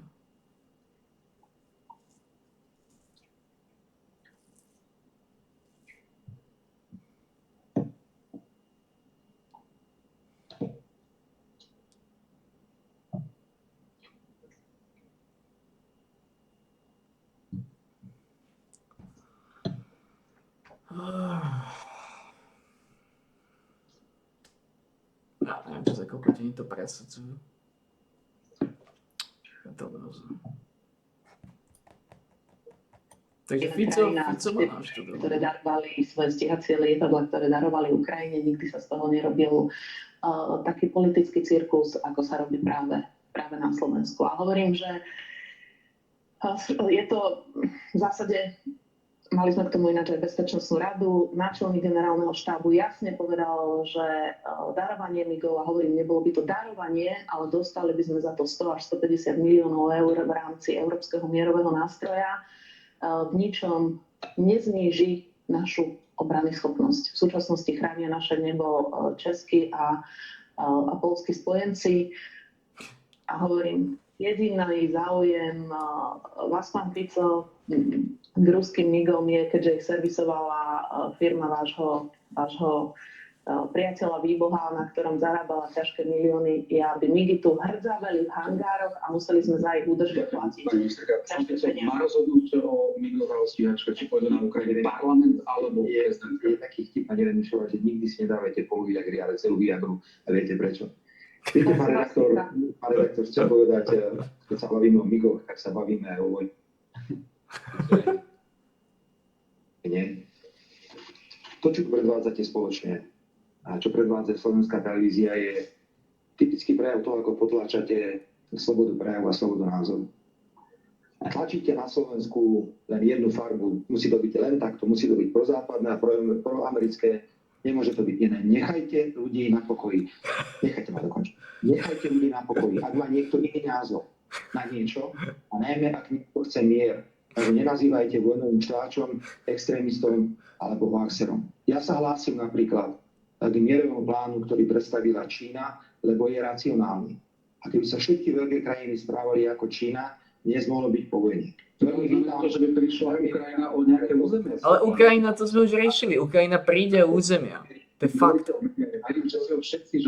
Prečo ja nemôžem hovoriť o miery? Zastavenie dodávok zbraní, hovoríte ani na voj na Ukrajinu, ak by Západ prestal o okamžitom prímeri, to je podstatný rozdiel. rozdiel. Ako chcete dosiahnuť? Okamžité prímere sa dá jednoducho dosiahnuť tak, že veľké krajiny ako je Čína, Spojené štáty, Ruská federácia si sadnú za jeden rokovací stôl a budú o týchto otázkach rokovať. Ale ja taká bola, aby si sa momentálne za jeden ja si myslím, že bola v roku 2022, ale niekto v Ukrajine prikázal, že od toho stola musí odísť.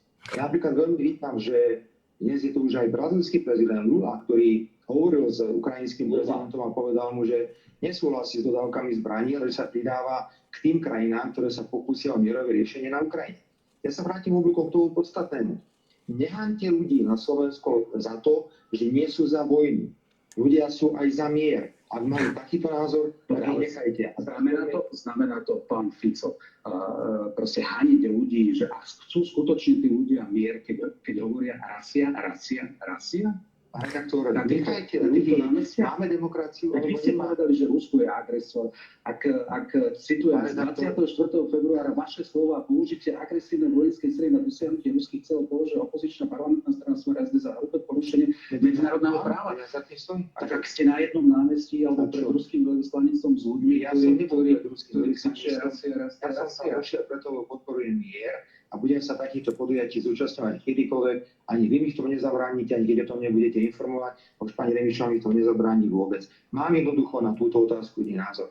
A nechcete vidieť realitu. Všetko sa stále neustále hovoríte v 29. A nechcete vidieť jednu realitu. A tá realita je, že toto je len vec, do ktorej sa zakomponovali Spojené štáty, Západ, a ostatný svet to považuje za konflikt, do ktorého nechce nikto vstupovať.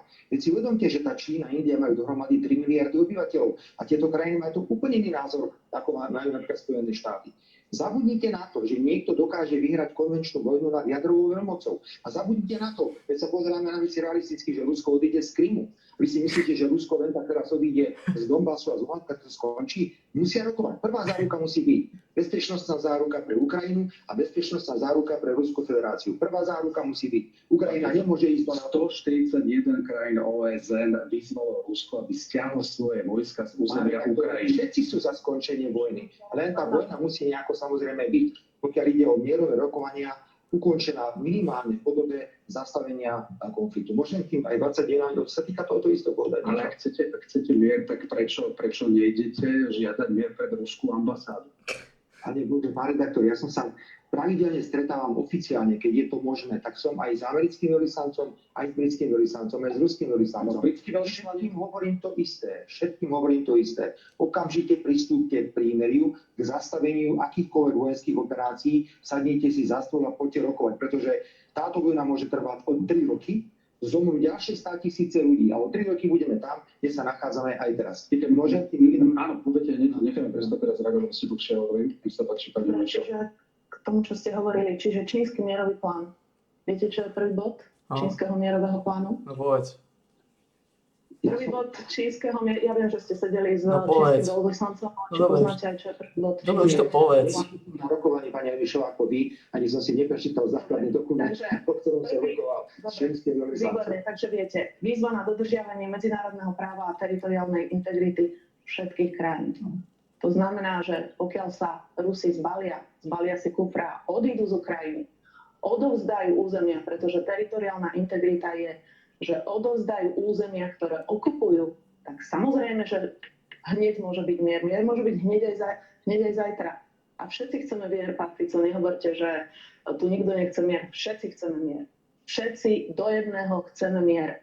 Ale je otázka, aký mier chceme. Chceme, aby Ukrajinci, neprerušujte ma, aby Ukrajinci si sami rozhodli o svojej svojbytnosti, aby oni sami si rozhodli o svojom osude a o svojom národe, tak ako my sme to robili počas Nežnej revolúcie. To vám síce nič nehovorí, ale počas revolúcie, Nežnej revolúcie, všetci sme bojovali za to, zatiaľ čo vy ste boli v komunistickej strane, všetci sme bojovali za to, aby sme mohli rozhodnúť o svojom osude, aby sme mohli rozhodnúť o svojom národe, a aby sme tu mali slobodu. A to je veľmi dôležité. Ešte k ďalším otázkam. Čiže mier. Keď vás počúvam v tom, čo hovoríte o miery, ešte raz opakujem, všetci chceme mier. Tak vy ste ako takí tí naivní politici, ktorí v 38. zradili Československo pri Mnichovskej zrade. Oni tiež kričali, chceme mier, chceme pokoj. Zradili Československo práve kvôli tomu, lebo si mysleli, že je mier.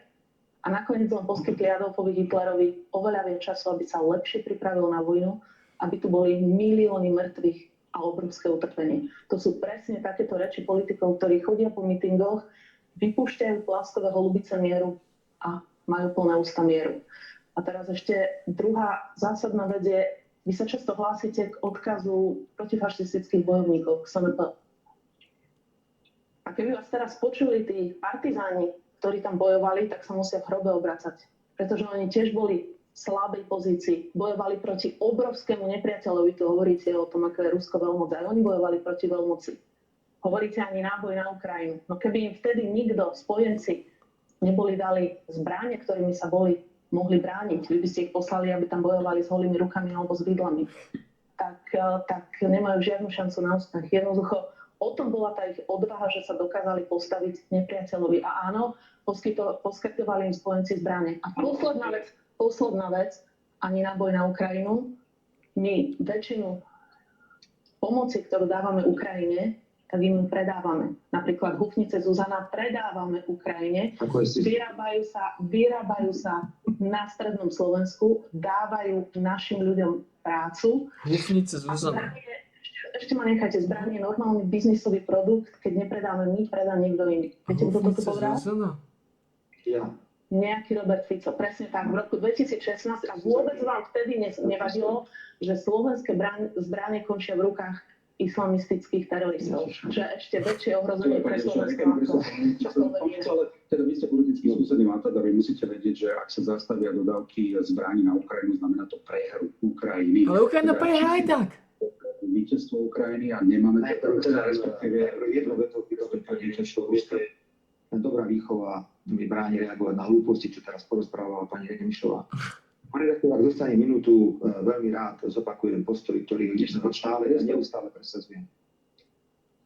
Použitie vojenskej sily na Ukrajine zo strany Ruskej federácie bolo porušenie medzinárodného práva. A čo musíme pripomenúť, že v roku 2014, keď bol Majdan na Ukrajine, tak bol to Trump.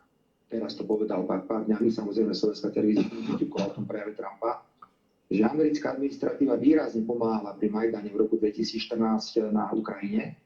A boli to fašistické jednotky, ktoré zabíjali ruských občanov na Donbase a Luhansku. Jednoducho táto vojna má nejaké príčiny. Netvrdím, že bolo správne, potom je to v rozpore s medzinárodným právom. Neboli tam zelení mužikovia, ktorí tam išli zaberať územie? Zelení mužikovia v zelených uniformách. Prosím, pozrite si Ruskej federácie. Čo sa diali? Veď ja chápem, že vy tu budete šíriť od rána do večera, ale pro západ agendu nenechajte ma to sú zábery OBZ. To sú noty z Kremla, takže poďte. Samozrejme. Chcem veľmi jasne povedať, že táto vojna má nejaké príčiny. Kto trošku sa vyzná v politike, tak si uvedomí, že dnes bojujúce strany sú v pozícii, že sú pripravené viesť tento konflikt možno 2 alebo 3 roky. Ďalšie zasielanie zbraní na Ukrajinu a je evidentné, že tie zbranie tam prichádzajú v obrovských rozsahoch. To bude znamenať len ďalšie pokračovanie v tejto vojne, eskalácia napätia bez nejakého výsledku. Vy si musíte postaviť, pán redaktor, inú otázku, že čo si myslíte, že tie sankcie voči tomu Rusku fungujú a nefungujú? Vy si myslíte, že naozaj tá Ruská federácia môže v tejto situácii urobiť nejaké rozhodnutie, že sa vráti z Krymu naspäť na územie Ruskej federácie? To je jednoducho nemožné. Takže buďme realisti. Realistický plán treba postaviť na stôl a základom tohto realistického plánu je práve plán, ktorý postavila Čína. A znovu sa dostávame v podstate veci. Je neuveriteľné, že keď si pustím americkú televíziu a pozerám veľmi často, tak prejavy, ktoré mám ja tu teraz, sú úplne bežné. Keby ste pustili v slovenskej televízii prejav Trumpa, ktorý povedal pred niekoľkými dňami pri príležitosti prvého výročia vojny na Ukrajine, tak by ste neverili tomu, čo tento človek, ktorý bude pravdepodobne ukončiť. Nie je oficiálny prezident USA. Boha, je to ex-prezident a bude znovu kandidovať a s vysokou pravdepodobnosťou vyhrá prezidentské voľby v Spojených štátoch. To znamená, že to sa akože neráta, keď Trump povie, čo povedal teda o skorupovanej administratíve. Takže ja chcem... Zrazu sa chce hovoriť o Slovensku. Čiže dodám, nevytvárajte tú atmosféru stále, že musí byť iba jeden názor. Ale odpovedzte mi na tej MiG-29. Teda má o tom rozhodnúť veliteľstva prezidenta. Aby sme sa trošku posunuli. Nemáte žiadne argumenty. Ja nechcem zopakovať, neberte ľuďom právo povedať iný názor. Ak máme demokraciu, tak ľudia budú hovoriť iný názor. Áno, je tu veľká skupina ľudí, ktorá je proti vojne, je tu veľká skupina ľudí, ktorá si žiada okamžitý mier. A ja patrím do tejto skupiny. Ak hovoríte, ak máte demokraciu, stretávate aj s veľvyslancami. Takto veľvyslanec na Slovensku tvrdí, že opakovane šírite dezinformácie o vojenskom konflikte, dodávkach západných zbraní na Ukrajinu, o spojeneckých štátoch, o Severoatlantickej aliancii. A čo má povedať? Napríklad v čom, že... Francúzsky veľvyslanec sa vyjadril obavy zo zahranično-politickej orientácie strany Smer. Celé stretnutie, pán redaktor, ktoré sme mali s týmito veľvyslancami, bolo len o zásielkach zbraní na Ukrajinu. Tam nepadlo jedno jediné slovo o zahranično-politickej orientácii Slovenska. A čo mám povedať? Keď sa teda môžeme už aj k tomu dostať. Poprvé chcem povedať, že opäť si vymýšľal pán Naď, tak ako pri S-300, keď povedal, že S-300 na Ukrajinu nepôjde, už tam bola. A teraz hovorí o nejakých krajinách, ale nikto nevie, ktoré krajiny sú to. Tu sú nejaká Kolumbová žena zase. Ktorá vytvorila atmosféru ohľadne MiG-29. My máme dva problémy, pokiaľ je MiG-29. Prvý problém je, ale to nemôže mať pani Rediška všetky informácie, to je celkom normálne, že bola možnosť používať tieto lietadlá do konca roku 2023.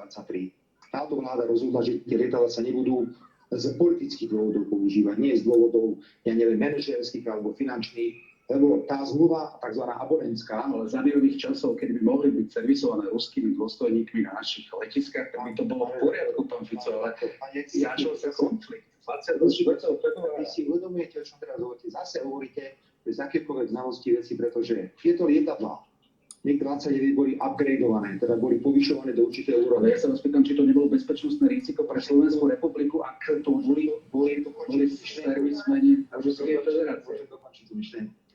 Lietadlá boli upgradeované, to znamená, že do týchto lietadiel bola namontovaná najmodernejšia avionika a technika NATO. Aby tie lietadlá mohli byť súčasťou severoatlantickej... Nie, že teraz vytýka argumenty ministra Naďa. Ale veď ma nechajte dokončiť ešte raz. Ja opakujem, že tieto lietadlá boli tak prispôsobené a mali avioniku NATO, bolo to schváľované dokonca v kongrese Spojených štátov amerických. Minister Naď hovoril, že dokázali lietať vo vzduchu 42 minút, pán Fico. A do tu ešte verí Naďovi, prosím. Potom všetko je minister obrany. Pán Naď je predovšetkým modulárny minister, ktorý klamal pri S-300. A to aj členka bezpečnostnej rady. Ale nemôže mať informácií o abonentskej zmluve, ešte rok to mohli používať. Ale pri MiG-29 máme dva vecné problémy. Ja by som to dokončil tú myšlienku. Prvý problém je, že my máme ako politická strana aj osobne problém v zásobovaní ďalšími zbraniami do tohto konfliktu, lebo to predĺžuje konflikt, utrpenie, želáte si výsledku prehru Ukrajiny. Ale Ukrajina prehrá aj tak. Ukrajina nemôže vyhrať. Nulová šanca. Vlastne kto môže? Pane redaktor. Vy viete, že keď nie je šanca si sadnúť za jeden stôl, môžete volať po miery. Vy ste redaktor verejný. Nerozumiem vašim argumentom. Vy ste redaktor. To je celé. Ale vy nie ste na to, vy ste niečomu nerozumeli. Preto nerozumiem.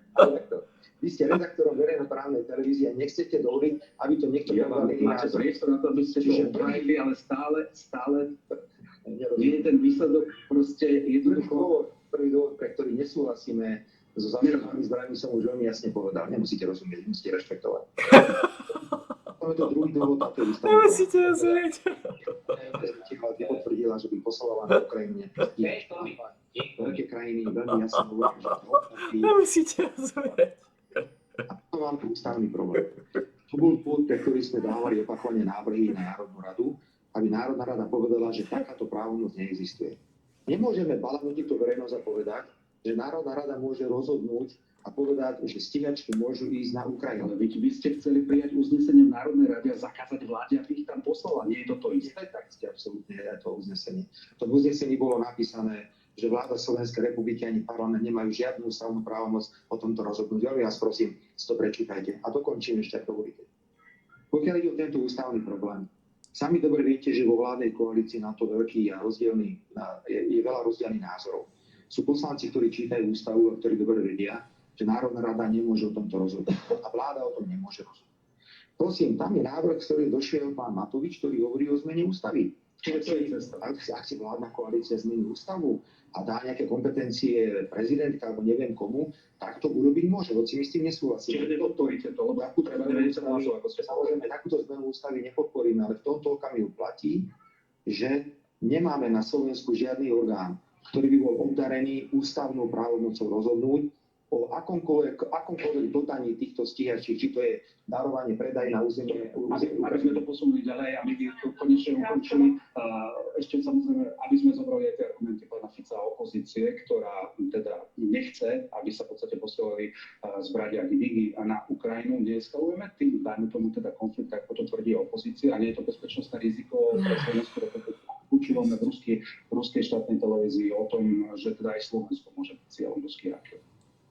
No, o to väčší dôvod je, aby naša armáda bola silná, o to väčší dôvod je, aby sme spolupracovali. V momente, ako sa Rusko rozhodne zaútočiť na Slovensko, sme v sračke, sme skončili, sme finišnutí. Monológ na vyprávanie svojich bludov. Pokiaľ pán Fico, tak minimálne 3 roky, ale myslím, že 5 rokov nie ste členom Bezpečnostnej rady, odkedy bola výmena premiéra a premiérom sa stal... Čo si myslíte, že spraví Slovensko proti Rusku? Náčelník generálneho štábu povedal úplne jasne. MIGy momentálne sú len záťažou pre Slovensko, pretože hrdzavajú v hangároch a my za to musíme platiť 10 000 eur. Vedela by som tu rozprávať aj o tých vašich... Tam by sme to videli z prvej ruky. Robila, ako to celé vyzeralo a pre koho to bol biznis, ale toto nebudem rozprávať, pretože tragédia je aj vašej strany Smer, že vy si dokážete spraviť biznis zo všetkého. Ja by som reálne chcel vidieť. Agrodotácie na betónové plochy, robíte si biznis z eurofondov, robíte si biznis z emisí, zo všetkého, čo sa dá, ale najsmutnejšie na tom je, že si dokážete robiť biznis z obranných schopností Slovenska. Čiže to je tým jednom. Obranných schopnosť. Ak sa Národná rada rozhodne, ako sa rozhodne, nech tá diskusia tam prebieha. Ona tomu nerozumie, tá žena? A k tomu, či pomáhať a ako pomáhať. Ona tomu nerozumie. Pretože to, čo je v podstate princíp, niekto ide po ulici, niekoho okolo idúceho napadne svalovec, začne ho kopať, začne na ňo útočiť. A váš postoj je, že najlepšie mu pomôžete, keď mu vôbec nepomôžete, lebo tak tá agresia rýchlejšie skončí. To čo sú za prirovnania? To čo sú za prirovnania? Čiže toto je váš postoj, ktorý je dôležitý. Samozrejme, že našim národným záujmom Slovenska je, aby sa Ukrajina ubránila. Našim národným záujmom, pretože tak následne ruské tanky budú na našich hraniciach a ich hlavne budú mieriť na Slovensko. Dobre. A tá žena si naozaj myslí, že naša armáda bude bojovať proti nim. Bezpečným partnerom, obchodným partnerom a to je náš záujem, národný záujem Slovenska. Robí USA, Európska únia, Západ všetko preto, aby dostala samozrejme Vladimíra Putina a Vladimíra Zelenského k jednému stolu, aby začali rokovať.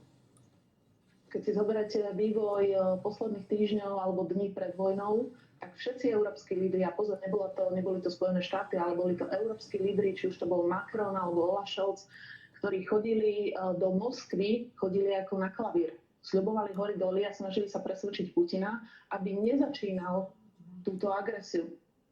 Čiže európski lídri robili všetko preto... Pred tým konfliktom, ale čo robia teraz? Či sa snažia robiť všetko preto, aby tieto dve strany znepriateľné dostali k stolu a uzavreli mier?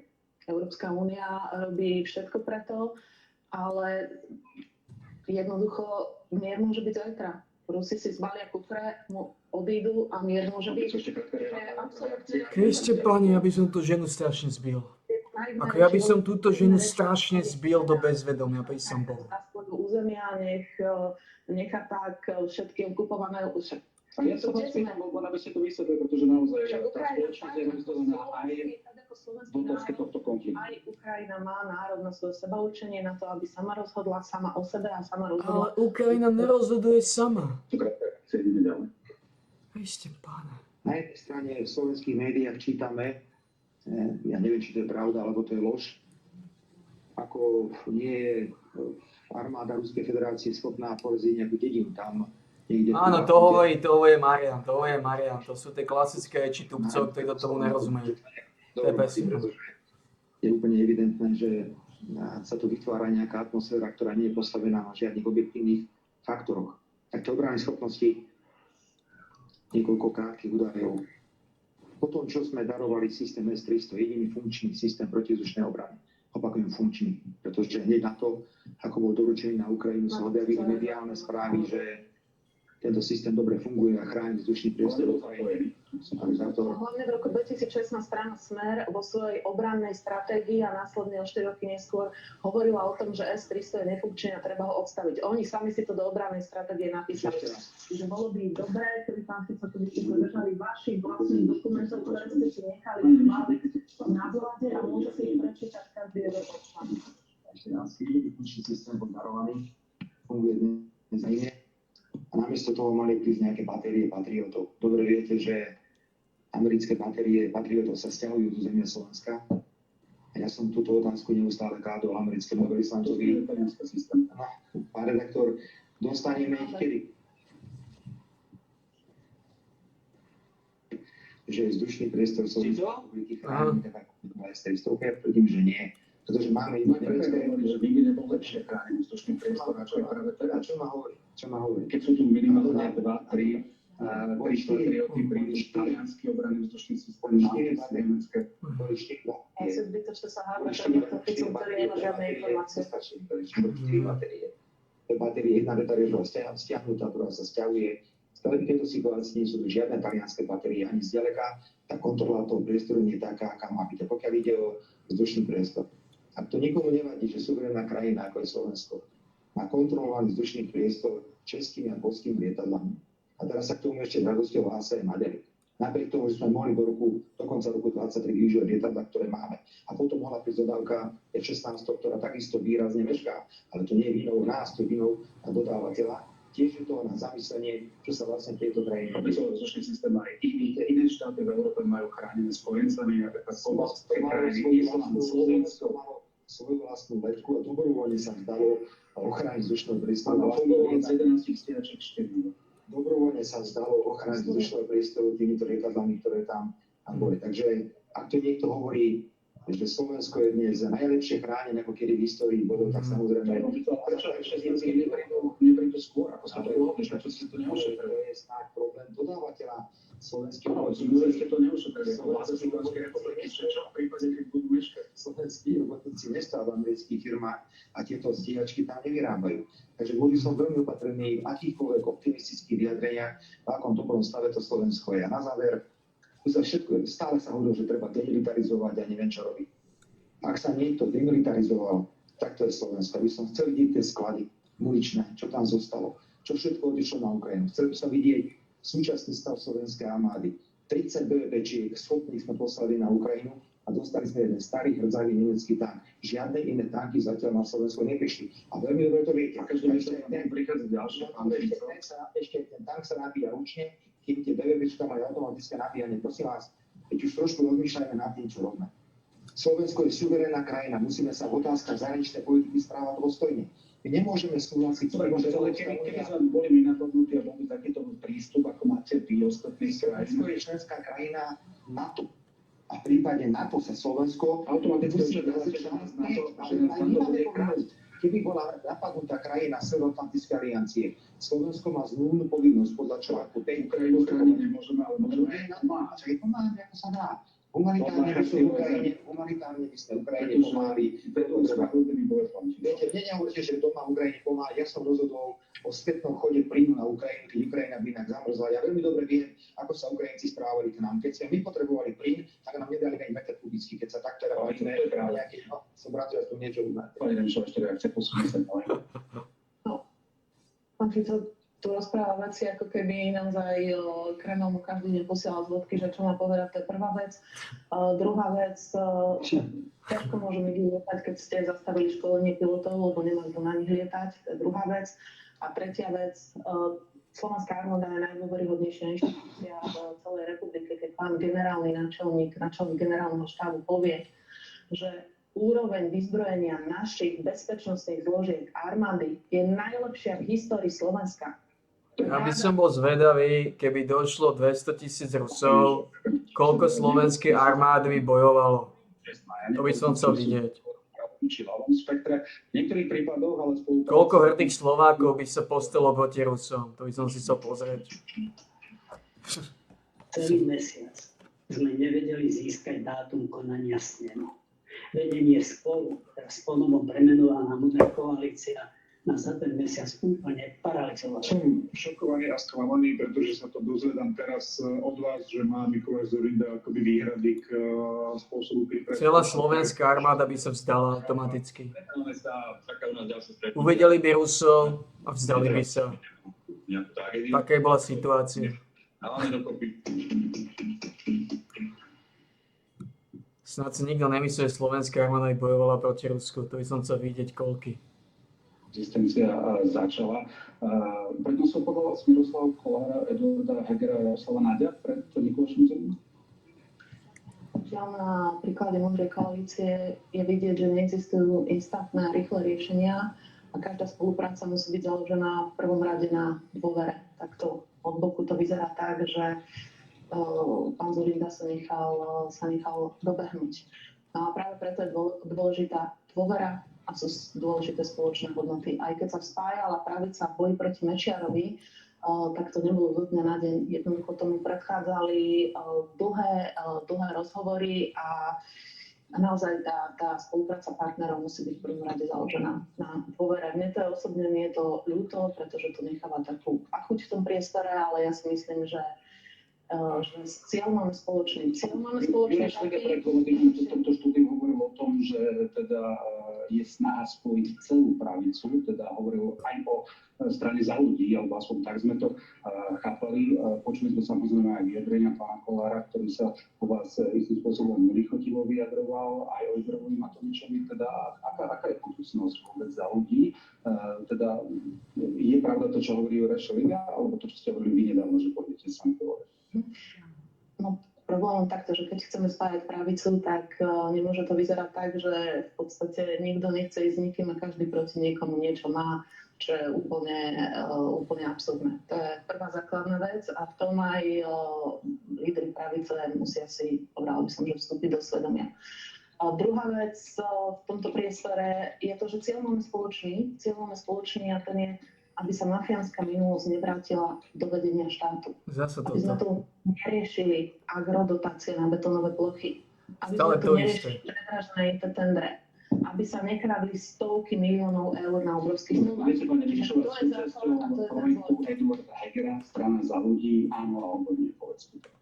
Myslím si, že je veľmi dôležité, aby Eduard Heger sa rozhodol, aby spravil prvý krok, pretože keď sa s ním ja teraz rozprávam, tak... To je Edo a Igor.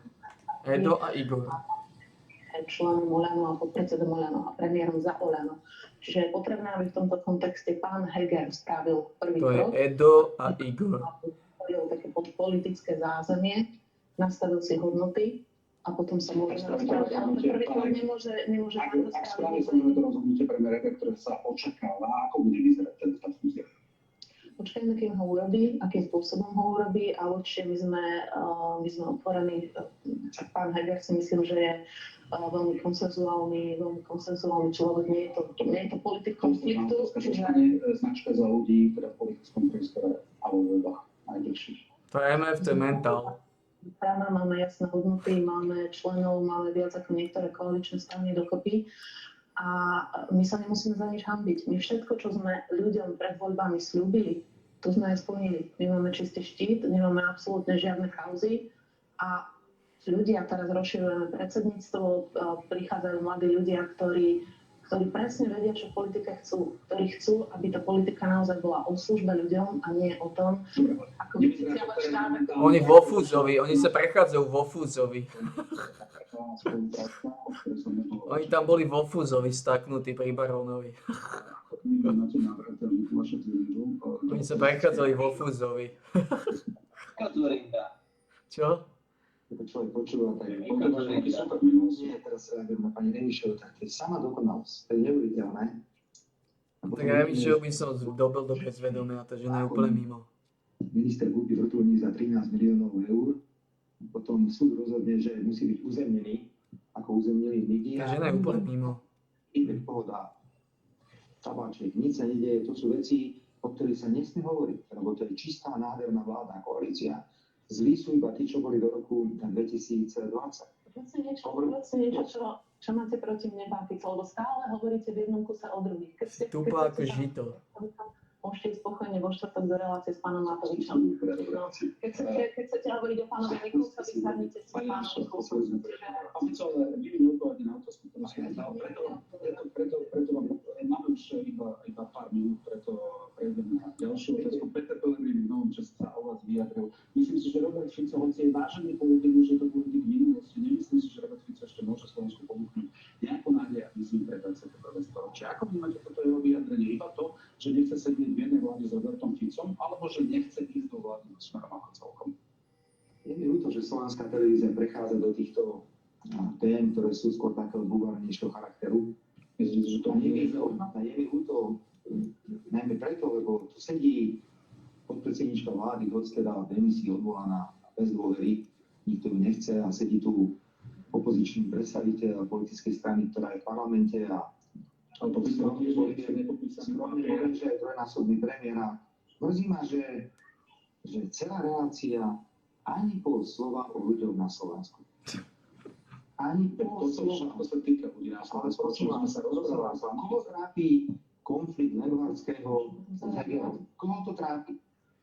Koho na Slovensku trápi? Nechce na vašej tlačovej konferencii. Voda RTVS nie je voda, na ktorej si máte vy, proste využívať prostor na odkaz vašich politických hesiel a vašim voličom. Pán Fico, vedeli ste, čo sa to vidím, že sa samozrejme tomu nechcete venovať. Chcem sa venovať preto môžem, nech sa páči. Dokončiť tú myšlienku. V každom prípade, ak si myslíte, že budete brať opozičnému politikovi ja vám ničom nebránim. No tak ja vyslovím veľkú ľútosť. Že v tejto televíznej relácii sme sa nebavili ani slovo o tom, ako ľudia na Slovensku žijú, aká to je katastrofa a čo si my táto vláda robila. Dobre, ale to považujem to za veľký problém, pokiaľ ide. Je to fiasko. Ja sa samozrejme v pravici vyjadrovať nebudem. Čak sa platí, že keď robia chybu, tak netreba ich pritom vyrušovať. Ja som sa usmieval pri pokuse vrátiť sa v prípade pána Dzurindu. On sa o to pokusil a dopadlo to, ako dopadlo, pretože on veľmi podcenil ľudí, s ktorými sa začal stretávať a hovoriť. Viete, Dzurinda, a budem veľmi objektívny, jeden skúsený a statný politik, ku ktorému som vždy prejavoval rešpekt. A on jednoducho podcenil, že s kým ide rokovať. To je celý problém, ktorý momentálne pán Dzurinda má, pretože jednoducho nenarazil na ľudí, ktorí by dosahovali jeho úroveň z hľadiska politických skúseností. No pokiaľ ide o slovenskú sociálnu demokraciu, tie naše ambície sú jasne pomenované. My chceme robiť normálnu ľavicovú politiku. Chceme ísť, dovolím samostatne, nebudeme vytvárať žiadne bloky. Čiže nepôjdete z SNS, ako si to žiada Andrej Danko a vyzýva vás na spoločnú koalíciu. Ja želám Slovenskej národnej strane, aby prekročila 5% hranicu.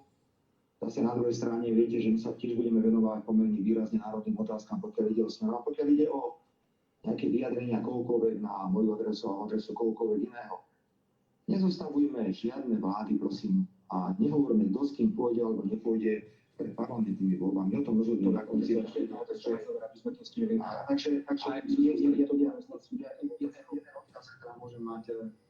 Ja chápem, veľmi výrazne tomu rozumiem, že Peter Pellegrini veľmi chce spolupracovať so Saskou a s progresívnym Slovenskom. To je jeho sen. Áno, to je jeho sen. My to v smere rešpektujeme, ale my súčasne hovoríme, že potom nie je možné robiť, že zostaviť ďalej otázku ohľadom toho minulého týždňa a tej vaše tlačovky pred slovenským rozhlasom. Tam ste sa vyhražali generálnemu riaditeľovi RTVS Lubošovi Machajovi, že mu teda pôjdete po krku. Určite si to mysleli obrazne, ale nemajú tieto slova politikov nejakú svoju váhu?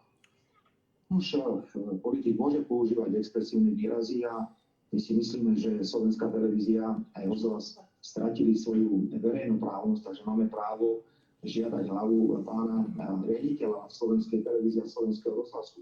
Máte pocit, že nedostávate dostatok priestoru? Pán redaktor, ja si myslím, že médiá si robia robotu na Slovensku momentálne, a potom sa čudujú, že sú predmetom kritiky verejnosti. Ja som uviedol príklad, ako ste neobjektívne informovali napríklad o tom mierovom pochode. Môžem teda, počkajte, dokončím. To ste už ale hovorili, médiá, za posledné 3 roky ste boli o 5 minút 12 ako strana, sme 118 krát.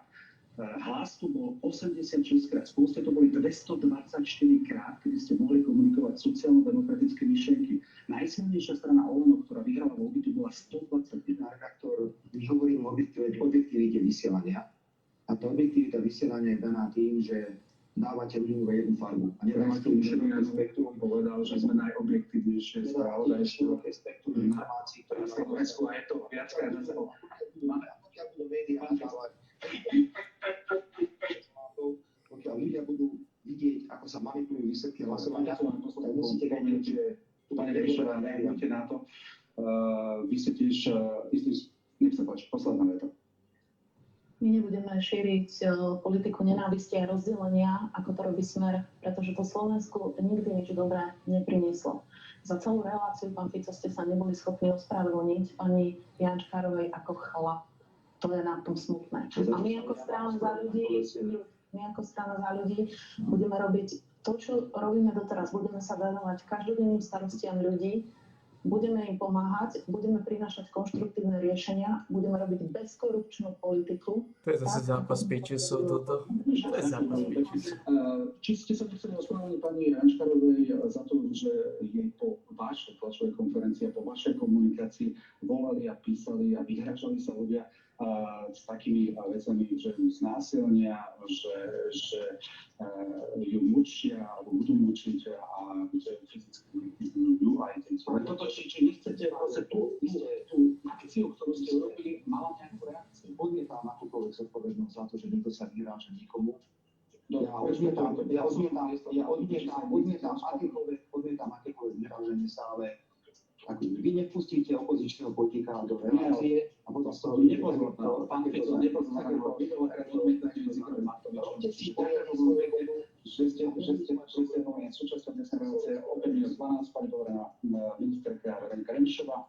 Ďakujem veľmi pekne za pozvanie. Ľudí na Slovensku prajem veľa pohody a nie nenávisť a rozdelenie. Predseda Smeru Robert Fico. Sme na konci, užite si ešte zvyšok 1. marcovej nedele. Dovidenia a pekný týždeň.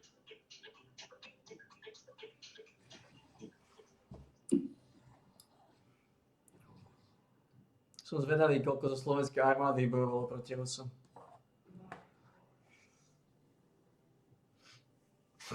Slovenská armáda. Kto vie, koľko ich vôbec máme? Koľko profesionálnych vojakov vôbec máme, to ma zaujímalo. Neviem, že ich niekoho.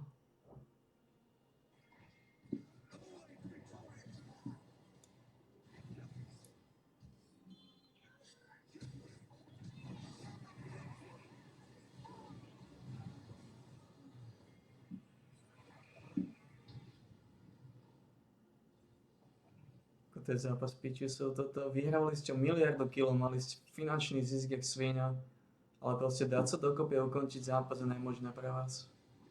To neuveriteľné. Ale ešte púkol jedného fúz, ešte jedného púkol.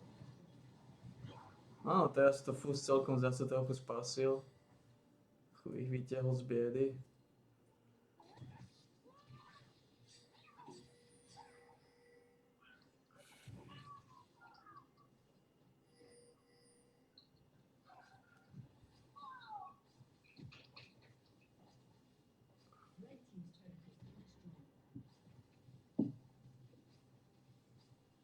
Nič, prehrali sme. Už vidím, ako slovenská armáda by sa postavila za ochranu Slovenska proti Rusku.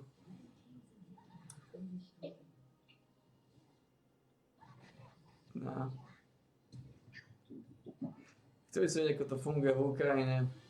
Ak bojujú, tak bojujú jedine tí, ktorí nemajú na výber, aj tí nebojujú.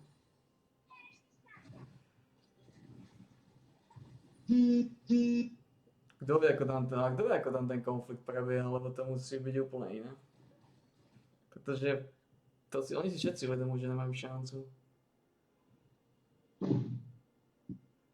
Lenže nad nimi sú šmáci, ktorí ich zastrelia, pokiaľ nebudú bojovať. Takže typujem, že oni sa snažia iba nejako simulovať boj. Musí to byť nepríjemné pre ukrajinských šmákov.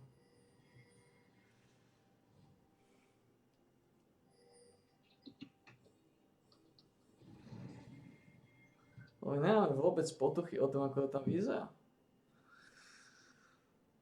Kto tam bojuje, reálne, ako sa tam bojuje. Chcel by som to vidieť.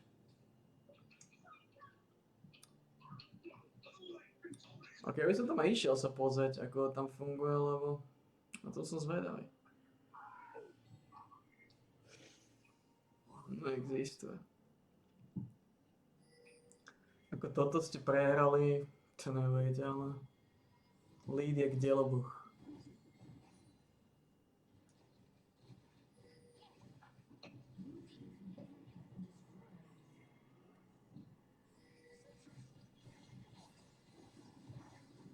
Áno, Yasuo vás tam najviac demoralizoval. Yasuo, Kennen samozrejme do toho.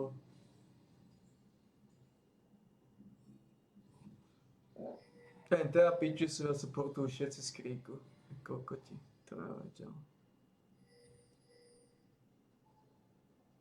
No ty si už tučný v tejto fáze. Ty máš už tučné AP. Áno, lenže im pomohlo vyhrať tí draci. Lebo tí draci im dali štít navrch. Keď uvidíš, že už je koniec, keď uvidíš ten koniec.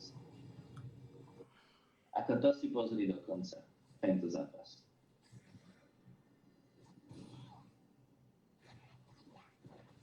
No teraz Yasuo zome. Yasuo zomrel.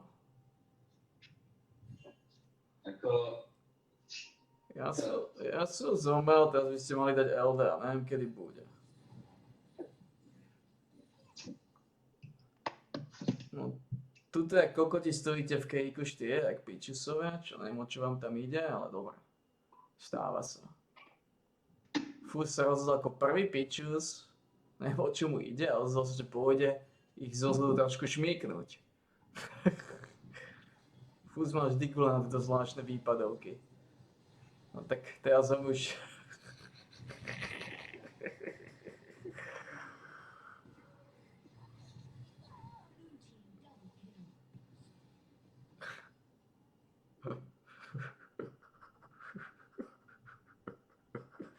Fus, dáte ho do somariny. Ako to, keď uvidíš ten koniec zápasu, kakos. Ti hovorím, povieš si, tak to som nevidel prichádzať. Teraz dajú LDA, typujem.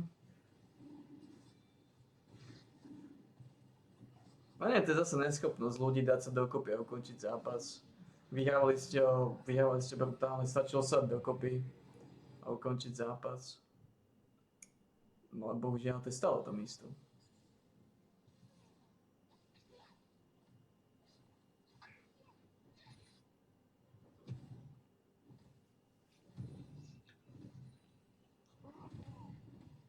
Ten zápas bolo nemožné prehrať. My si to nejako dokázali.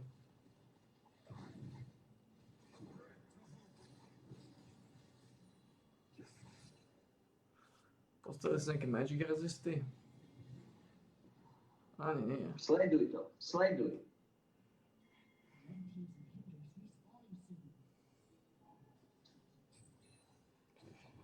To problém, ktorý tu je zase o to engage na tope. Blitz skončil. Yasuo to tam rozrazil. Fús to tam ešte trošku nakrkne. Tak áno, ako je nereálne, aby ste prehrali. Je tam jeden Kennen a Trav sú nažive. To je čisté futro, čistá výhra.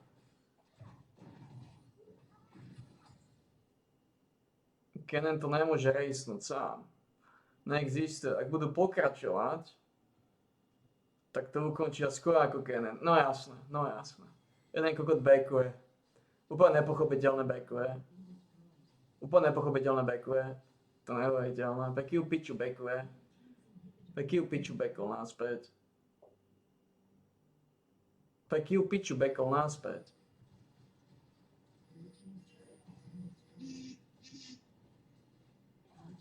Stačilo hitovať. Nie je šanca, aby si to prehrali. Stačilo hitovať. Tak si to vyhrali. No. Ale ja som sa bavil o tom, jak prejebali toho Eldera. No lebo oni zase do teba išli. Oni do teba išli jak pičusovia. Zase si ich všetkých zabil, keď si umrtvý. Však ten Rengar sa mi zdá, že dostal jednu ultimu, že mu polka života z neho zhasla. Zásli ako fakla.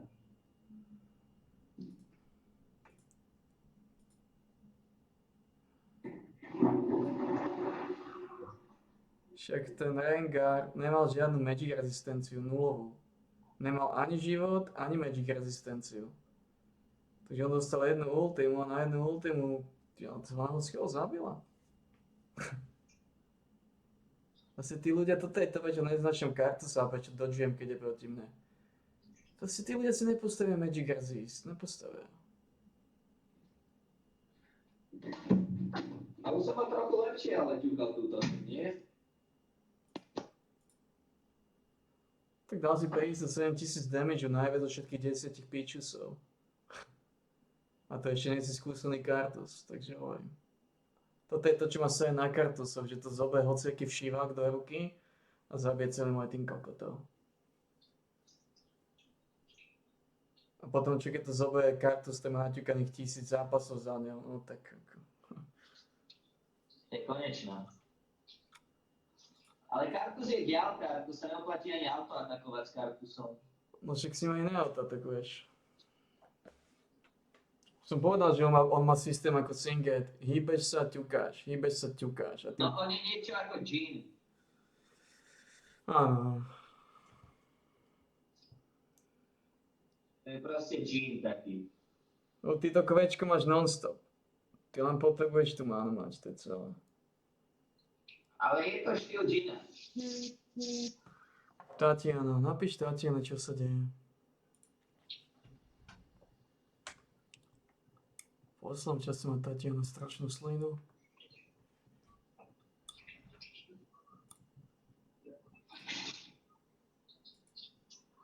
Jediný, kto mal magic rezistenciu, bol Blitz. Čo je dosť irrelevantné. Ale Blitz aj není dôvod na zabíjanie aj tak.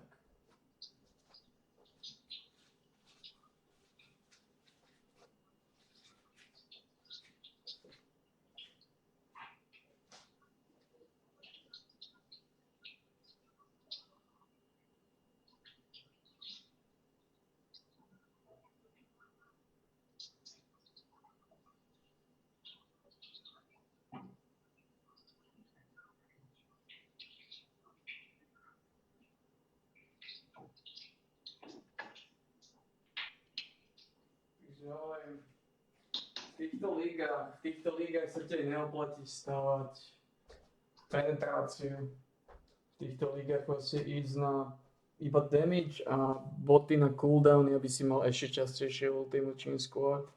Pretože v týchto lígach... Dobre, ale ten build stávam dobre?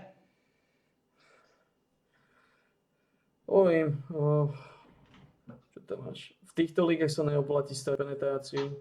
Nikto z tých kokotov nestáva magic resist skoro nikdy. Takže ty kľudne môžeš ísť topánky, ktoré ti dávajú cooldowny. Ani void stav nemusíš stavať. Namiesto toho môžeš ísť kľudne démona. Namiesto čoho? Namiesto void stav môžeš ísť démona. Takisto nemusíš stavať toto Shadow. Shadow Flame by som nestával vôbec. Namiesto Shadow Flame by som išiel démona. To kombo by som išiel Liandy a Démon, samozrejme.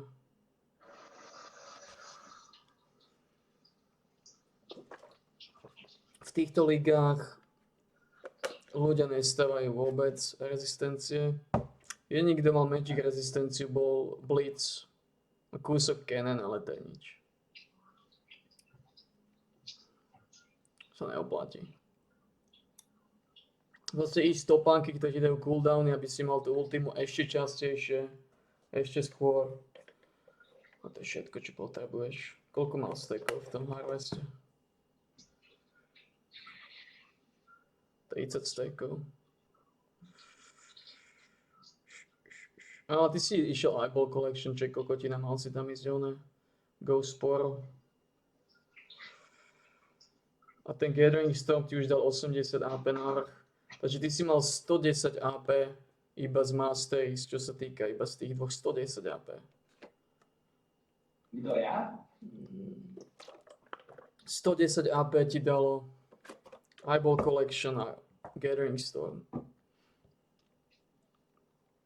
A to Eyeball Collection, neviem prečo tam máš, keď tam máš mať Ghost Portal, aby sa rýchlejšie stekol, ale takto si celý ty. Ty vždy niečo musíš zmrskať.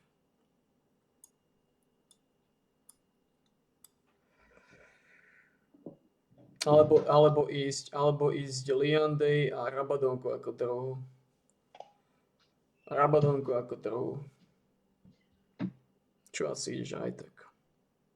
A po Rabadonke by som postavil Démona. Lebo takisto ty potrebuješ nejaký život na vrch. Preto sa vždy vyparuješ non-stop. A tak rýchlo. Prvé dva itemy stávať ofenzívne. No však Liandy a Rabadon. A potom postaviť Démona. Tak Tatiana bola Tatiana. Tatiana alebo Tuko.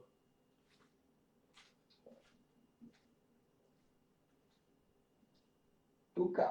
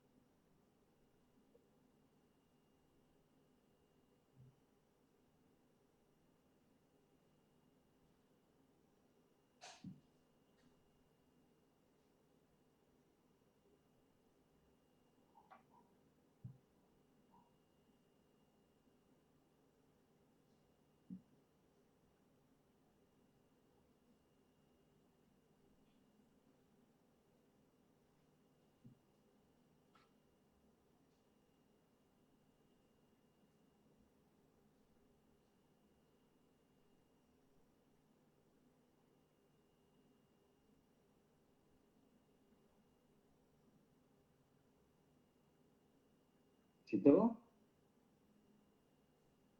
Peaches.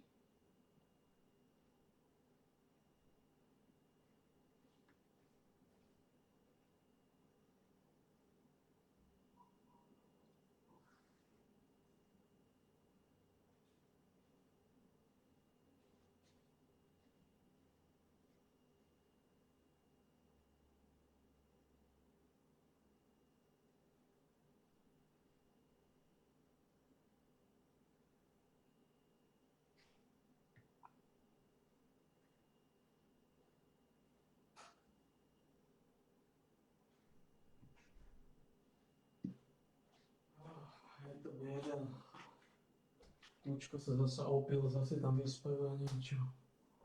Hej, páne. Dúfam, že nevidí na balkón, začne tam búchať, len tak spasie.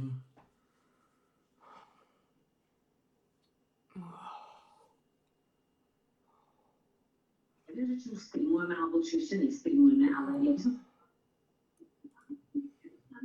A viete, pocit, že sú také prekrypinky a vtedy dneska pokojne môžete. Nás to naozaj neuradí. A vám bude dlho možno, že keď sa zbeskáte, tak vám bude mnoho lepšie, ale verím tomu, že na to by ste pre vás veľmi dostanem informáciu, že či začínam. A už sme začali. Tak už sme začali. Krásny deň vám želám všetkým, ktorí ste tu s nami, aj krásny deň vám všetkým, ktorí nás sledujete. Veľmi sa teším, že ste tu s nami a že ste prijali pozvanie od pani prezidentky a že sa budete s nami rozprávať o duševnom zdraví mladých ľudí, teda vás, študentiek a študentov.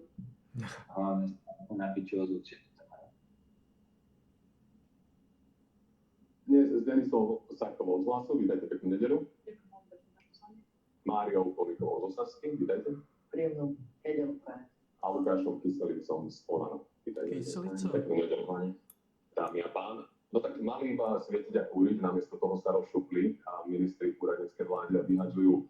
Jedna radosť. Minister zdravotníctva podporil šéfovi Všeobecnej zdravotnej poisťovne, odvolal to z funkcie, krátko na to skončili jeho najbližší spolupracovníci štátnej poisťovny a členovia predstavenstva. Minister dopravy zasa vyhodil šéfa Slovenskej pošty a dosadil tam Vladislava Kupku, ktorý pracoval kedysi vo Vinči, rovnako ako Pavol Hlamčarík. Vedenie polície sa zastalo sa o týchto základoch, pretože odchodom to celé vedenie na čele s prezidentom, potom ako ich začal nedávno kritizovať minister vnútra Ivan Šimko.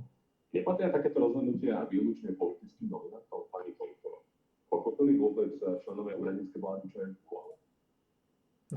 Ja som nastavila na začiatku ešte, keď vlastne jednotliví ministri predstavovali svoje ambície pre toto krátke vládnutie a je pravdou, že z niektorých tých vyhlásení bolo zrejme, že ako keby tam bolo neuvedomenie, že je to naozaj na krátke obdobie a ich hlavnou úlohou je doviesť Slovensko do predčasných volieb.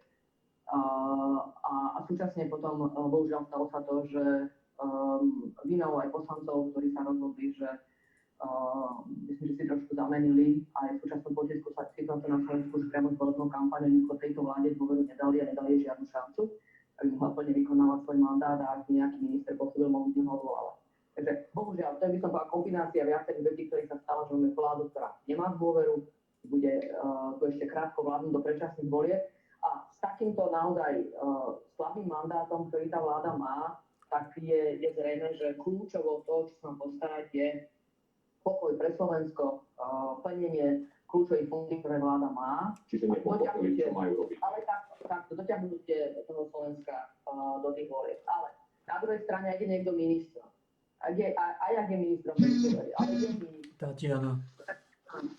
Zodpovedne plniť svoju rolu ako ministra a viesť ten rezort, tak ak je presvedčený, že má na kľúčových inštitúciách svojho rezortu ľudí, ktorí dôveru jeho nemajú, tak má to právo urobiť rozhodnutia, ak sa priamo na tom vzťahujú aj tie obmedzené kompetencie, dohľadom na to, že to vláda s tým dôveru nemá. Budeme hovoriť o každom jednotlivo, pani Poliková.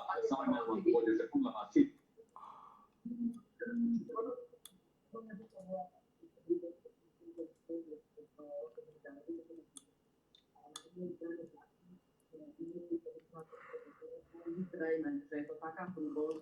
Toto prehráte, ešte vy nemáte žiadneho engagera. To ste finishnutí. Fuj, začal politickú samovraždu. Okrem toho teda, že samozrejme doviesť Slovensko predčasný parlamentný úroveň, tak mala podľa nás byť úloha, že spraví audit štátu, v akom jednotlivom štádiu sa nachádza, v situácii štádiu sa nachádza jednotlivé. Zatiaľ sme to počuli len od pár ministrov, ako bol napríklad minister financí a životného prostredia, minister zdravotníctva. A podpornú mala táto vláda spraviť za to krátke obdobie bolo nastoliť a napredikovať a pripraviť pomoc ľuďom. Boli sme schopní a sme pripravení zvolať mimoriadnu schôdzu alebo zúčastniť sa mimoriadnej schôdze, kedy táto vláda posunie do parlamentu vládne návrhy zákonov, ktoré by pomáhali ľuďom. Zatiaľ sme obdržali len nejaký materiál, ktoré vyprodukovalo ministerstvo pôdohospodárstva v rámci potravinovej krízy a vláda to vzala na vedomie, ale žiadne konkrétne riešenie nemáme. To znamená, že ak vláda si mení nominantov, ktorí tam boli nominovaní predchádzajúcou vládou, je to v jej kompetencii, evidentne na úrovni štátnych tajomníkov si to robiť môže, ale čo je úplne najzákladnejšie, táto vláda za to krátke obdobie mala aspoň sanovať tú katastrofickú situáciu, čo sa týka života ľudí v energetickej a potravinovej kríze. A kde sa všetci vieme, čo predchádzalo v Radickej vláde. Naozaj skôr ma zaujíma, ako hodnotíte výmery jednotlivých rezortov. Tak mám King Konga. King Kong 2800 jednotka. Na jednej strane aj tá úradovka vláda. To je politická samovražda. Ide Slovensko k tým voľbám, a tie voľby prebehli naozaj bez nejakých Je úplne jedno, že máš King Konga. Proste, aby voľby prebehli hladko, ale na druhej strane, keď je ten rezortný minister zodpovedný za to ministerstvo, aj keď v úradníckej vláde, ktoré tu sú. Tiež neverím, že na tých čempov budú nejaké dobré. Istým spôsobom chápem niektoré tie výmeny, aj keď to len na pár mesiacov, ale naozaj niektoré výmeny sú podľa mňa sporné, alebo napríklad, keď si zoberieme ten spor ministra vnútra a niektoré to ide vlastne o osoby alebo o nominácie, ktoré mali byť apolitické. Napríklad, keď si minister zdravotníctva raz rozhodne, že bude meniť šéfa zdravotné poisťovne, tak je to jeho politické rozhodnutie, tak nech si spraví tak. Tak poďme sa posúdiť. Ja mám hneď priestor, pani Saková, keď to uvidíte, poďme na Richarda Stratka, bývalého šéfa Všeobecnej zdravotnej poisťovne, pretože tomu sa podľa ministra Palkoviča nepodarilo skonsolidovať štátnu nemocnicu, preto vymenil po rokoch finančne na poisťovňu. Kde je vlastne oko? Oko je na tope? To sa nič nedialo na konca tohto roka a bude štátna poisťovňa pravdepodobne očakávané stráte okolo 240 miliónov. Odtiaľ by ste na to, pani Saková, zobrali peniaze, aby ste kľúčovali. Táto vláda nezískala dôveru v parlamentu, to znamená, že musí sa chovať a má také právomoci ako vláda v demísii. To znamená, že podľa zákona je obklíčená, čo sa týka personálnych otázkach. A preto som hovorila, že podľa zákona môže meniť štátnych tajomníkov a tých ľudí, ktorých menuje vláda. Takže je otázne, či pán minister zdravotníctva mohol alebo nemohol ako minister v demísii odvolávať šéfa Všeobecnej zdravotnej poisťovne. Druhá vec je to, že vláda má nejaký rozpočet niekoľko mesiacov a v rámci toho rozpočtu boli nejaké rezervy, ktoré vláda mala vyčleniť pre nejaké segmenty. A teraz si pozrieme to, čo vláda robí. Keď sa mi bavíte o šetrení, samosprávy tu hovoria, že je tu neúnosná situácia. Dostaneme sa k smolku, naozaj ma zaujíma 240 miliónov asi krát tohto roka. Aký ste boli najstaršou pri vlády, čo by ste stanovali? Napríklad bankové obdobie. Jednoducho táto vláda minulý rok mali banky mimoriadne historicky najväčší zisk okolo 1 miliardy eur. Prečo sa tento bankový obdobie zrušil? Mohli sme zafinancovať lepší život ľudí, čo sa týka či už potravinovej krízy, či už energetickej krízy, aj či pomoc zdravotníctva. To ste zajedno so smerom minimálne v zdanení a pani Kovičová, čo by sa stali, by bola členom novej vlády a ktoré kategórie by našla týchto 140 miliónov? No, keď je jednoznačne na to, že nechceme konkurovať s spoločným rizikom ekonomickým. No to je veľmi jednoduché povedať, zoberieme týmto, no potom sa už niekedy naozaj žiadny investor a potom už proste naozaj neočakávajme, že sa nám to niekedy podarí dosiahnuť taká investor ako bolo. Proste keď budeme takýmto spôsobom nastavovať tú ekonomiku, že ich budeme vykrádať a slubovať ľuďom, že vždy tá spoločnosť ako nájdeno nenájde. Keď teraz vláda má problém nájsť 108 miliónov pre samosprávu, pretože bol vykradnutý celý rozpočet. Proste rozdávalo sa a potom samozrejme takýmto spôsobom to dopadlo. To znamená, že celá ekonomika musí byť ozdravená. Tu bez ekonomického rastu sa spoločnosť nepohne. Potom môžeme dať, sme za to, aby sme dali nám dôchodky. Potom rada, že sme vyťahli dôchodky, tak... Ale ako máme systém, aby to nie bankovým obchodom, ako by sa stalo stredovať. No, tak pôjdeme na bankový odvod a potom si to samozrejme banky vyťahnú v rámci iných poplatkov, aby zasanovali samozrejme tento prípad. No, na tak, aby sme mali opatrenia pre investorov, aby k nám prišli. To znamená, musíme sa pozrieť na daňové zaťaženie, ktoré investorov bude lákať. Musíme sa pozrieť na opatrenia, ktoré zakazujú aj odvodovo podnikateľov a sťažujú im situáciu, aby mohli fakticky zvyšovať aj zvyš svojim zamestnancom. Takže noví investori a zníženie toho zaťaženia pre tú podnikateľskú časť proste je naozaj tá cesta. To sú všetky tri zdravotné poisťovne na Slovensku, ale tá všeobecná zdravotná poisťovňa má finančné problémy. My sme nakoniec vyzývali ministra, aby došlo k obmene. Niekoľkokrát sa kritizovala spôsob, ako sa odpravuje všeobecná zdravotná poisťovňa. Dopadlo to nakoniec to. Čiže Richard Stavko nebol dobrým manažerom toho? My sme vyzývali nakoniec ministra, aby sa chcelo takýmto spôsobom, takže určite to neskúsiť. Takže tá výmena je adekvátna. Áno, tak. A toto je tá výmena, ktorú my sme videli, že proste bolo jasné. Ide tiež o to, že stále sa dostáva. Sa to za 3 roky vašej vlády nepodarilo strátiť. Ja neviem, zavolajte si niekoho z ministerstva zdravotníctva alebo nejakého experta na zdravotníctvo, ako ja mám aj volanov. Tak oni tam mám, ja tam neviem, skúste tam zavolať pána Krajčího, Mareka Kukára, no dobré. Čiže v tomto prípade, napríklad Polano by bolo súčasťou novej koalície, 240 miliónov, vy konkrétne neviete, keby ste možno našli Mareka. Ale tie peniaze vždy treba niekde nájsť. Tak napríklad tu, keď sme sa rozprávali o tom zmose, že vláda nevie nájsť tých 106 miliónov. Tých 106 miliónov je práve že v rezerve. Je to v zákone roka, je to štátnom rozpočte. To myslíte na Markova? Áno, 108 miliónov pre takýchto 240 miliónov mám myslíte konkrétne. Ja neviem, keď to je po rezortu ministerstva zdravotníctva, tak tam musí ma poradiť sám. To nie je oni, že musí ma poradiť sám, ale tam má vláda rozhodnúť. Pokiaľ ja nevidím čísla, tak ja vám ťažko to niečo poviem. A čo hovoríte na výmenu slovenské poštu? Lebo minister Lančarík to povedí, takto citujem. Do riadenia sme priniesli viac dynamiky a skúseností. Fungovanie pošty si vyžaduje zásadné zmeny, preto sme do predstavenstva nominovali polročných vrcholových manažérov.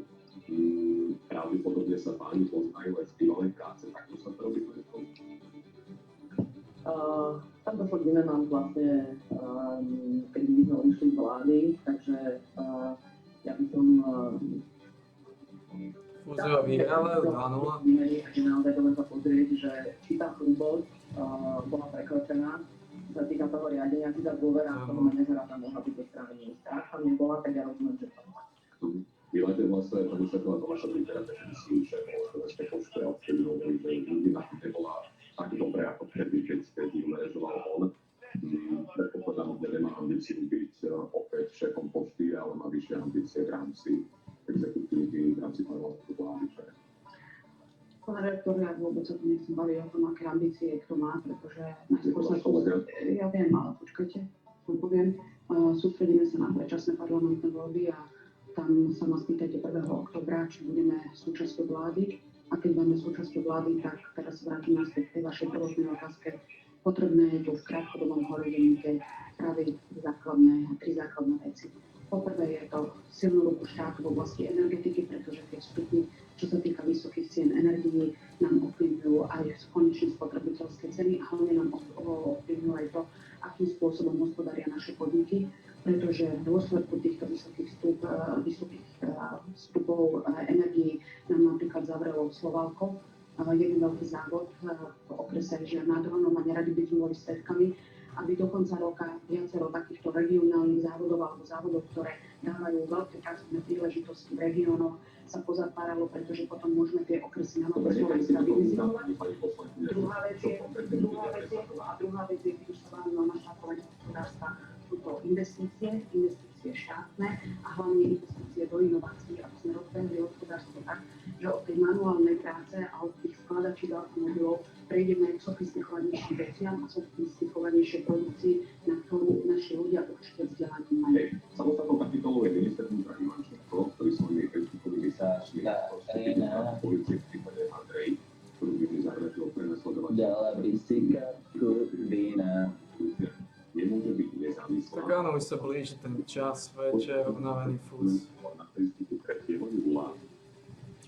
Začína blúzniť. Status, to vidíme, kde napísal, nie priateľia žiadne rozviazané ľudia s pištonami a tam aj nesmú patria pod kontrolu politiky.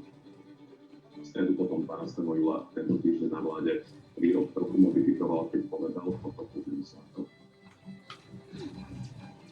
Myslím, že nikto nemôže mať úplne zviazané ruky, ani minister, ani rozviazané ruky, ani minister, ani prezident policajný, ani minister.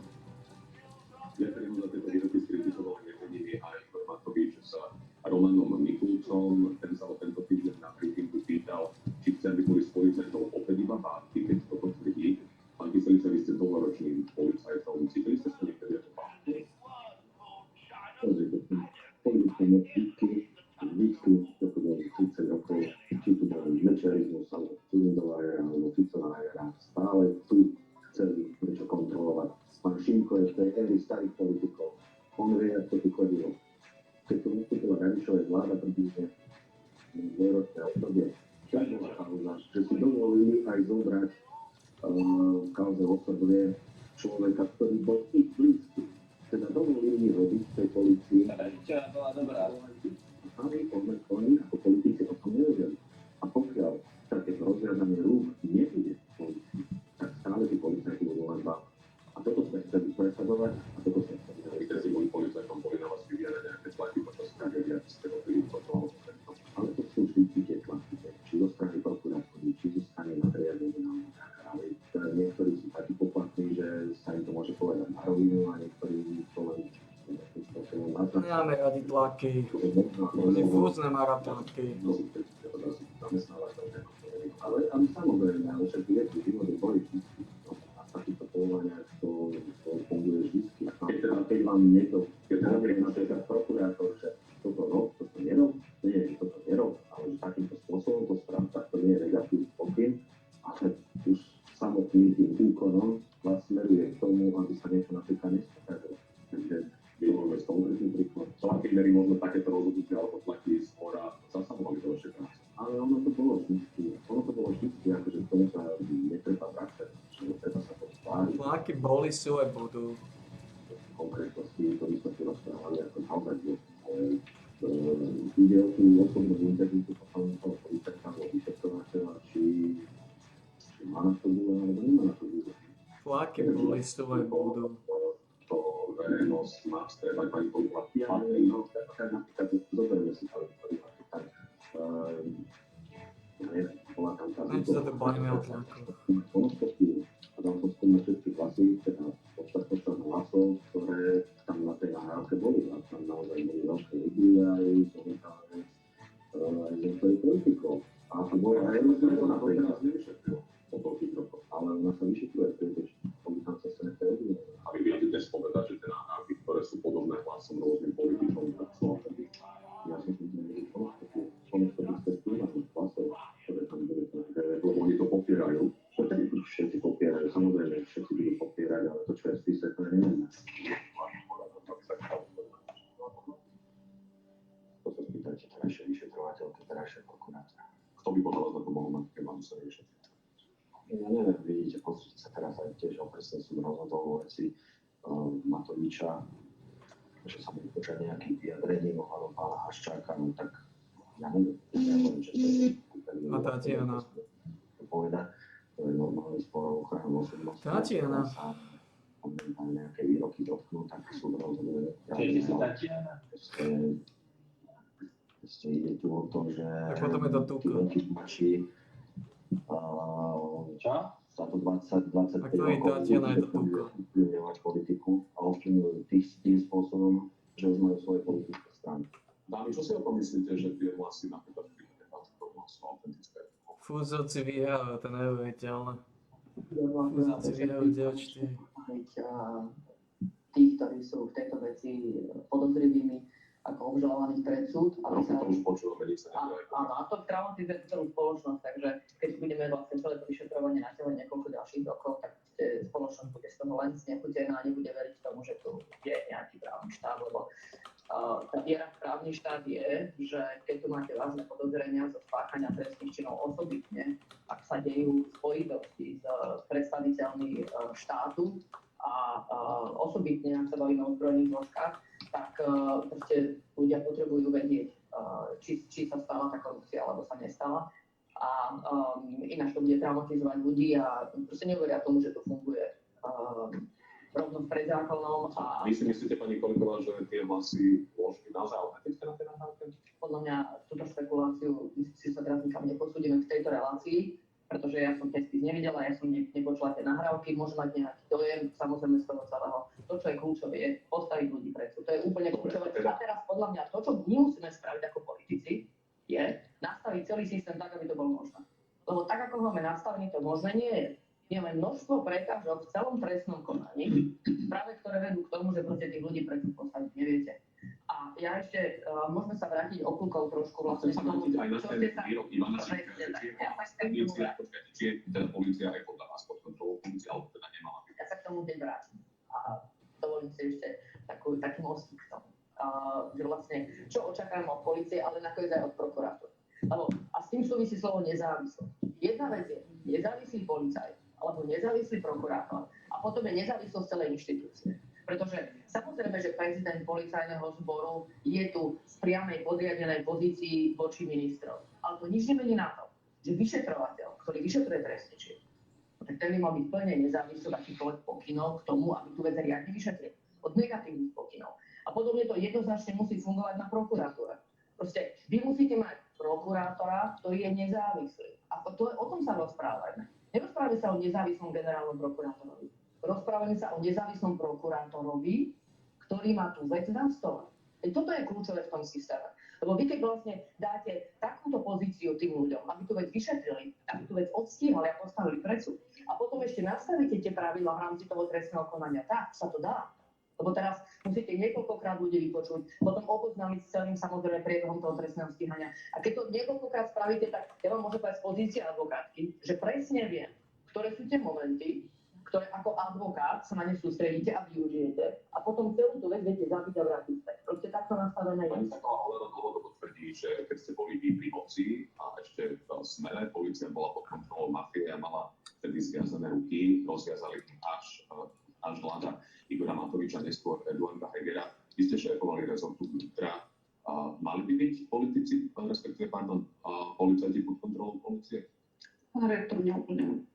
Alebo naopak som povedal politici pod kontrolou policie. Mňa vôbec nezaujímajú výroky Olano, pretože tieto výroky Olano sú vždy tendenčné a skôr marketingové. A na základe takýchto výrokov a osočovaní vyhrali voľby v roku 2020.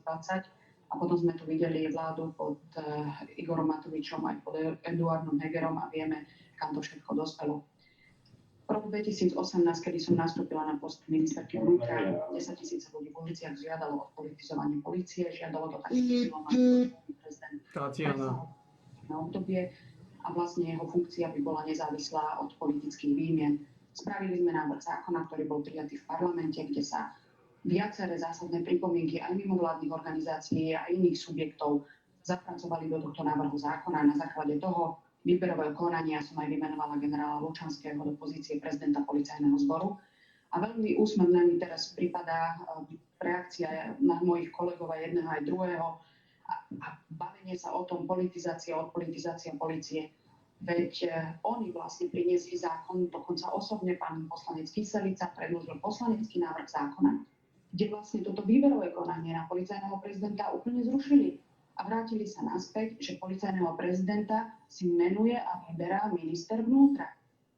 Oni vlastne zrušili to, keď v roku 2021 sme v januári vyberali policajného prezidenta a vtedy z 2 kandidátov prešiel iba pán Kovačík a pán Hamran vôbec ani neprešiel výberovým konaním, tak oni vlastne boli zodpovední za to, že jednoducho usúdili, že aj pán Hamran nemá dostatočné manažerské skúsenosti, ani osobné zručnosti a dokonca ani skúsenosti v rámci jednotlivých útvarov policajného zboru na to, aby bol policajný prezident. Neskôr, keď po obvinení pána Kovažíka sa zdal pán Kovažík funkcie, potrebovali vymenovať policajného prezidenta, zrušili vyhlásené výberové konanie, spravili poslaneckú novelu. A veľmi úsmevné mi prípada, a na základe nej bol priamo vybratý pani ministrom vnútra Mikulcom pán Hamran. A keď sa tu zbavuje jedna aj druhá strana tejto zodpovednosti, tak mi to prípada veľmi úsmevné, pretože aj pani Kolíková je zo Sasky a presne jej kolegovia v januári 2021 nehlasovali za pána Hamrana, aby prešiel výberovým konaním, ale následne svojím poslaneckým návrhom, ktorý aj Saska odsúhlasila, oni znova spolitizovali políciu a dnes polícia nie, že má zviazané alebo rozviazané ruky. Polícia má konať podľa zákona a v zmysle zákona. A či je to vyšetrovanie, alebo či sú to úkony v rámci dopravnej alebo poriadkovej polície. A dnes polícia má dokonca zviazané nohy, pretože máme vojnu v polícii a namiesto toho, aby sme 4 obvinených vyšetrovateľov postavili mimo služby, tak ako sa to robí podľa zákona, tak my sme ich povýšili, dali sme im lepší plat a dali sme im do funkcií. Mali sa postaviť mimo služby, malo sa to celé prešetriť, vyšetrovacím týmom oblúk. Dnes sme mohli vedieť, či daní policajti sú vinní alebo nevinní, či Chalavský klame alebo neklame, ale namiesto toho minister vnútra Mikulec túto pod vedením Olano tento vyšetrovací tým oblúk zrušil a dnes nevieme, či vlastne policajti páchali alebo nepáchali. Bolo to povedaného veľa klamstiev. To znie ako jablko. To sa týka, ja som bol policajt. O tom, že Lučanský bude prezident, sme vedeli pomaly rok dopredu. To sa vedelo, že Lučanský bude, darmo sa tam dal druhý Čerčík, tretí ten, proste sme o tom vedeli. Môžete nastaviť zákon ako chcete, môžete tam dať čerta diabla, proste keď sa tá mentalita alebo tá schopnosť alebo tá sebareflexia nezmení u tých policajtov, tak tým zmenám nedojde. No a teraz prezident Hamran neprešiel 2021 výberovým konaním. Keď sme robili výberové konanie, boli ste tam? Bolo tam riadne verejné vypočutie, bol tam aj Kováč, bol tam aj Hamran. Tam nešlo o to, ale tam išlo o to, že koho odporúčiť. Neprešiel. Sme menili zákon, ktorý vy ste žiadali ako terajšia opozícia, aby sme odpolitizovali funkciu policajného prezidenta. Už vtedy bolo tak, že nastúpi pán Kováč. Taká bola väčšina, taká bola zhoda, tak aj minister deklaroval. Takže tu môže byť ten zákon, aký chce, môže tam sedieť akýkoľvek človek chce. Čo sa týka oblúku, ten oblúk bol zrušený, ale tú samotnú vec nevyšetroval oblúk. Tých Čurilovcov nevyšetroval to oblúk. To si tak nezistíte. To bol človek z inšpekcie. A oblúk bol pani Santusová? Nie. A nevyšetroval to. Týchto 4 nevyšetroval. Tým oblúk. O čo sa stavíme? No, čo sa týka vojny v polícii. Čo sa stavíme? Keď druhú začali s politikou. Santusová, ja som masná. Je trader, no. To Santusová, ja som masná. Vrcholových predstaviteľov politiky a zrazu začala tá spoločenská nálada tam vrieť. Jednoducho tam boli protesty. A jednoducho tým politikom sa to prestalo ľúbiť. A ty sa ste s prácou Štefana Hamrana spokojní? Vždycky sa dá niečo kritizovať, ale ja si myslím, čo sa týka vyšetrovania, tak nezaznamenal som, že by tam boli nejaké tlaky, niečo, aby sa nevyšetrovalo, alebo niečo také. Keby odišiel tú samostatnosť. Keby odišiel vedenie polície, v tomto čase, čo by sa stalo? Čo sa týka toho politizovania, samozrejme, také poriadková polícia, dopravná polícia, alebo tak tam je minister zodpovedný za tieto veci. On musí nastaviť, ja neviem, ohľadom nehodovosti, ohľadom proste, však viete, o čo ide. Tam on musí nastaviť nejaké tie stratégie, ale čo sa týka odpolitizovania, čo sa týka vyšetrovania, tak ja si myslím, že tam je úplná spokojnosť. Podľa vás, ako aj strany, vyšetrovateľ, pán Šimko je zo starej éry politikov a takto fungovalo. Tatiana. Dostatočne skúsený aj vekovo politik na to, aby troška prešiel seba reflexiu v tých výrokoch, že sa možno kopol. A ešte jedna vec, ak by vedenie polície na čele so Štefanom Hamranom odišlo z polície, čo by to znamenalo pre Slovensko? Kolaps. Nechcem si dovoliť nejak konšpirovať alebo prejudikovať to niečo, ale ja si to neviem predstaviť, že konečne sa tu nastavilo fungovanie polície hĺbka vyšetrovania, úplná nezávislosť a teraz, že by to malo dojsť taký návrat zase do starých čas, ja si to neviem predstaviť. Pani kolegová, ešte na Marko vašej príslušnice. Tatiana. Tak ja si skúsim sa samozrejme vrátim sa aj k tomu, ale ešte k tým výrokom pána ministra Šinka. No, tie výroky boli chybou. Jednak sú ku samotnej tragickej kauze, ktorá súvisela s násilnou vraždou, ale rovnako aj jeho výroky, ktoré súviseli s rozviazanými alebo teda nerozviazanými rukami polície. To boli zlé výroky, ale treba brať do úvahy aj nakoniec, ako sa k tomu postavil sa minister, ako sa k tomu postavil premiér. Je zrejme, že si uvedomuje, že aj potom sa to snažil modifikovať nakoniec v tom výroku, ktorý vy ste ukázali. Takže ja si myslím, že veľmi dobre vie, čo je jeho rola, to si myslím, že vie. Myslím si, že si dostatočne neuvedomil, do akej pozícii sa dostal, že naozaj je politikom a každý jeho výrok bude ostro sledovaný. Toto teraz zjavne si myslím, že si veľmi dobre uvedomuje. Mala by ho prezidentka odvolať? Jasné, to je technikália. Nie, nemyslím si. A nemyslím si ani, že tie výroky zo strany prezidenta policajného zboru boli primerané, tie boli prehrané. Ja rozumiem, že akcia si pýta reakciu. Tá akcia, ktorá to bola zo strany ministra Šinka, bola nesprávna, bola zlá. To proste ako minister vnútra urobil. A tá reakcia zo strany prezidenta policajného zboru, ale podľa mňa bola prehnaná. Myslím si, že to, čo sa malo udiať, je, že prezident policajného zboru sa mal stretnúť s ministrom vnútra. Ak minister vnútra mal v niečom nejaký nekomfort, tak prvé, čo mal urobiť, tak si mal komunikovať a nedávať nám proste svoje postoje najavo bez toho, proste, aby si toto najprv vyjasnil s prezidentom policajného zboru a potom ideálne teda urobil tlačovku s ním a povedali nám teda, čo ďalej. Ale to proste nemôže byť. A ešte raz si dovolím vlastne k tým vyjadreniam pani poslankyne Sákovej. No, ona to hovorí o vyšetrovateľoch a o ich obvineniach. To Sáková sú masná. Takže tu si môžeme rozprávať samozrejme, že či je tu boj, alebo či tu nie je boj, ale keď vlastne v súvislosti s ich väzbou sa vec dostala pred súd, tak súd sa vyjadril aj v podstate trestného stíhania. A veľmi jasne povedal, že je to proste začiatok. Toto proste nie je na trestné stíhanie. A kľudne nemáme tu samozrejme teraz tie rozhodnutia súdu, ale tam to bolo úplne jasne povedané. To Sáková nič moc. Môžeme si tu podľa toho, kto ako vidí tú pozíciu svoju politickú, ako sa týkajú potom tie obvinenia zo strany polície v súvislosti s korupciou, tak oni sa týkajú aj vás. No, tak v tom sa pani poslankyňa asi nemôže cítiť úplne dobre. Tak ja chápem aj ten spôsob obhajoby spochybniť všetko, čo s tým trestným konaním súvisí, spoluprácu s obvinení. Veď tých tu máme už ako dlho. Nikto nikdy nespochybňoval. Ale zrazu, keď sa to týka politikov, tak budeme spochybňovať inštitút, ktorý je úplne kľúčový pre odhaľovanie organizovaných zločinov. Tak tu ideme rozprávať, že tu stoja obvinenia na jednej výpovedi. A to tak nikdy nebolo, nikdy nebude. A proste to by nikdy neobstalo v trestnom konaní. Dobre, pani Sáková, vy si myslíte, že vláda ktorá zasahuje do činnosti polície? Pán rektor, tu nejde o to, či vláda zasahuje alebo nezasahuje. Zákon hovorí jasne, že a prečítam vám to o policajnom zbore. Paragraf 1 odsek 2. Činnosť policajného zboru kontroluje Národná rada Slovenskej republiky a vláda. Paragraf číslo 6 odsek 4 hovorí prezident policajného zboru je zodpovedný ministrovi, o čom sa bavíme, to hovorí zákon o policajnom zbore.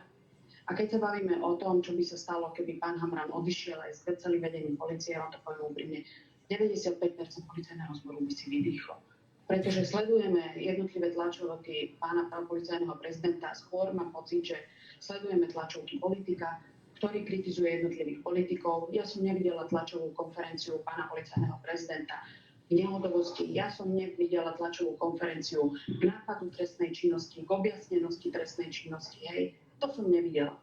Takže jednoducho a hlavne si myslím, že aj spoločnosť by si vydýchla a ako som povedala, by sa vyšetrilo a prešetrilo a dnes by sme vedeli, že či policajti sú vinní alebo nie sú vinní, lebo to demotivuje zbytok policajného zboru. Pretože dnes, ak dopravný policajt na ceste je obvinený z korupcie, automaticky podľa zákona začínate prepúšťacie konanie. Tu je podozrenie z trestnej činnosti, zneužitia právomoci verejného činiteľa. Policajti sú obvinení, ešte raz opakujem, povýšení do funkcie a zároveň aj dané im vyššie finančné hodnoty. A čo sa týka, chvíľku, môžem jednu myšlienku, a čo sa týka tej prvej časti otázky, minister Šimko, Odor, policajný prezident. My nič iné nie sme svedkami ako toho, čo sme tu boli svedkami 3 roky Matovičovej a Hegerovej vlády. Škriepky a hádky na verejnosti. Škriepky a, počkajte, to dokončím, hneď vám odpoviem. Škriepky a hádky na dennom poriadku zaťažujú tú spoločnosť. Dnes, tento týždeň sme ničím iným zase neboli svedkami, iba to, ako sa premiér, minister vnútra, policajný prezident a dokonca pani prezidentka bavili o jednom statuse. Pani Saková, pripúšťate, že polícia je pod kontrolou politiky, keďže, ako som spomínal, policajný prezident sa zodpovedá ministrovi vnútra, ktorý prišiel spomínať. No ale veď nie je pod kontrolou, veď on to má v zákone, že policajný prezident je zodpovedný ministrovi. Veď minister riadi rezort a minister je zodpovedný za chod rezortu. Veď takisto, ako sme mali ministerstvo obrany. Prišiel spomínať teda zastúpenie Ruska. Ale veď určite, ale riadi ten policajný zbor, ale nezasahuje minister do vyšetrovania, na to nemá právomoci ani kompetencie, jednoducho nemá sa čo oboznamovať so živými, nemal by sa oboznamovať ani so živými vyšetrovaniami, ale je zodpovedný za chod polície. Veď keď ste boli šéf, ste nejakým spôsobom nezasahovali. Nie, v živote nie. A ešte vám chcem povedať, že minister je zodpovedný za to, aby polícia fungovala, pretože on je zodpovedný, aby mala dostatok materiálno-technického zabezpečenia a aby policajti mali dostatok personálu a boli náležite finančne hodnotení. Aby sme sa naozaj posunuli ďalej, krátka reakcia. Áno, to tam je napísané, že ten policajný prezident zodpovedá ministrovi, ale ani policajný prezident nemá čo pozerať do vyšetrovania. A potom bol ten statút, že proste tí pištolníci nemôžu mať rozviazané ruky. Tu išlo o to, tu nešlo o to, že tí policajti, hlavne tí vyšetrovatelia alebo tí, ktorí vykonávajú trestné konanie. A toto bolo veľmi škodlivé. Ešte raz, že policajný prezident nemôže do živých spisov. Nemôže zasahovať do vyšetrovania. A o tom bol ten status. Ale on by nemal mať ani informácie zo živého vyšetrovania, zo spisov. A koľkokrát sme boli svedkami, že pán prezident informovania. A pán prezident Havran nám vopred hovoril na výboroch v parlamente, koho idú na druhý deň zatknúť.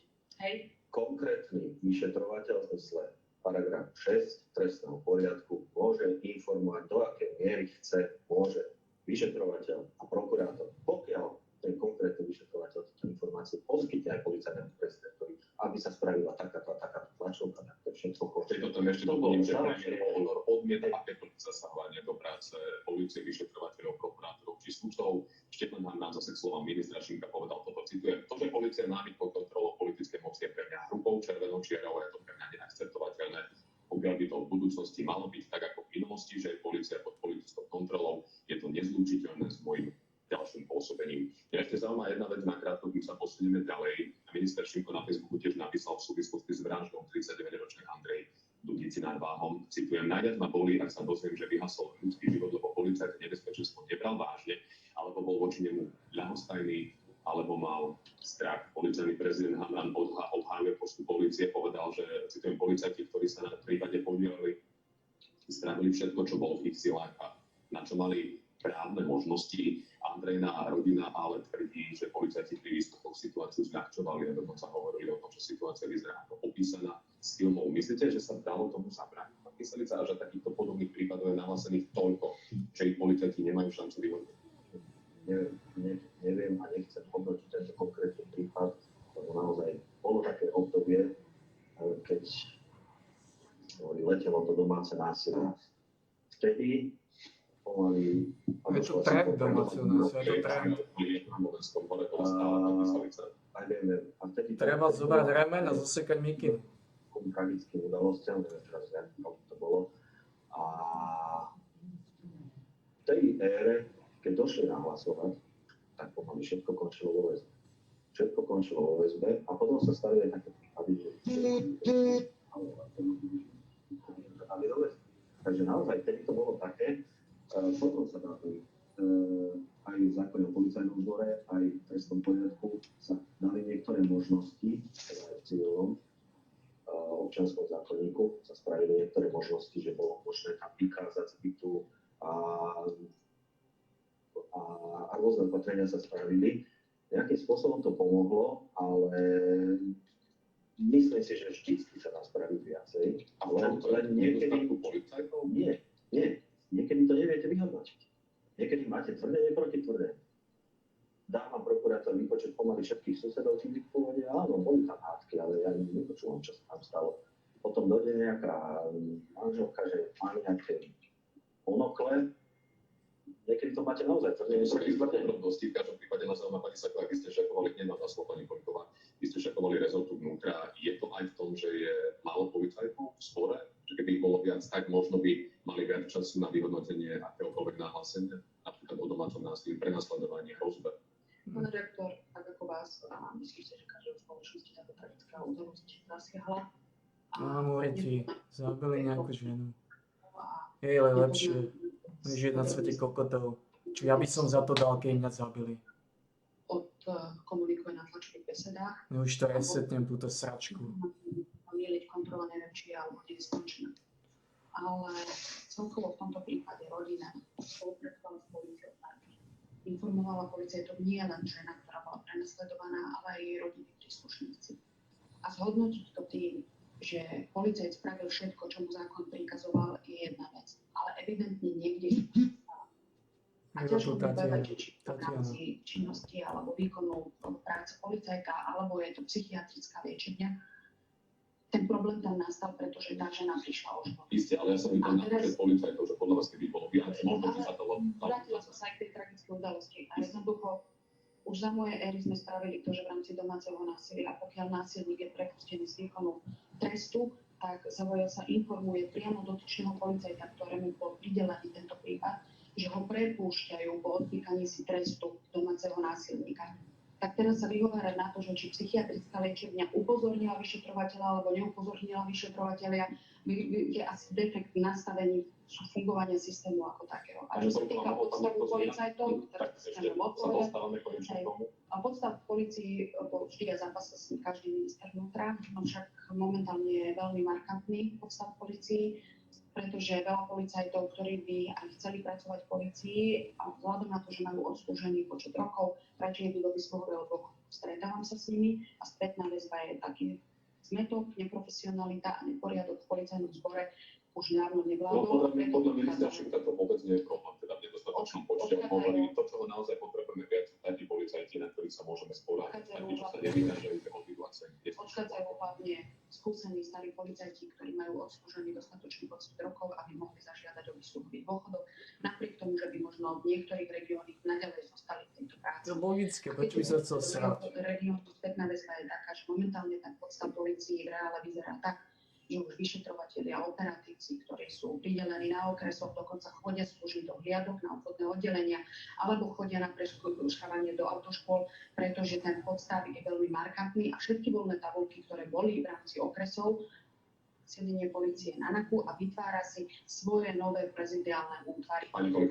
Podstav na okresných a krajských úradoch je skutočne už momentálne nezvládnutelný. Nie je to náš rezort ani vaša oblasť, pani Koliková, ale minimálne. Boli ste aj ministerkou spravodlivosti.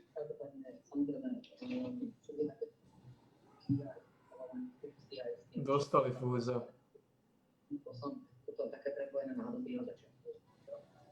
Strach a hrúza. Úplne sfutrovali znova. Naozaj veľmi je zaistiť bol, že odhalujeme nedostatky v systéme, ktoré sa takýto prípad stane. A ten prípad nám odhalil množstvo chyb. To žena môže byť rada, že ju zabili, už nemusí ísť na svete retardov, skôr vysynov a primitívnych bytostí. Nehovorím, sa to dá proste v každom okrsku, ale pri najmenšom proste na krajské úrovni. Otázka je, že či tiež sme 8 krajských riaditeľstiev, či tam by nemala byť teraz tiež nejaká riadna reorganizácia aj v rámci policajného zboru na to, aby sme naozaj dobre mohli vlastne tie odborné kapacity sústrediť. A tak ako povedal aj pán poslanec Kyselica, to vyšetrovanie nie je jednoduché. Prípadov domáceho násilia. To nie je naozaj jednoduché z hľadiska hodnotenia dôkazov. To znamená, že mali by byť takéto prípady vlastne manažované ľuďmi, ktorí rozumejú tej zložitosti. A tam treba zasiahnuť. To, čo vlastne hovoria vlastne blízky tejto obete, tak sa sťažujú na neprofesionálny prístup polície. A teraz my môžeme na jednej strane hodnotiť, čo tá polícia urobila, pretože ona v konečnom sledku možno aj urobila všetko to, čo by sa od nej malo očakávať. Ale zjavne, tak ako to vnímala rodina, tak to nebolo urobené dostatočne. Tam si myslím, že prečo by nám teraz tá rodina tvrdila, že boli takéto poznámky a asi tam nejaké poznámky nepatričného charakteru boli. To mi príde malo pravdepodobne, že by si toto proste niekto vymyslel. A nemuselo to byť, akokoľvek bolo myslené, bolo to veľmi neprofesionálne. A potom už akokoľvek profesionálna polícia všetko zvládla. A je možné, že skutkovo možno ani žiadne to nerobila. Ale ten problém v systéme je, tak proste to správanie také nemalo byť. Faktom ale je, že keď sa rozprávate s advokátmi, s ľuďmi, ktorí pôsobia v organizáciách, ktorí pomáhajú obetiam domáceho násilia, tak vám povedia, že množstvo vecí sa nevie dostať vlastne do toho systému trestného stíhania a končiť v priestupkoch alebo nie. Fús stráca základňu. Fús to prehrá. Oni Fús šmykli zozadu. A potom by som si dovolila ešte jednu vec poznámať v tým systéme. To, čo sa tu ukázalo je, že osoba, ktorá je vlastne označená za nepríčetnú a príde na ten systém. To neveríte, ale oni šmykli Fúza zozadu, nenápadne. Že potom vykonala tú ambulantnú liečbu na základe vlastne tých pokynov, ktoré súvisia s podmienkami, ktoré súvisia s tým prepustením z toho organizmu. To proste zjavne takýto dohľad tu nemáme. A toto je... Normálne šmykli Fúza, čo? V krátkosti, že najradšej budem, počkám si na tie výsledky. Chápeš to? Skutočne, ono sa to nedá vyhodnotiť len takto, jak sa hovorí od stola. Bývali prípady, že 20-30 polícia bola za pri takýchto domácich hádkach. A teraz bol to priestupok, nebol to priestupok. Ja to nechápem, čo robili tí majiteľi. Tam bývala takáto tenká hranica, ale tuto, tak ako hovorí pani Kolíková, bola tam ústavná liečba a bol prepustený a počkám si na tieto závery. Oni to musí na to všetci, ale to mimoriadne citlivá téma a veľmi zasiahla dôkladné prešetrenie vraždy, žiada aj prezidentka Čaputová, celý prípad preveria, už aj generálna prokuratúra bola Štefana Harmana stratí, niektorí politici vytvárajú kapitál, tak to predvodná Mienka. A kokoti neignorovali Siona, keď vyrazíme všetci, ten my tlačíme, tak to vyhráme. Súdobným spôsobom a so sexuálnym motivom a teda uvidíme, ako to dopadne. Naozaj nemáme veľa času, poďme na kandidátky. Zaujímavé, ako dobre ju poznáte, možno vašich kolegov na kandidátke, všetky vaše strany, tam majú 150 zároveň s vami. Vy ste dvojkou, pani Saková, hneď po Petrovi Pellegrinim.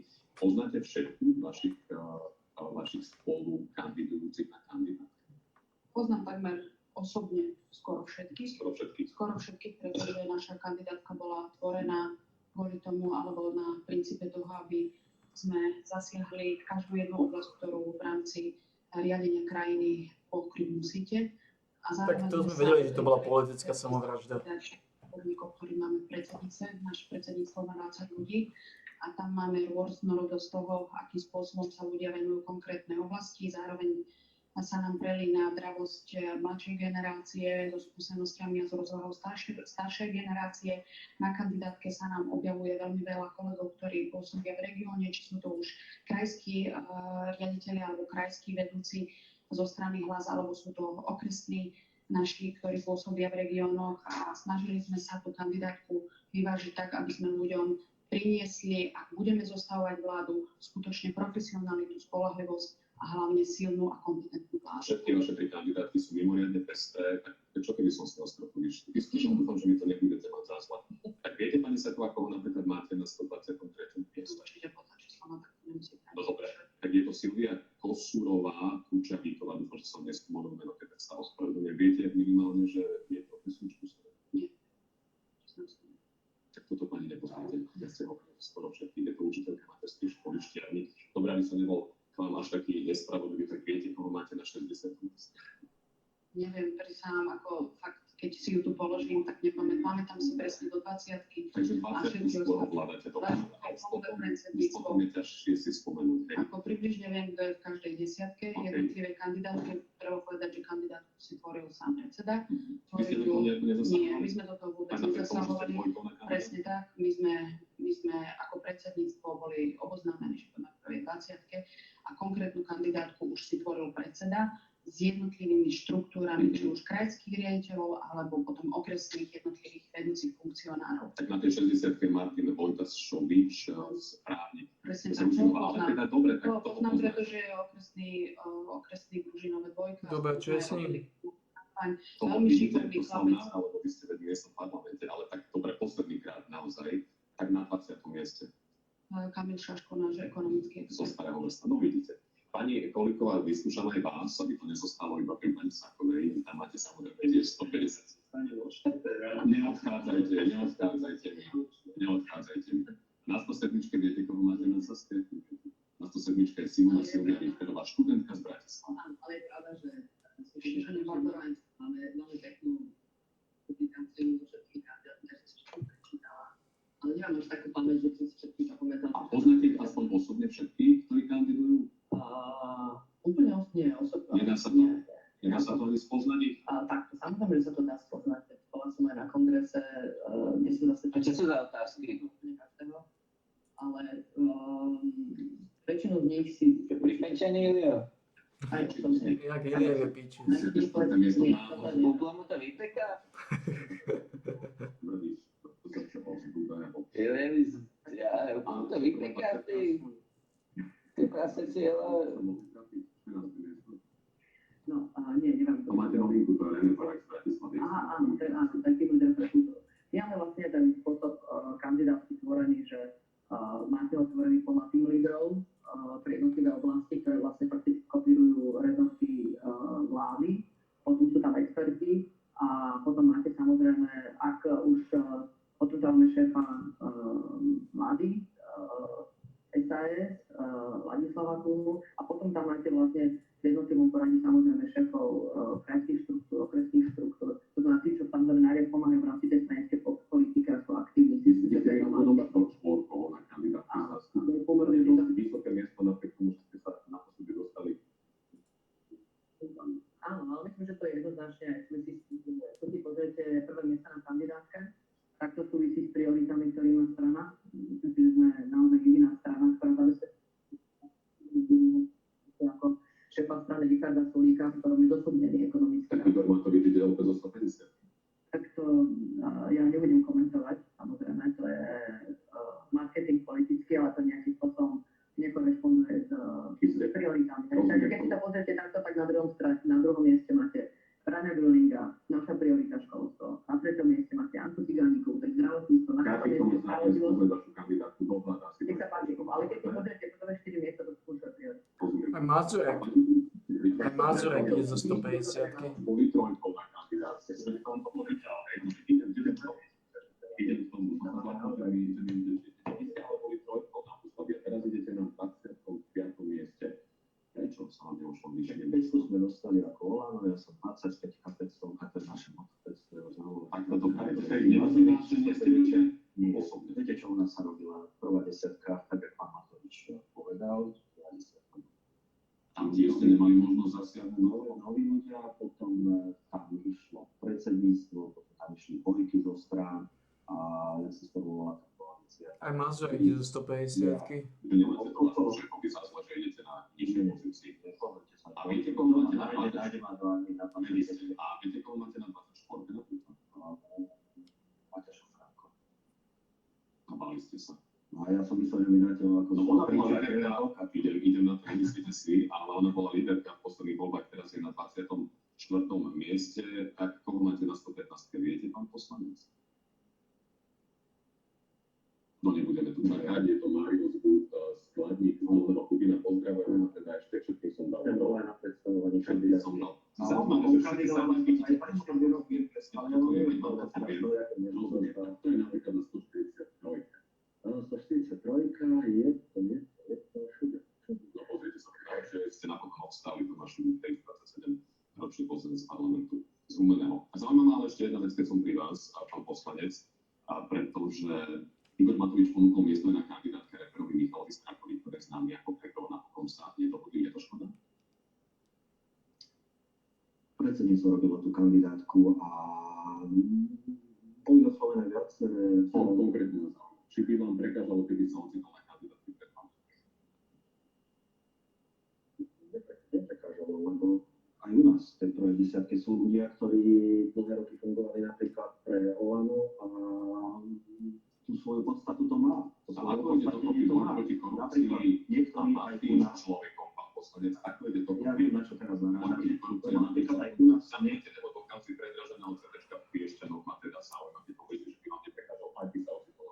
Ja som povedal, to bolo tuším zastavené. Rozumiem to, ale spája sa s ním a tá kauza veľa ľudí z vrcholovej politiky, to sa muselo odstúpiť, alebo váš kandidát z Majkovičov a ďalší. Pozrite sa, tak druhá strana parlamentu bola úplne prázdna. Michael si lúska Diano vo veľkom štýle. Takže tie podozrení je veľa. Aj tých obvinení. Tu si pusti Kubu. Pani Isaková, zaujímavá, čo si myslíte o tom, že bývalý policajný prezident? Tu si pusti Kubu. Dobre. Tu si pusti Kubu. Napíš Sofovi, že ak nepošli kokonaty, nic sa konať nebude. Dobre. Ja vôbec ani nebudem ani nechcem komentovať kandidátky iných politických strán. Je to na rozhodnutí každej politickej strany, ako si dostaví svoju kandidátku, pretože ona, tá politická strana a jej vedenie chce osloviť čo najväčšie spektrum voličov. Takže ja som povedala, akým spôsobom bola zostavená naša kandidátka. Je vhodné, aby v parlamente pani Kolíková sedel človek, ktorý bol takmer vyšetrovať.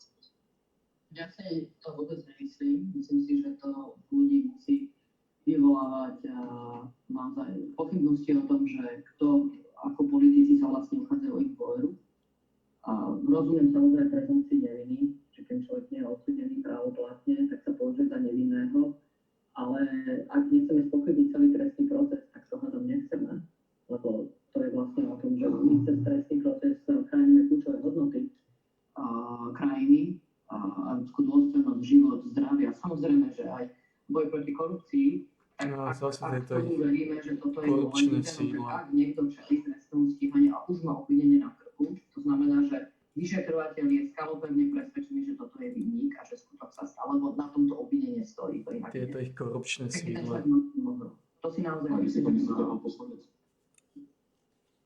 Je to vo výlučnej kompetencii Smeru. Rozhodol sa, dali ich tam. Ľudia im to spočítajú. Názor mám. Osobne si myslím, že tam nemal kandidovať. Posledná vec a naozaj vás poprosím stručne zareagovať. Neviem, či ste všetci, ako tu sedíte, videli najnovší prieskum agentúry NMS Mark Research pre denník SME. Hlas dosiahol najnovší výsledok v histórii meraní všetkých významnejších agentúr od vzniku strany v septembri 2020. Pani Saková, volilo by vás 11,4%, teda 10%. Ako sa to vysvetľujete? Rektor, v prvom rade treba povedať, že tieto prieskumy sa robia priebežne každé 2 týždne.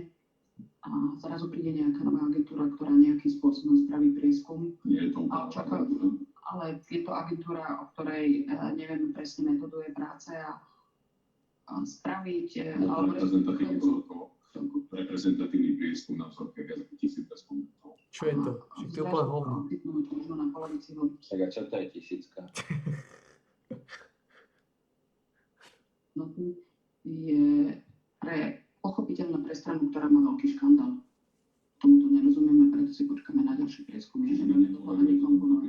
Nie, my jednoducho, nám sa zdá úplne podhodnotené, keď z nejakej hodnoty v januári idete, klesnete na polovicu a žiadny veľký škandál nemáte. Tak tu si teda počkáme na ďalší prieskum a potom my si spravíme zhodnotenie v rámci strany. Treba naďalej povedať, že náš predseda strany, náš predseda už vystredal Smer na tejto pozícii a aj v ostatných prieskumoch Hlas kontinuálne klesá. Nevieme, akou metódou toto robili a jednoducho, keď to robíte metódou elektronického zberu alebo telefonického prieskumu, sú vždy tie disproporcie odlišné, ale väčšinou sa tie prieskumy pohybujú štatisticky v nejakých odchýlkach 3%. A hovorím, že to je 50% pokles oproti januáru. My jednoducho si počkáme na ďalšie prieskumy, ale čo chcem povedať, naďalej delať všetky prieskumy, ktoré sa týkajú, koho by krajina chcela mať za lídra tejto krajiny. Jasne najviac ľudí dôveruje nášmu predsedovi strany Petrovi Pellegrinimu a tomu sa teším. Po prezidentke Zuzane Čaputovej, čo sa týka... Ako na Čaputovej, tak môže dôverovať Čaputovej. Smer by volilo 20,06, PS 15,6, Republiku 10,4 a Saska by skončila pred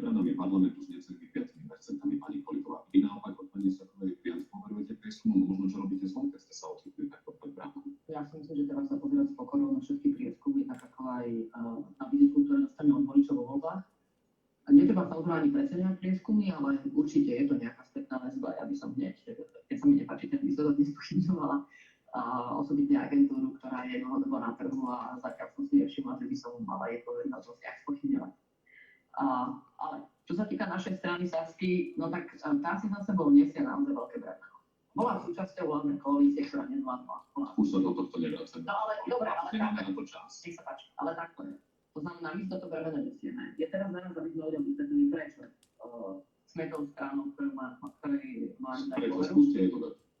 Sme jediná strana, ktorá ponúka istotu ekonomického rastu. Aby ľudia mali naozaj dôchodky, aj naše deti, aby sme mali vyššie platy, aby k nám prišli investori, aby sa nám tu dalo dobre žiť. A Kyselica Olano by sa tiež nedostalo do parlamentu podľa tohto prieskumu, pretože vám prieskum nameral necelých 7%, a keďže idete do volieb ako koalícia s vyšším kvorom, potrebujete minimálne práve tých 7. Keby to od vás záležalo, vyšlo by Olano do volieb samostatne. Myslím si, že koalícia je dobrá. Neobávate sa? A oni idú v jakej koalícii?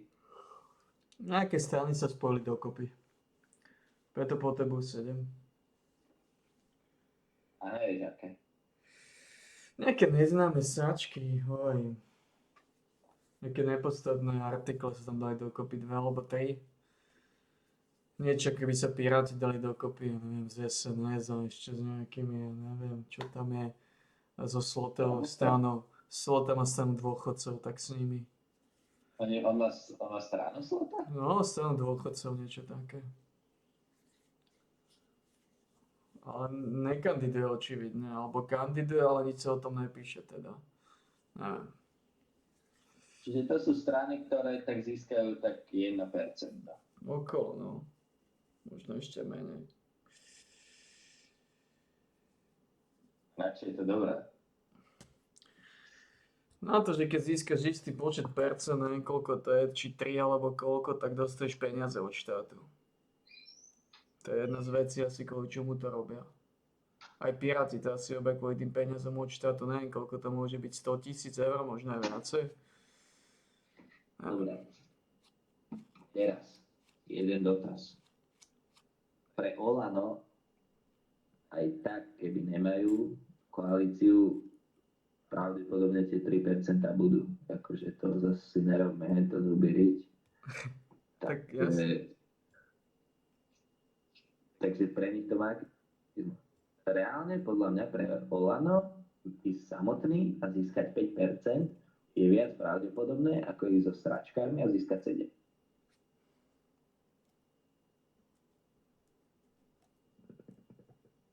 No problém je, že oni teraz riskujú, že sa nedostanú do parlamentu. Toto je problém.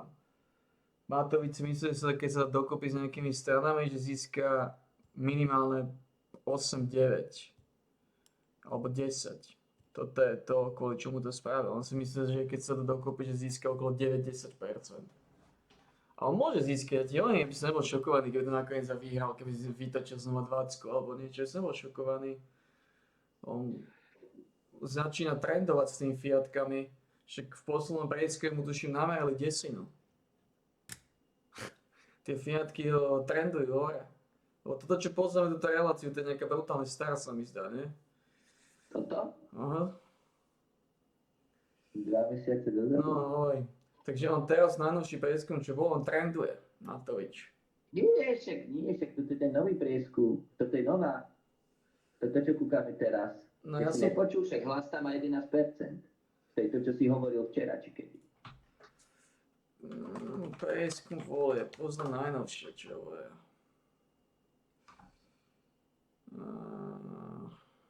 Viem, že on začal brutálne trendovať. Ani nie, toto je nejaká, toto je júl. No toto je júl, tu má 6,7. Ale to je Republika, má 6,7, čo je brutálne. Ale tie prieskumy, to je Sme rodina, KDH, SNS, toto je tuším najnovší. Asi ne. Aliancia, Demokrati, Mozit, LSNS, Maďarské fórum, ODS. Aliancia. Ako ten prieskum by mali robiť aspoň, že 20 000 ľudí. Ten prieskum by mali robiť z 1 000 000 ľudí. A potom by som tomu prikladal nejak. Ale aj tak tam ti môže čokoľvek povedať, to prieskumy nemajú zmysel, lebo ty nemáš ako donútiť toho človeka, že ti povie pravdu. A preto sa ľudia čudujú, prečo nesedia, prečo zrazu Matovič vyskočil na neviem koľko. To ti hocikto povie hocičo. Lebo tam tí ľudia radi manipulujú. No, samotní ľudia radi manipulujú ti. Hovorím, keby sa niekto opýtal, koho budem voliť. Ja poviem progresívne Slovensko. Hej? Čím viac ľudí povie, že bude voliť progresívne Slovensko, keď nebude voliť, bude mať veľké preferencie. Ľudia sa potom začnú viacej báť, tí, ktorí ho neznášajú, aj vyššie šance, že všetci dojdu povinne k voľbám voliť proti nemu. Hovorím, to sa dá manipulovať, to sú tie manipulácie. Ale to môže mať opačný efekt. Môže to mať všelijaký efekt, samozrejme, toto je ten problém, že to môže mať všelijaký efekt. Ale tá pointa je, preto prieskumy sú úplne hovno a nemali vôbec existovať, popravde. Pretože to môže mať hociaký efekt.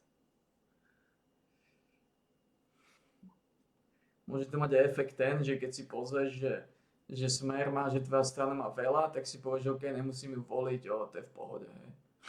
Čiže to znamená, že hociaký efekt môže mať. Môže to mať efekt, že to nemá zmysel, ale prvá tá vec je, poprvé to len 1000 respondentov, čo je úplne hovno. Po druhé, tam ti hocikto môže povedať hocičo. Ako sa tým vôbec môžu riadiť? Ako nestačil im ten scenár, že dávali Matovičovi 8% a potom mal 25%? Ja si myslím, že to je dosť veľký problém, keď prieskumy ukazujú 8 a zrazu má 25%. To je jasný dôkaz toho, že to vôbec nemôže brať. Keď sa to stalo v minulosti, Matovič môže znova vyhrať aj teraz. Teraz mu tiež ukazujú 6,7. Kto zaručuje, že nevyhrá voľby s 20%? Nikto. Matovič koľko môže vyhrať voľby. Ľudia sú koľko ti milujú Fiatky. Aj keď teraz asi nevyhral, lebo predtým mu pomohlo mu to, že všetci vinili Fica za vraždu Kuciaka, hej. No teraz sa v podstate Matovič dostal na Ficové miesto. Teraz všetci vinia Matoviča za to, že sa im rozpadá sa im chlieb v mrazničke. Takže... A to, prečo prieskumy ukazovali tak málo Matovičovi, to je to, čo hovorím. Každý povie, čo chce. Ale že Matovič získa 20%, silná kráva.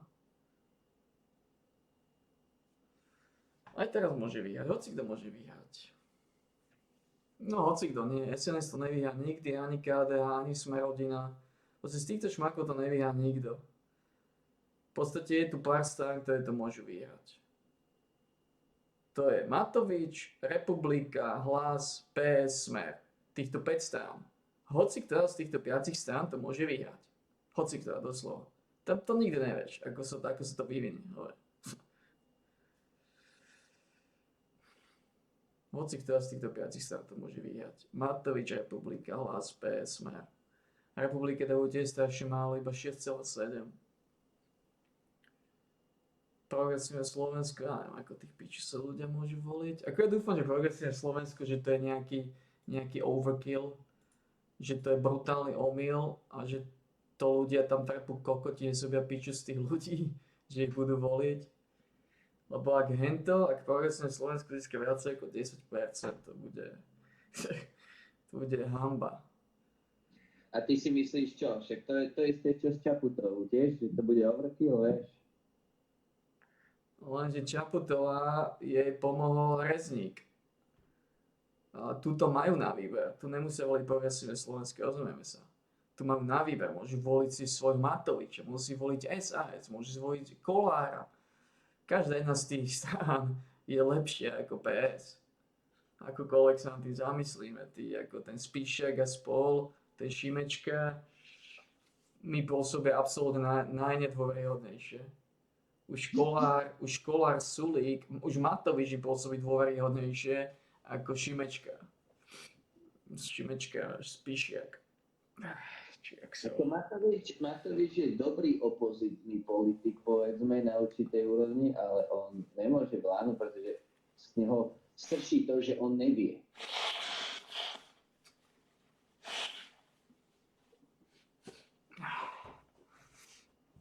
Z neho strší strašný amatérizmus. Lebo on je amatér. ale radšej amatér, ktorý nevie, ako pičus, ktorý presadí alebo chce presadiť kokotiny. Lebo ja neviem, či sa tým progresívnym môže podariť, že to je hrozba národa. No Matovič není hrozba národa, on sa na všetko iba vykadí. Títo kokoti, títo progresívni, oni môžu presadiť akú totálnu sračku. Oni sú schopní presadiť, že ma zavrú na 3 roky do basy, lebo hovorím, že Ukrajina má šancu vyhrať vojnu. Vojnový štváč. Hovorím, títo progresívni sú nebezpeční. To sú nebezpeční. Ak získajú príliš veľa percent, tak môžu byť nebezpeční. Čo ti presadia nejakých 50 rodových záležitostí, ty kokos. Aspoň keby tie drogy presadili, lenže to jediné nepresadia. Tie drogy nepresadia, ale presadia každú inú kokotinu. To je toto smutné. Keby aspoň niečo presadili, čo si blísne. Napríklad zadarmo Tralgit bez predpisu. To piče marihuánu a kokotiny riešia, že chcú dávať zadarmo. Respektíve, že chcú dávať každému, kto si to môže voľne kúpiť, right? Ale že by zrušili Tralgit na predpis a niektoré lieky na predpis, opioidy na predpis, to tiež prečo nespravia? Ne, oni nespravia nič z toho. Tie drogy to je len oblúzenie mladých kokotov, aby ich volili. Ale oni to v živote ani presadiť nechcú. Jak Spíšek spokojne povedal, však ja viem, že im to škodí, ale keď si myslel, že im to pomáha, však nech si dajú. No, keď by to bolo naozaj takto. Až takto to nie je.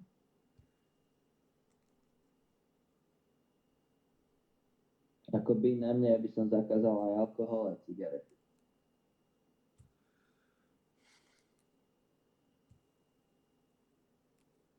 Tak,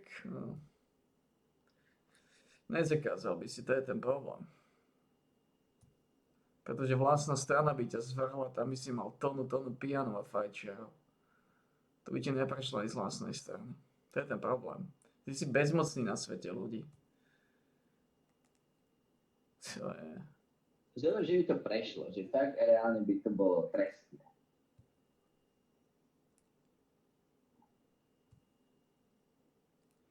Ja si myslím, že tam už by sa ľudia zbúrili. ja si myslím, že tam už by začala nejaká civilná vojna.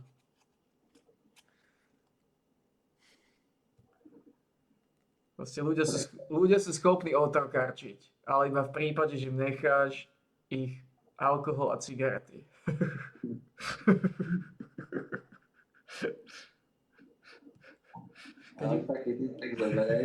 Keď ich zoberieš, počúvaj, ich posledný zmysel života, potom už nemajú prečo žiť. Potom už budú jak ty. Nebezpeční vojaci.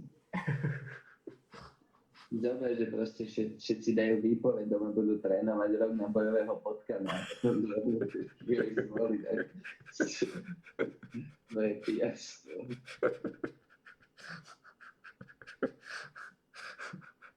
Zase mi vzniklo 2 milióny bojových potkanov, ty kokos. 2 milióny bojových potkanov. Keby na mňa utočí 2 milióny bojových potkanov, ty kokos.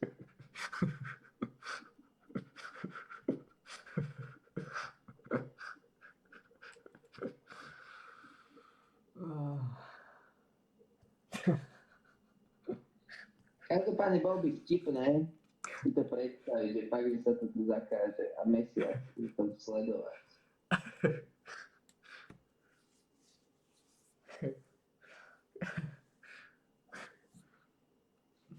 Ja si tak povedal, že však vyfúkneme biznis s drogovým dílerom. Vyfúknete biznis s drogovým dílerom. Stále si myslím, že si robil piču.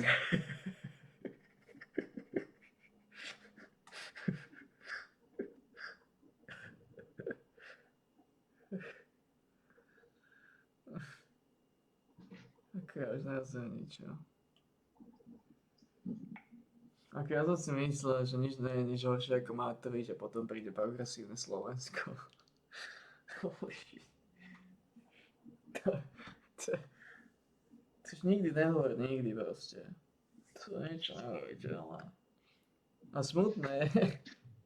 Ako nechápem, ako progresívne Slovensko, to už radšej bol Sulíka, radšej bol Matoviča, radšej bol Kolára, KDH. Progresívne Slovensko. Na KDH by som aj zabudol, tí sa moc do tých diskusí ani nedostávajú. Tak lebo každý vie, že KDH sa práve do parlamentu nedostane. Oni ich čím chcú práziť? S tým, že zakážu v nedeľu predávať? Kto ich bude voliť kvôli tomu? Však ľudia sa ich naserú, oni chcú chodiť v nedeľu do roboty, aby zarobili veľa. Ďalší sa ich naserú, že sa v nedeľu zobudia, nemajú chlieb a môžu hľadovať. Ďalší sa naserú, že šupu otehotnejú a potom môžu mať problémy s dieťaťom. Ako KD sa nemá šancu dostať do parlamentu, ako to neexistuje. Tak sa KD dostane, to je bol šok. Však ich volia iba Gregorovci, aj tí ich volia len kvôli tomu, lebo ja neviem, kvôli čomu ich volí Marian, lebo bol tak zvyknutý. Zo zvyku. Ja ti hovorím jednu vec. Ja keby mám stranu, tak moja strana by sa volala Promile. Promile, znaku by bol proste ten znak toho Promile. A ja by som dal prvá reforma by bola, že môžem proste mať 1 promile v robote. Ja ti hovorím, že ja by som mal 40% len na tejto jednej reforme. Ako ty by si vyhral voľbe, ty by si bol vládať sám. Ty by si vyhral so 40%. To by bolo prvýkrát v histórii. Aj Fico raz vládol sám. Neviem koľko získal, ale vládol sám. Takže bolo by to druhýkrát v histórii. Ale teraz by to bolo zdrvujúce.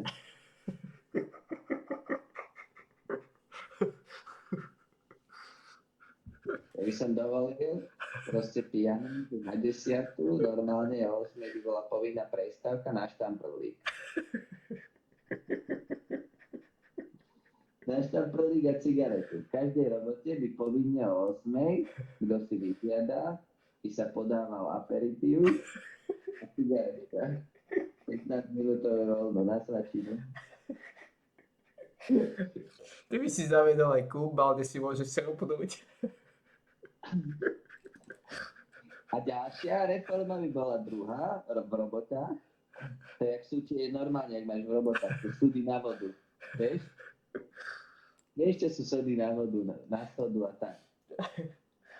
Tak tam by sa čapovalo pivo. Normálne v každej firme by bol súd, aby si mohol si normálne počas zmeny, keď si smaný, načapovať si čapáka, dať si jedného čapáka trojdecového a ideš robiť.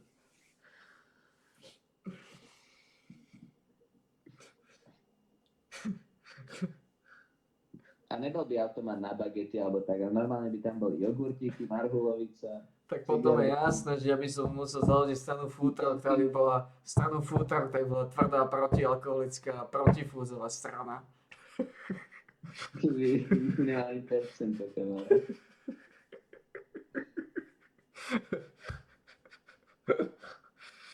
Prvá reforma bola zakázať alkoholu. Druhá reforma bola zakázanie piva v robote.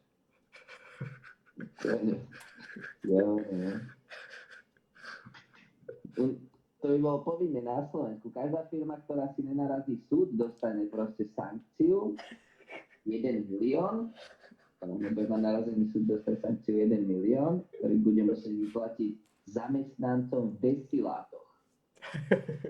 Znamená, že v sume 1 milión musia nakúpiť alkohol, každý, kto čo ľúbi, fernety, whisky, rumy a dá to zamestnancom. Toto by sa premenovalo na Republiku opilcov. Ako, ja ti hovorím, že keby niekto naozaj taký bol, by mal stranu Promile, ako je vysoká, veľmi vysoká šanca, že by to dotiahol ďalej. Tu by chodili opití policajti. Zdravkovaný na paškál. Celý štát strokovaný. Tu by sa pozabíjali. To by boli sebe dopravné nehody. Ten štát by do mesiaca vymeral.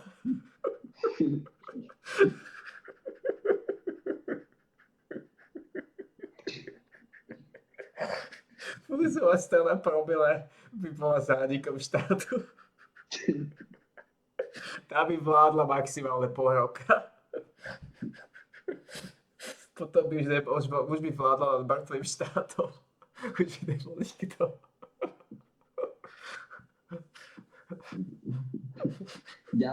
Ďalšie voľby o 4 roky by bol prieskum a tam by bolo iba 5 ľudí. A ty to myslíš, že... Ja neverím týmto prieskumom iba 5 ľudí. A myslím, že však ale viacej není ľudí v tomto štáte. A ty to, aha, konečne dôveryhodný prieskum. Samozrejme, že by som mal tých 5 hlasov, lebo nebola by žiadna iná strana, iba 5 ľudí. Bola by strana Futrov, zameraná proti alkoholickou. No to by si mal ty, no. Čiže by bolo promile, Futrov a 5 ľudí. A to prieskum by sa robil. Ja by som sa nedostal do parlamentu, lebo 5 ľudí by volilo stranu promile posledných 5 opilcov. Či hovorím. Celá strana promile bol iba jeden fúz, lebo zvyšok strany bol mŕtvy, lebo by sa opil do oblivionu. Iba fúz má tvrdý koreň. Iba on by prečil. Aj Marian nepije, takže ten by žil ešte. Marian by robil hento BOZP. Komu by robil BOZP? Nie, počkaj, Marian by nemohol robiť. Marian by umrel, lebo jeho by jedlo.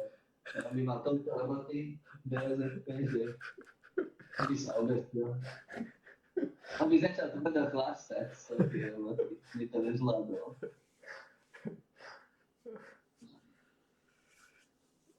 A to BOZP by neexistovalo už, no.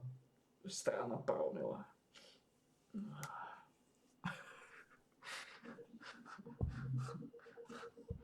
Má to gule.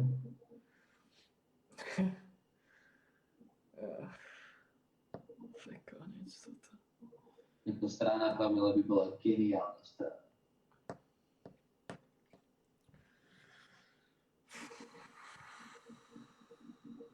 Ok, ja som šokovaný, čo sme sa dožili. Progresívne Slovensko, strana promile. Piráti, ty kokos, ty čo chcú robiť zase? Piráti sú aj v Česku, no tam to nevyšlo. Tak... Ponúkajú. Ja neviem, o čo im ide. Oni nezískali dotáciu od štátu, podľa mňa. Neviem, o čo im ide. Škoda, že sú piráti nepozvaní do nejaké relácie, alebo tak. Ja si to idem vygoogliť, o čo im ide. Strana Piráti. Pirátska strana. Ukážte, o čo vám ide, chlapci. Odvaha robiť to, čo je správne. To je dobré. Ukáž. Piráti zastupujú občanov. No počkaj, ale ja tam nevidím, čo chcete robiť.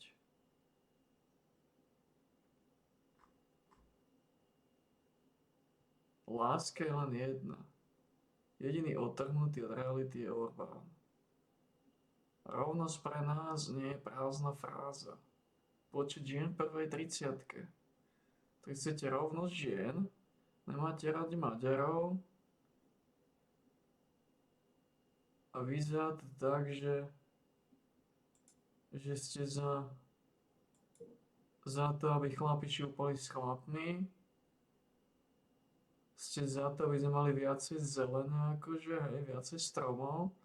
Čo by znamenalo v preklade viacej holubov, čo by znamenalo väčšie problémy. Kupujeme 100 talianských aut pre volebnú kampaň, takže peniazy máte očividne dosť.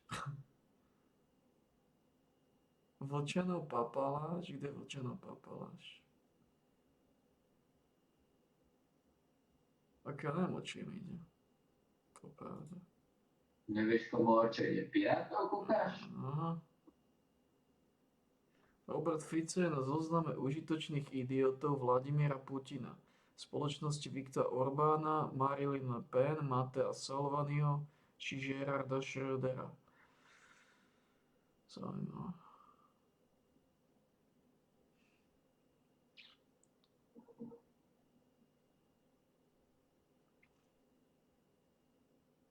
Ako títo ľudia.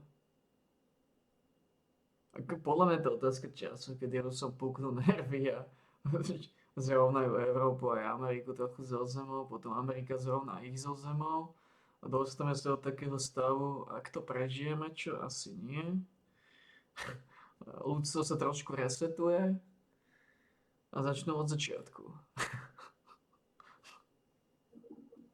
Ostane pár šmákov, ktorí začali od začiatku. So stranou promile. Potom vznikli nejaké radioaktívne strany, strana mutantov.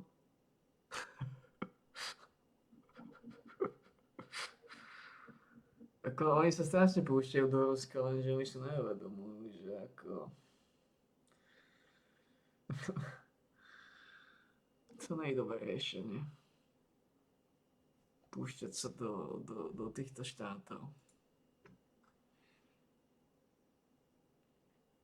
To sa mi začne páči, ak títo malí komári si vyskakujú na týchto šarlatánov veľkých.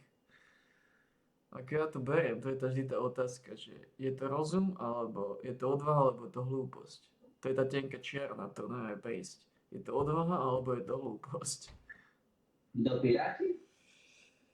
Púšťať sa do super veľmoci.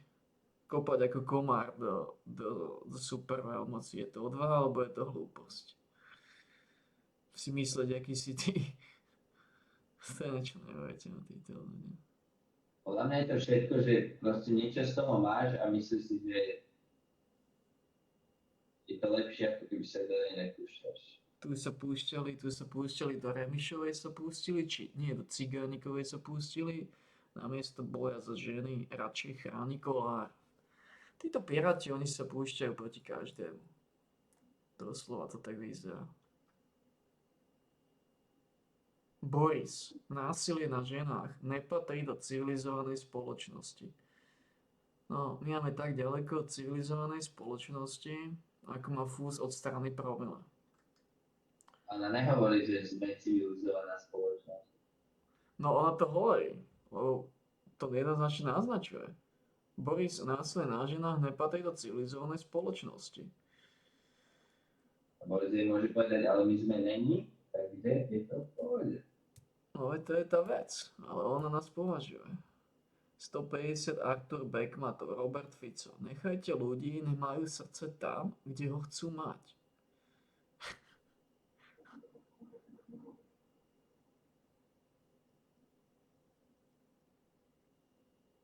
Artur Beckmatov. Čo je to za srandistu tiež? To je nejaký mladý. Ten Beckmatov to je úplný ty, aký by som videl, on je ušatý ako ty. Ten Beckmatov to je úplne ty. To nie je tvoje dvojča? On má ešte takú bradu, ešte taký výzor, ešte také uši. Kto? Artur Beckmatov. To si celý ty? Ukáž ho. Pošli mi jeho fotku.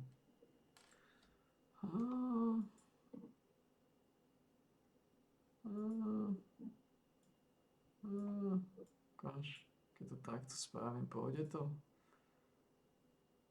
Možno, ne? Asi je.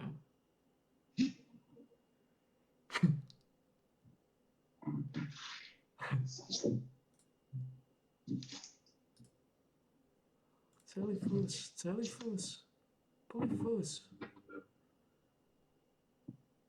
Nepodobá sa na mňa.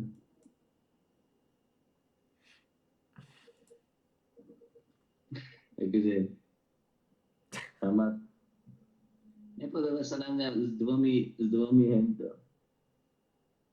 Akože šťastie môžeš povedať, že áno, ale on má takú širokú hlavu dlhu a divný účes.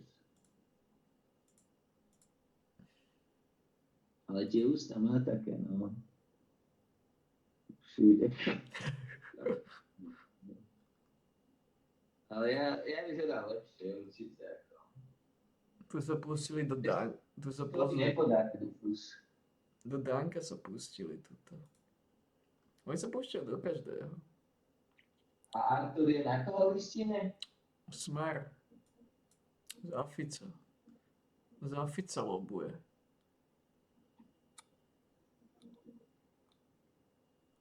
Artur Bebatov? Bekmatov. Alebo jak sa volá. Nejaký Rus?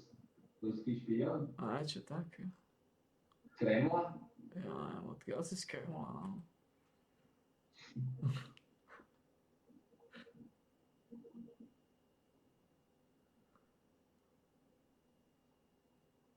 Najmenej 483 detí bolo zabitých kvôli Putinovej invázii na Ukrajinu.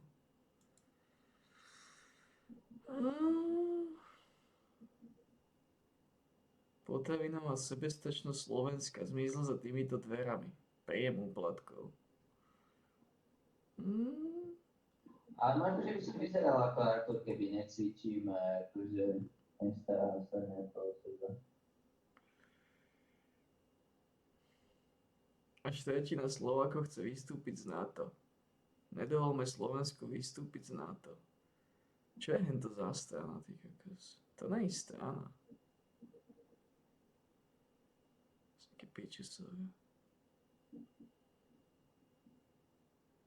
NATO aj tak zanikne. NATO, ako som povedal, zastarala organizácia. Artur Berbatov. Bekmatov.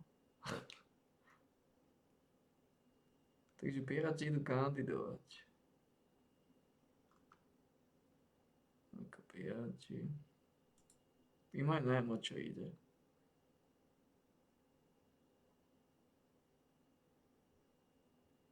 To je v podstate to isté ako v Česku. To bude jedno zoskupenie.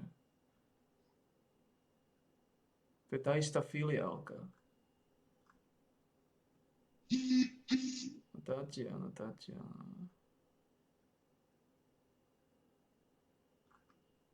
Slovenský Piráti má veľké plány.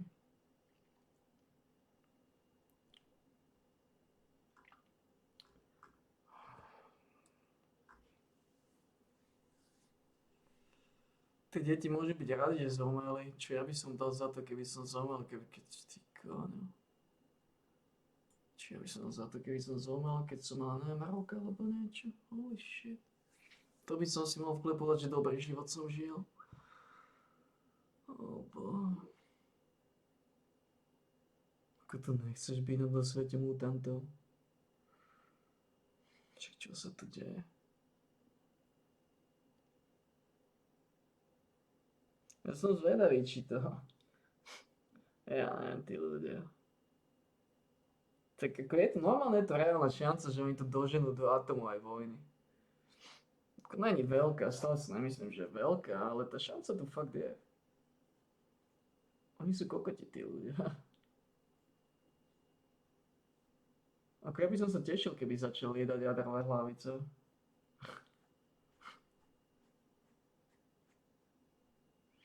Ja by som prvý, ktorý by oslavoval. To bolo geniálne, keď sa to dožil. Že naozaj by tá Amerika tak presrala a poslala na Rusko niečo, nejakých svojich vojakov. Rusi by sa podráždili.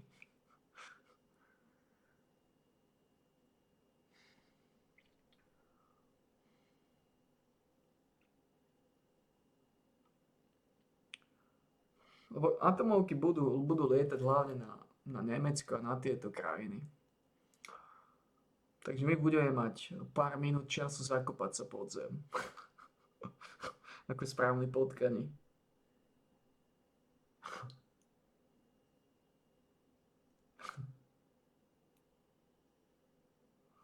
A Rusko nebude púšťať atomovky na Slovensko.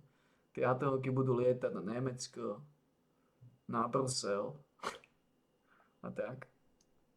Problém je, že atomovky na Slovensku budú padať z Ameriky alebo Nie, oni budú púšťať tam na Rusov dozadu. Takže to sa stihneme zakopať pod zem, vykopeme si nory. A konečne zúročíme naše tréningy na bojového potkana. Takže kopeme nory? Tak v momente, ako padne prvá atomovka niekde, ideme kopať noru. Však ty si slepý, že ty nevidíš ani na obrazok. Čo budeš robiť v nore? To je výhoda nory, že tam nemusíš vidieť, tak iba čucháš. No ale ja som to budeš čúchať i nie. No.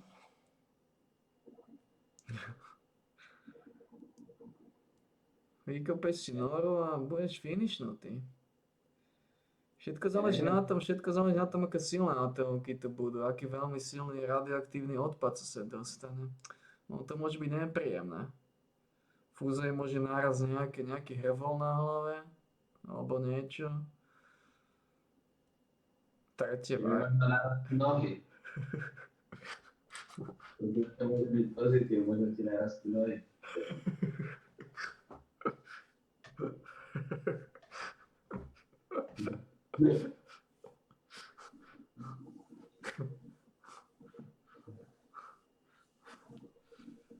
Ako úplne ideálne, keď sme mali taký kvalitný, moderný bunker, kde bolo všetko, elektrina, dosť pitiva, dosť jedla na 50 rokov.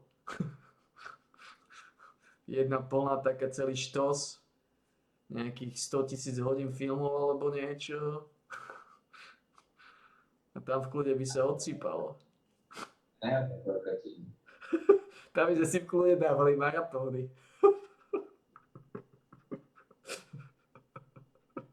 Jeden tam by skoro bol.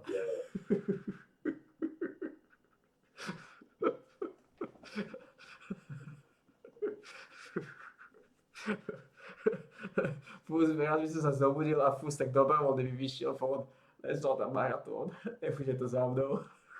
Ja by som ho tak ťahal za nohu náspäť. Podal späť, ty pičus. Podľa mňa ty si ento.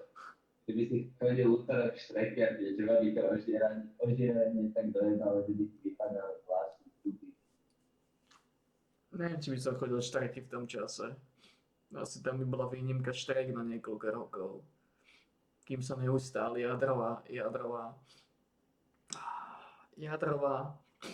jadrový odpad nad nami.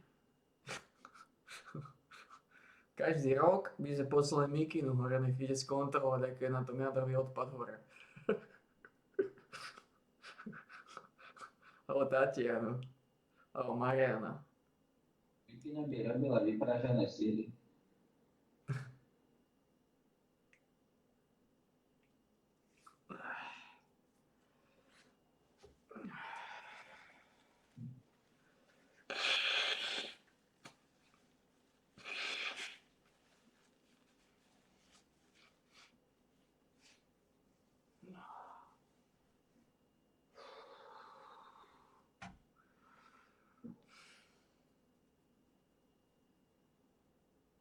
By sme komprimali iba vajíčka, tak ty by si bol prdeli.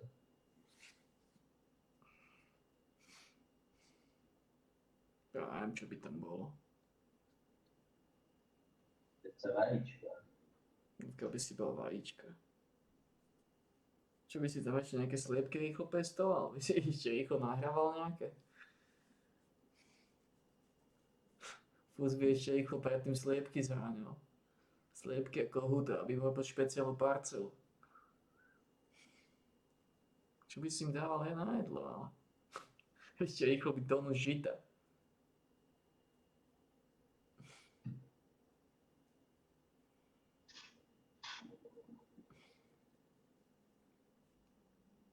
Kukuricu by si musel pestovať.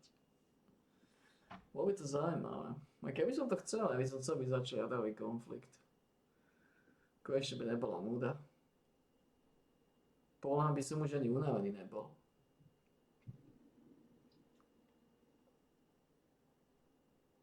Nevedel by som, kde mi hlava stojí. čo skôr zabezpečiť.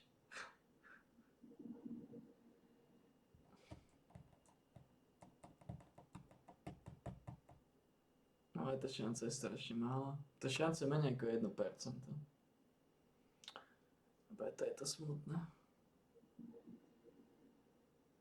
Lebo Američania sú posraní, každý je posraný. Nikto nepustí ako prvý na Rusov atomovku. A nikto nebude dostatočne ohrozovať Rusov na to. Nikto nebude tak ohrozovať Rusov, aby ich donútil k atomovkám. To je tá pointa. Že oni síce možno vznikne nejaká tučná vojna, ale to nemusí byť atomová vojna, s tým celkom nesúhlasím, pretože Amerika nebude mať odvahu púšťať atomovky na Rusko a Rusko nebude mať dôvod púšťať atomovky na Ameriku, pretože to vojsko, ktoré pošlú, oni sa s ním vysporiadajú aj bez atomových hlavíc. Takže toto je tá vec. No ale treba dúfať, že možno z toho bude atomový konflikt. Ľudia to nechcú síce, ale tak títo není proti. Proste sa nedá nič robiť, zvieratá trpia aj tak. Všetko je na sračku aj tak. Celý svet je na sračku.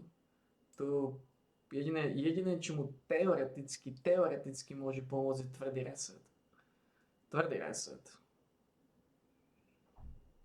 Aj to iba teoreticky. Ja. No, ľudia by oponovali, že dobre, koľko zvierat zomrie. Tie zvieratá zomrie aj tak. Pokiaľ budú ľudia, bude bieda.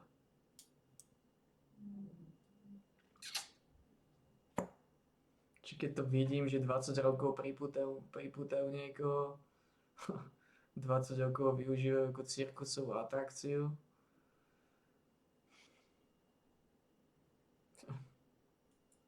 Bohužiaľ. To sú ľudia.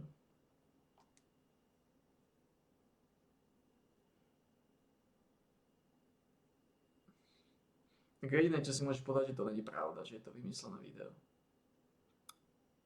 Alebo vyrovnať sa s tým nedá. Fúz ešte nevidel tú Pumu. Aká bola rezignovaná, aká bola úplne finishnutá. Tá Puma mi pripomenula mňa, ty kokos. Vychodnutá, zničená, zdrvená, strhaná, rezignovaná. Keď si zoberiem, že 20 rokov si priputaný niekde a žiješ na nejakých 2x2 m štvorcových.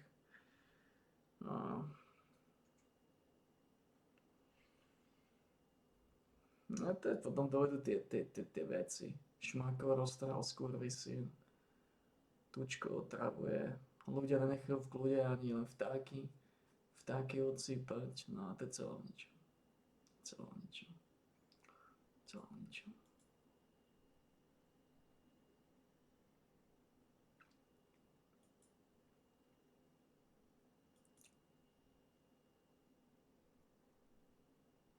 Ťažko povedať, no. Ťažko povedať, čo nás čaká, ale...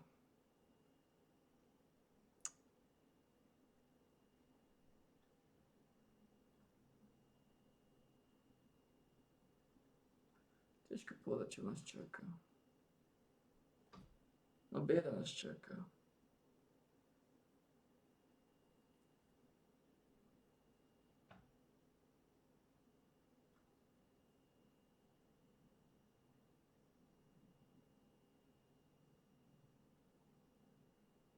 Píkok. Nič treba to zabaliť už. Nemecký ovčiak. Ty máš hlavu jak nemecký ovčiak. Áno, keď sme mali nemeckého ovčiaka, takého psa, tak by sa volal Slanina. Áno. Ale prečo Slanina? Ja neviem.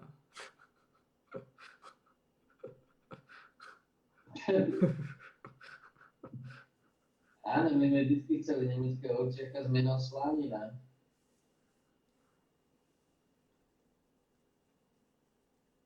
Ale prečo Slanina?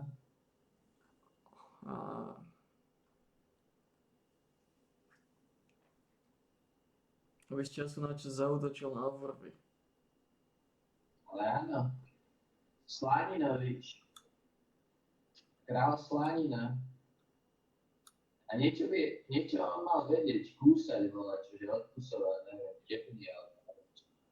Napríklad tento sa nebojí priznať, tento militantný prezident Burkina Faso, že Rusko je rodina pre Afriku. Takže to je ďalšia vec. Rusi majú za sebou. To nie sú len Rusi. Očividne majú za sebou aj Afriku, aj Čínu. Pravdepodobne aj Indiu. Dobre, ale v tej Afrike sa tí čo tam majú, že tí nemajú ani vojakov, tí majú iba bojových psov, iba slaniny. Ja by som nepodceňoval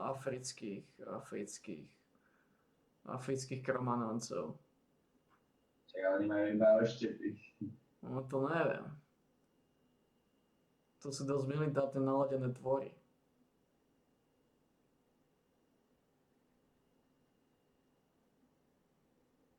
Oni tam majú iba tie ugandské deti 12-ročné, čo tam behajú so samopalom.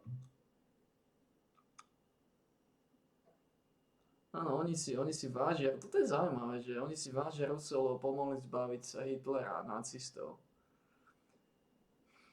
To je zaujímavé. Tá divná, tá iná mentalita tých ľudí. Prečo si Marian neváži Rusov za to, že zbavili nacistov? To je zaujímavé, no.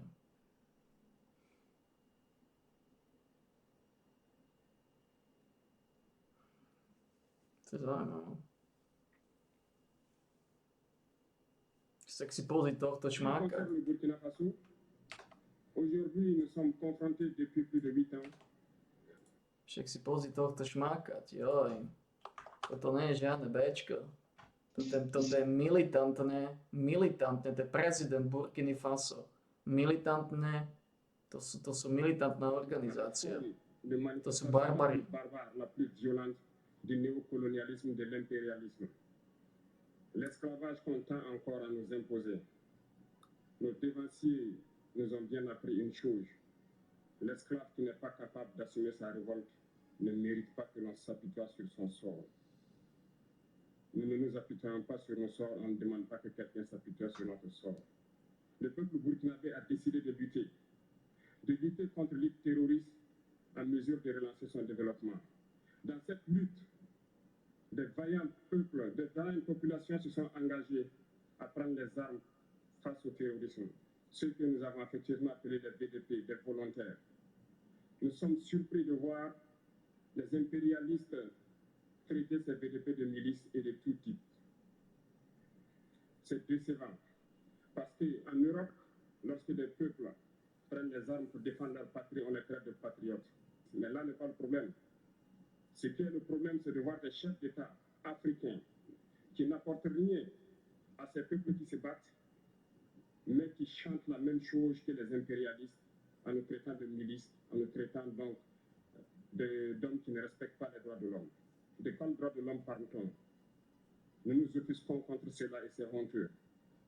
Il faut que nous, chefs d'État africains, nous arrêtons de nous comporter donc en marionnettes qui dansent à chaque fois que les impérialistes tirent sur les ficelles. Hier, le président Vladimir Poutine a annoncé donc l'envoi de céréales en Afrique. Nous sommes bien contents. Nous lui disons merci pour cela. Mais aussi, c'est un message passé à nos chefs d'État africains. Parce qu'au prochain forum, nous ne devrons pas venir ici sans avoir assuré, pour ceux qui ne connaissent pas la guerre, l'autosuffisance alimentaire de nos peuples. Nous devons prendre l'expérience de ceux qui ont pu déjà atteindre cela en Afrique, tisser de bonnes relations ici et tisser de meilleures relations avec la Fédération de Russie pour pouvoir assouvir les besoins de nos populations. Gloire à nos peuples, dignité à nos peuples, victoire à nos peuples. La patrie ou la mort, nous vaincrons. Merci, camarades. To sú militantní šmáci.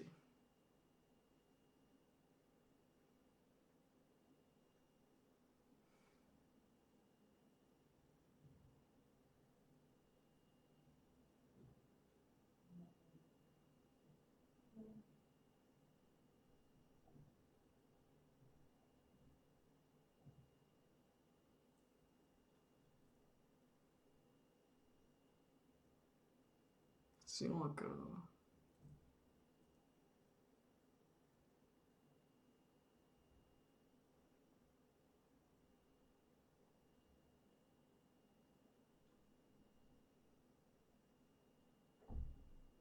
Zaujímavé.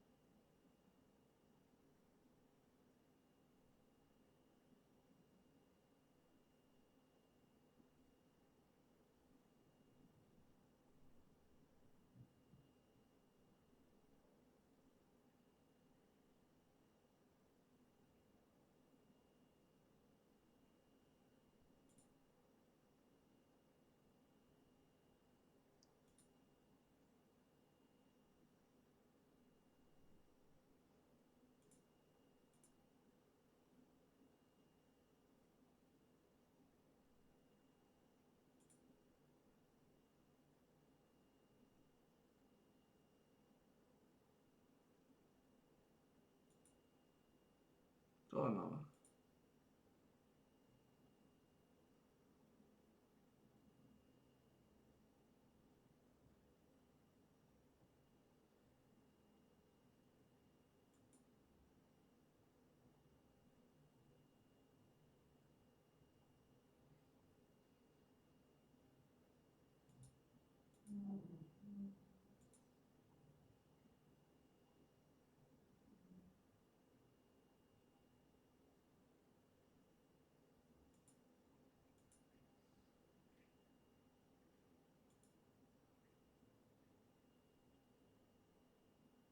Zajímavé.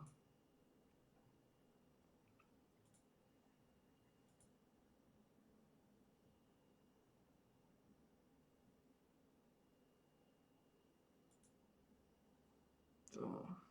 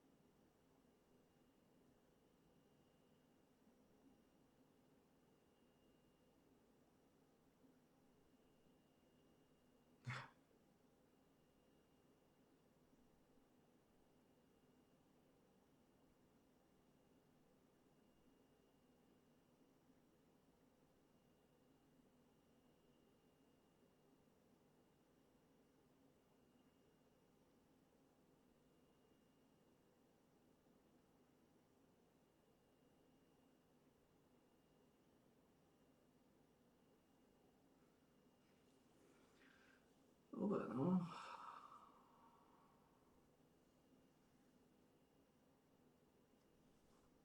Takže ono v podstate je to strana promile.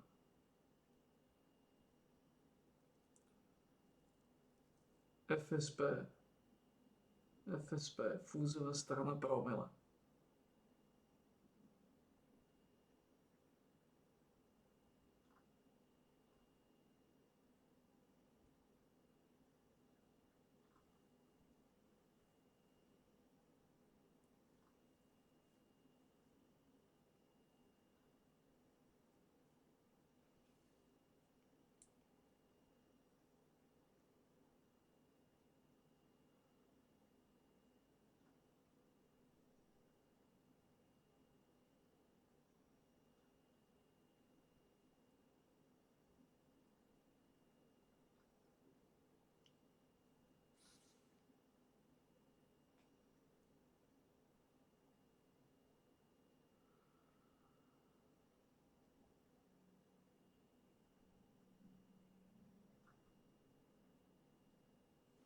Nič.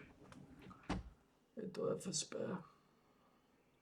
Jednoducho fúzová strana promile, dobre? Fúzová strana promile. FSP, fúzová strana promile.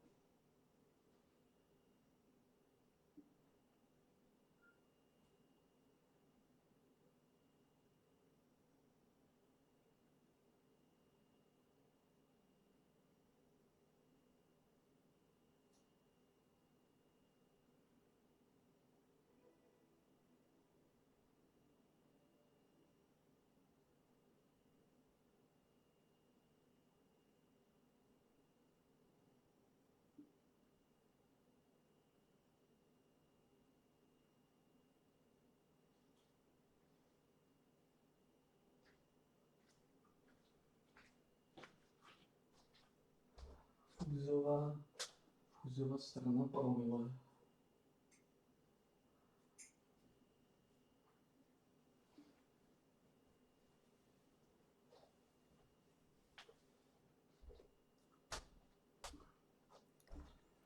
Fúzová strana promile. Fúzová strana promile.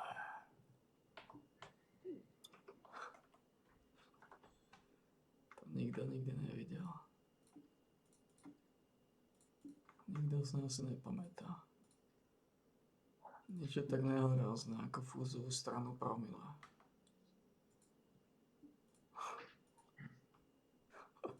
Fúzová strana promile.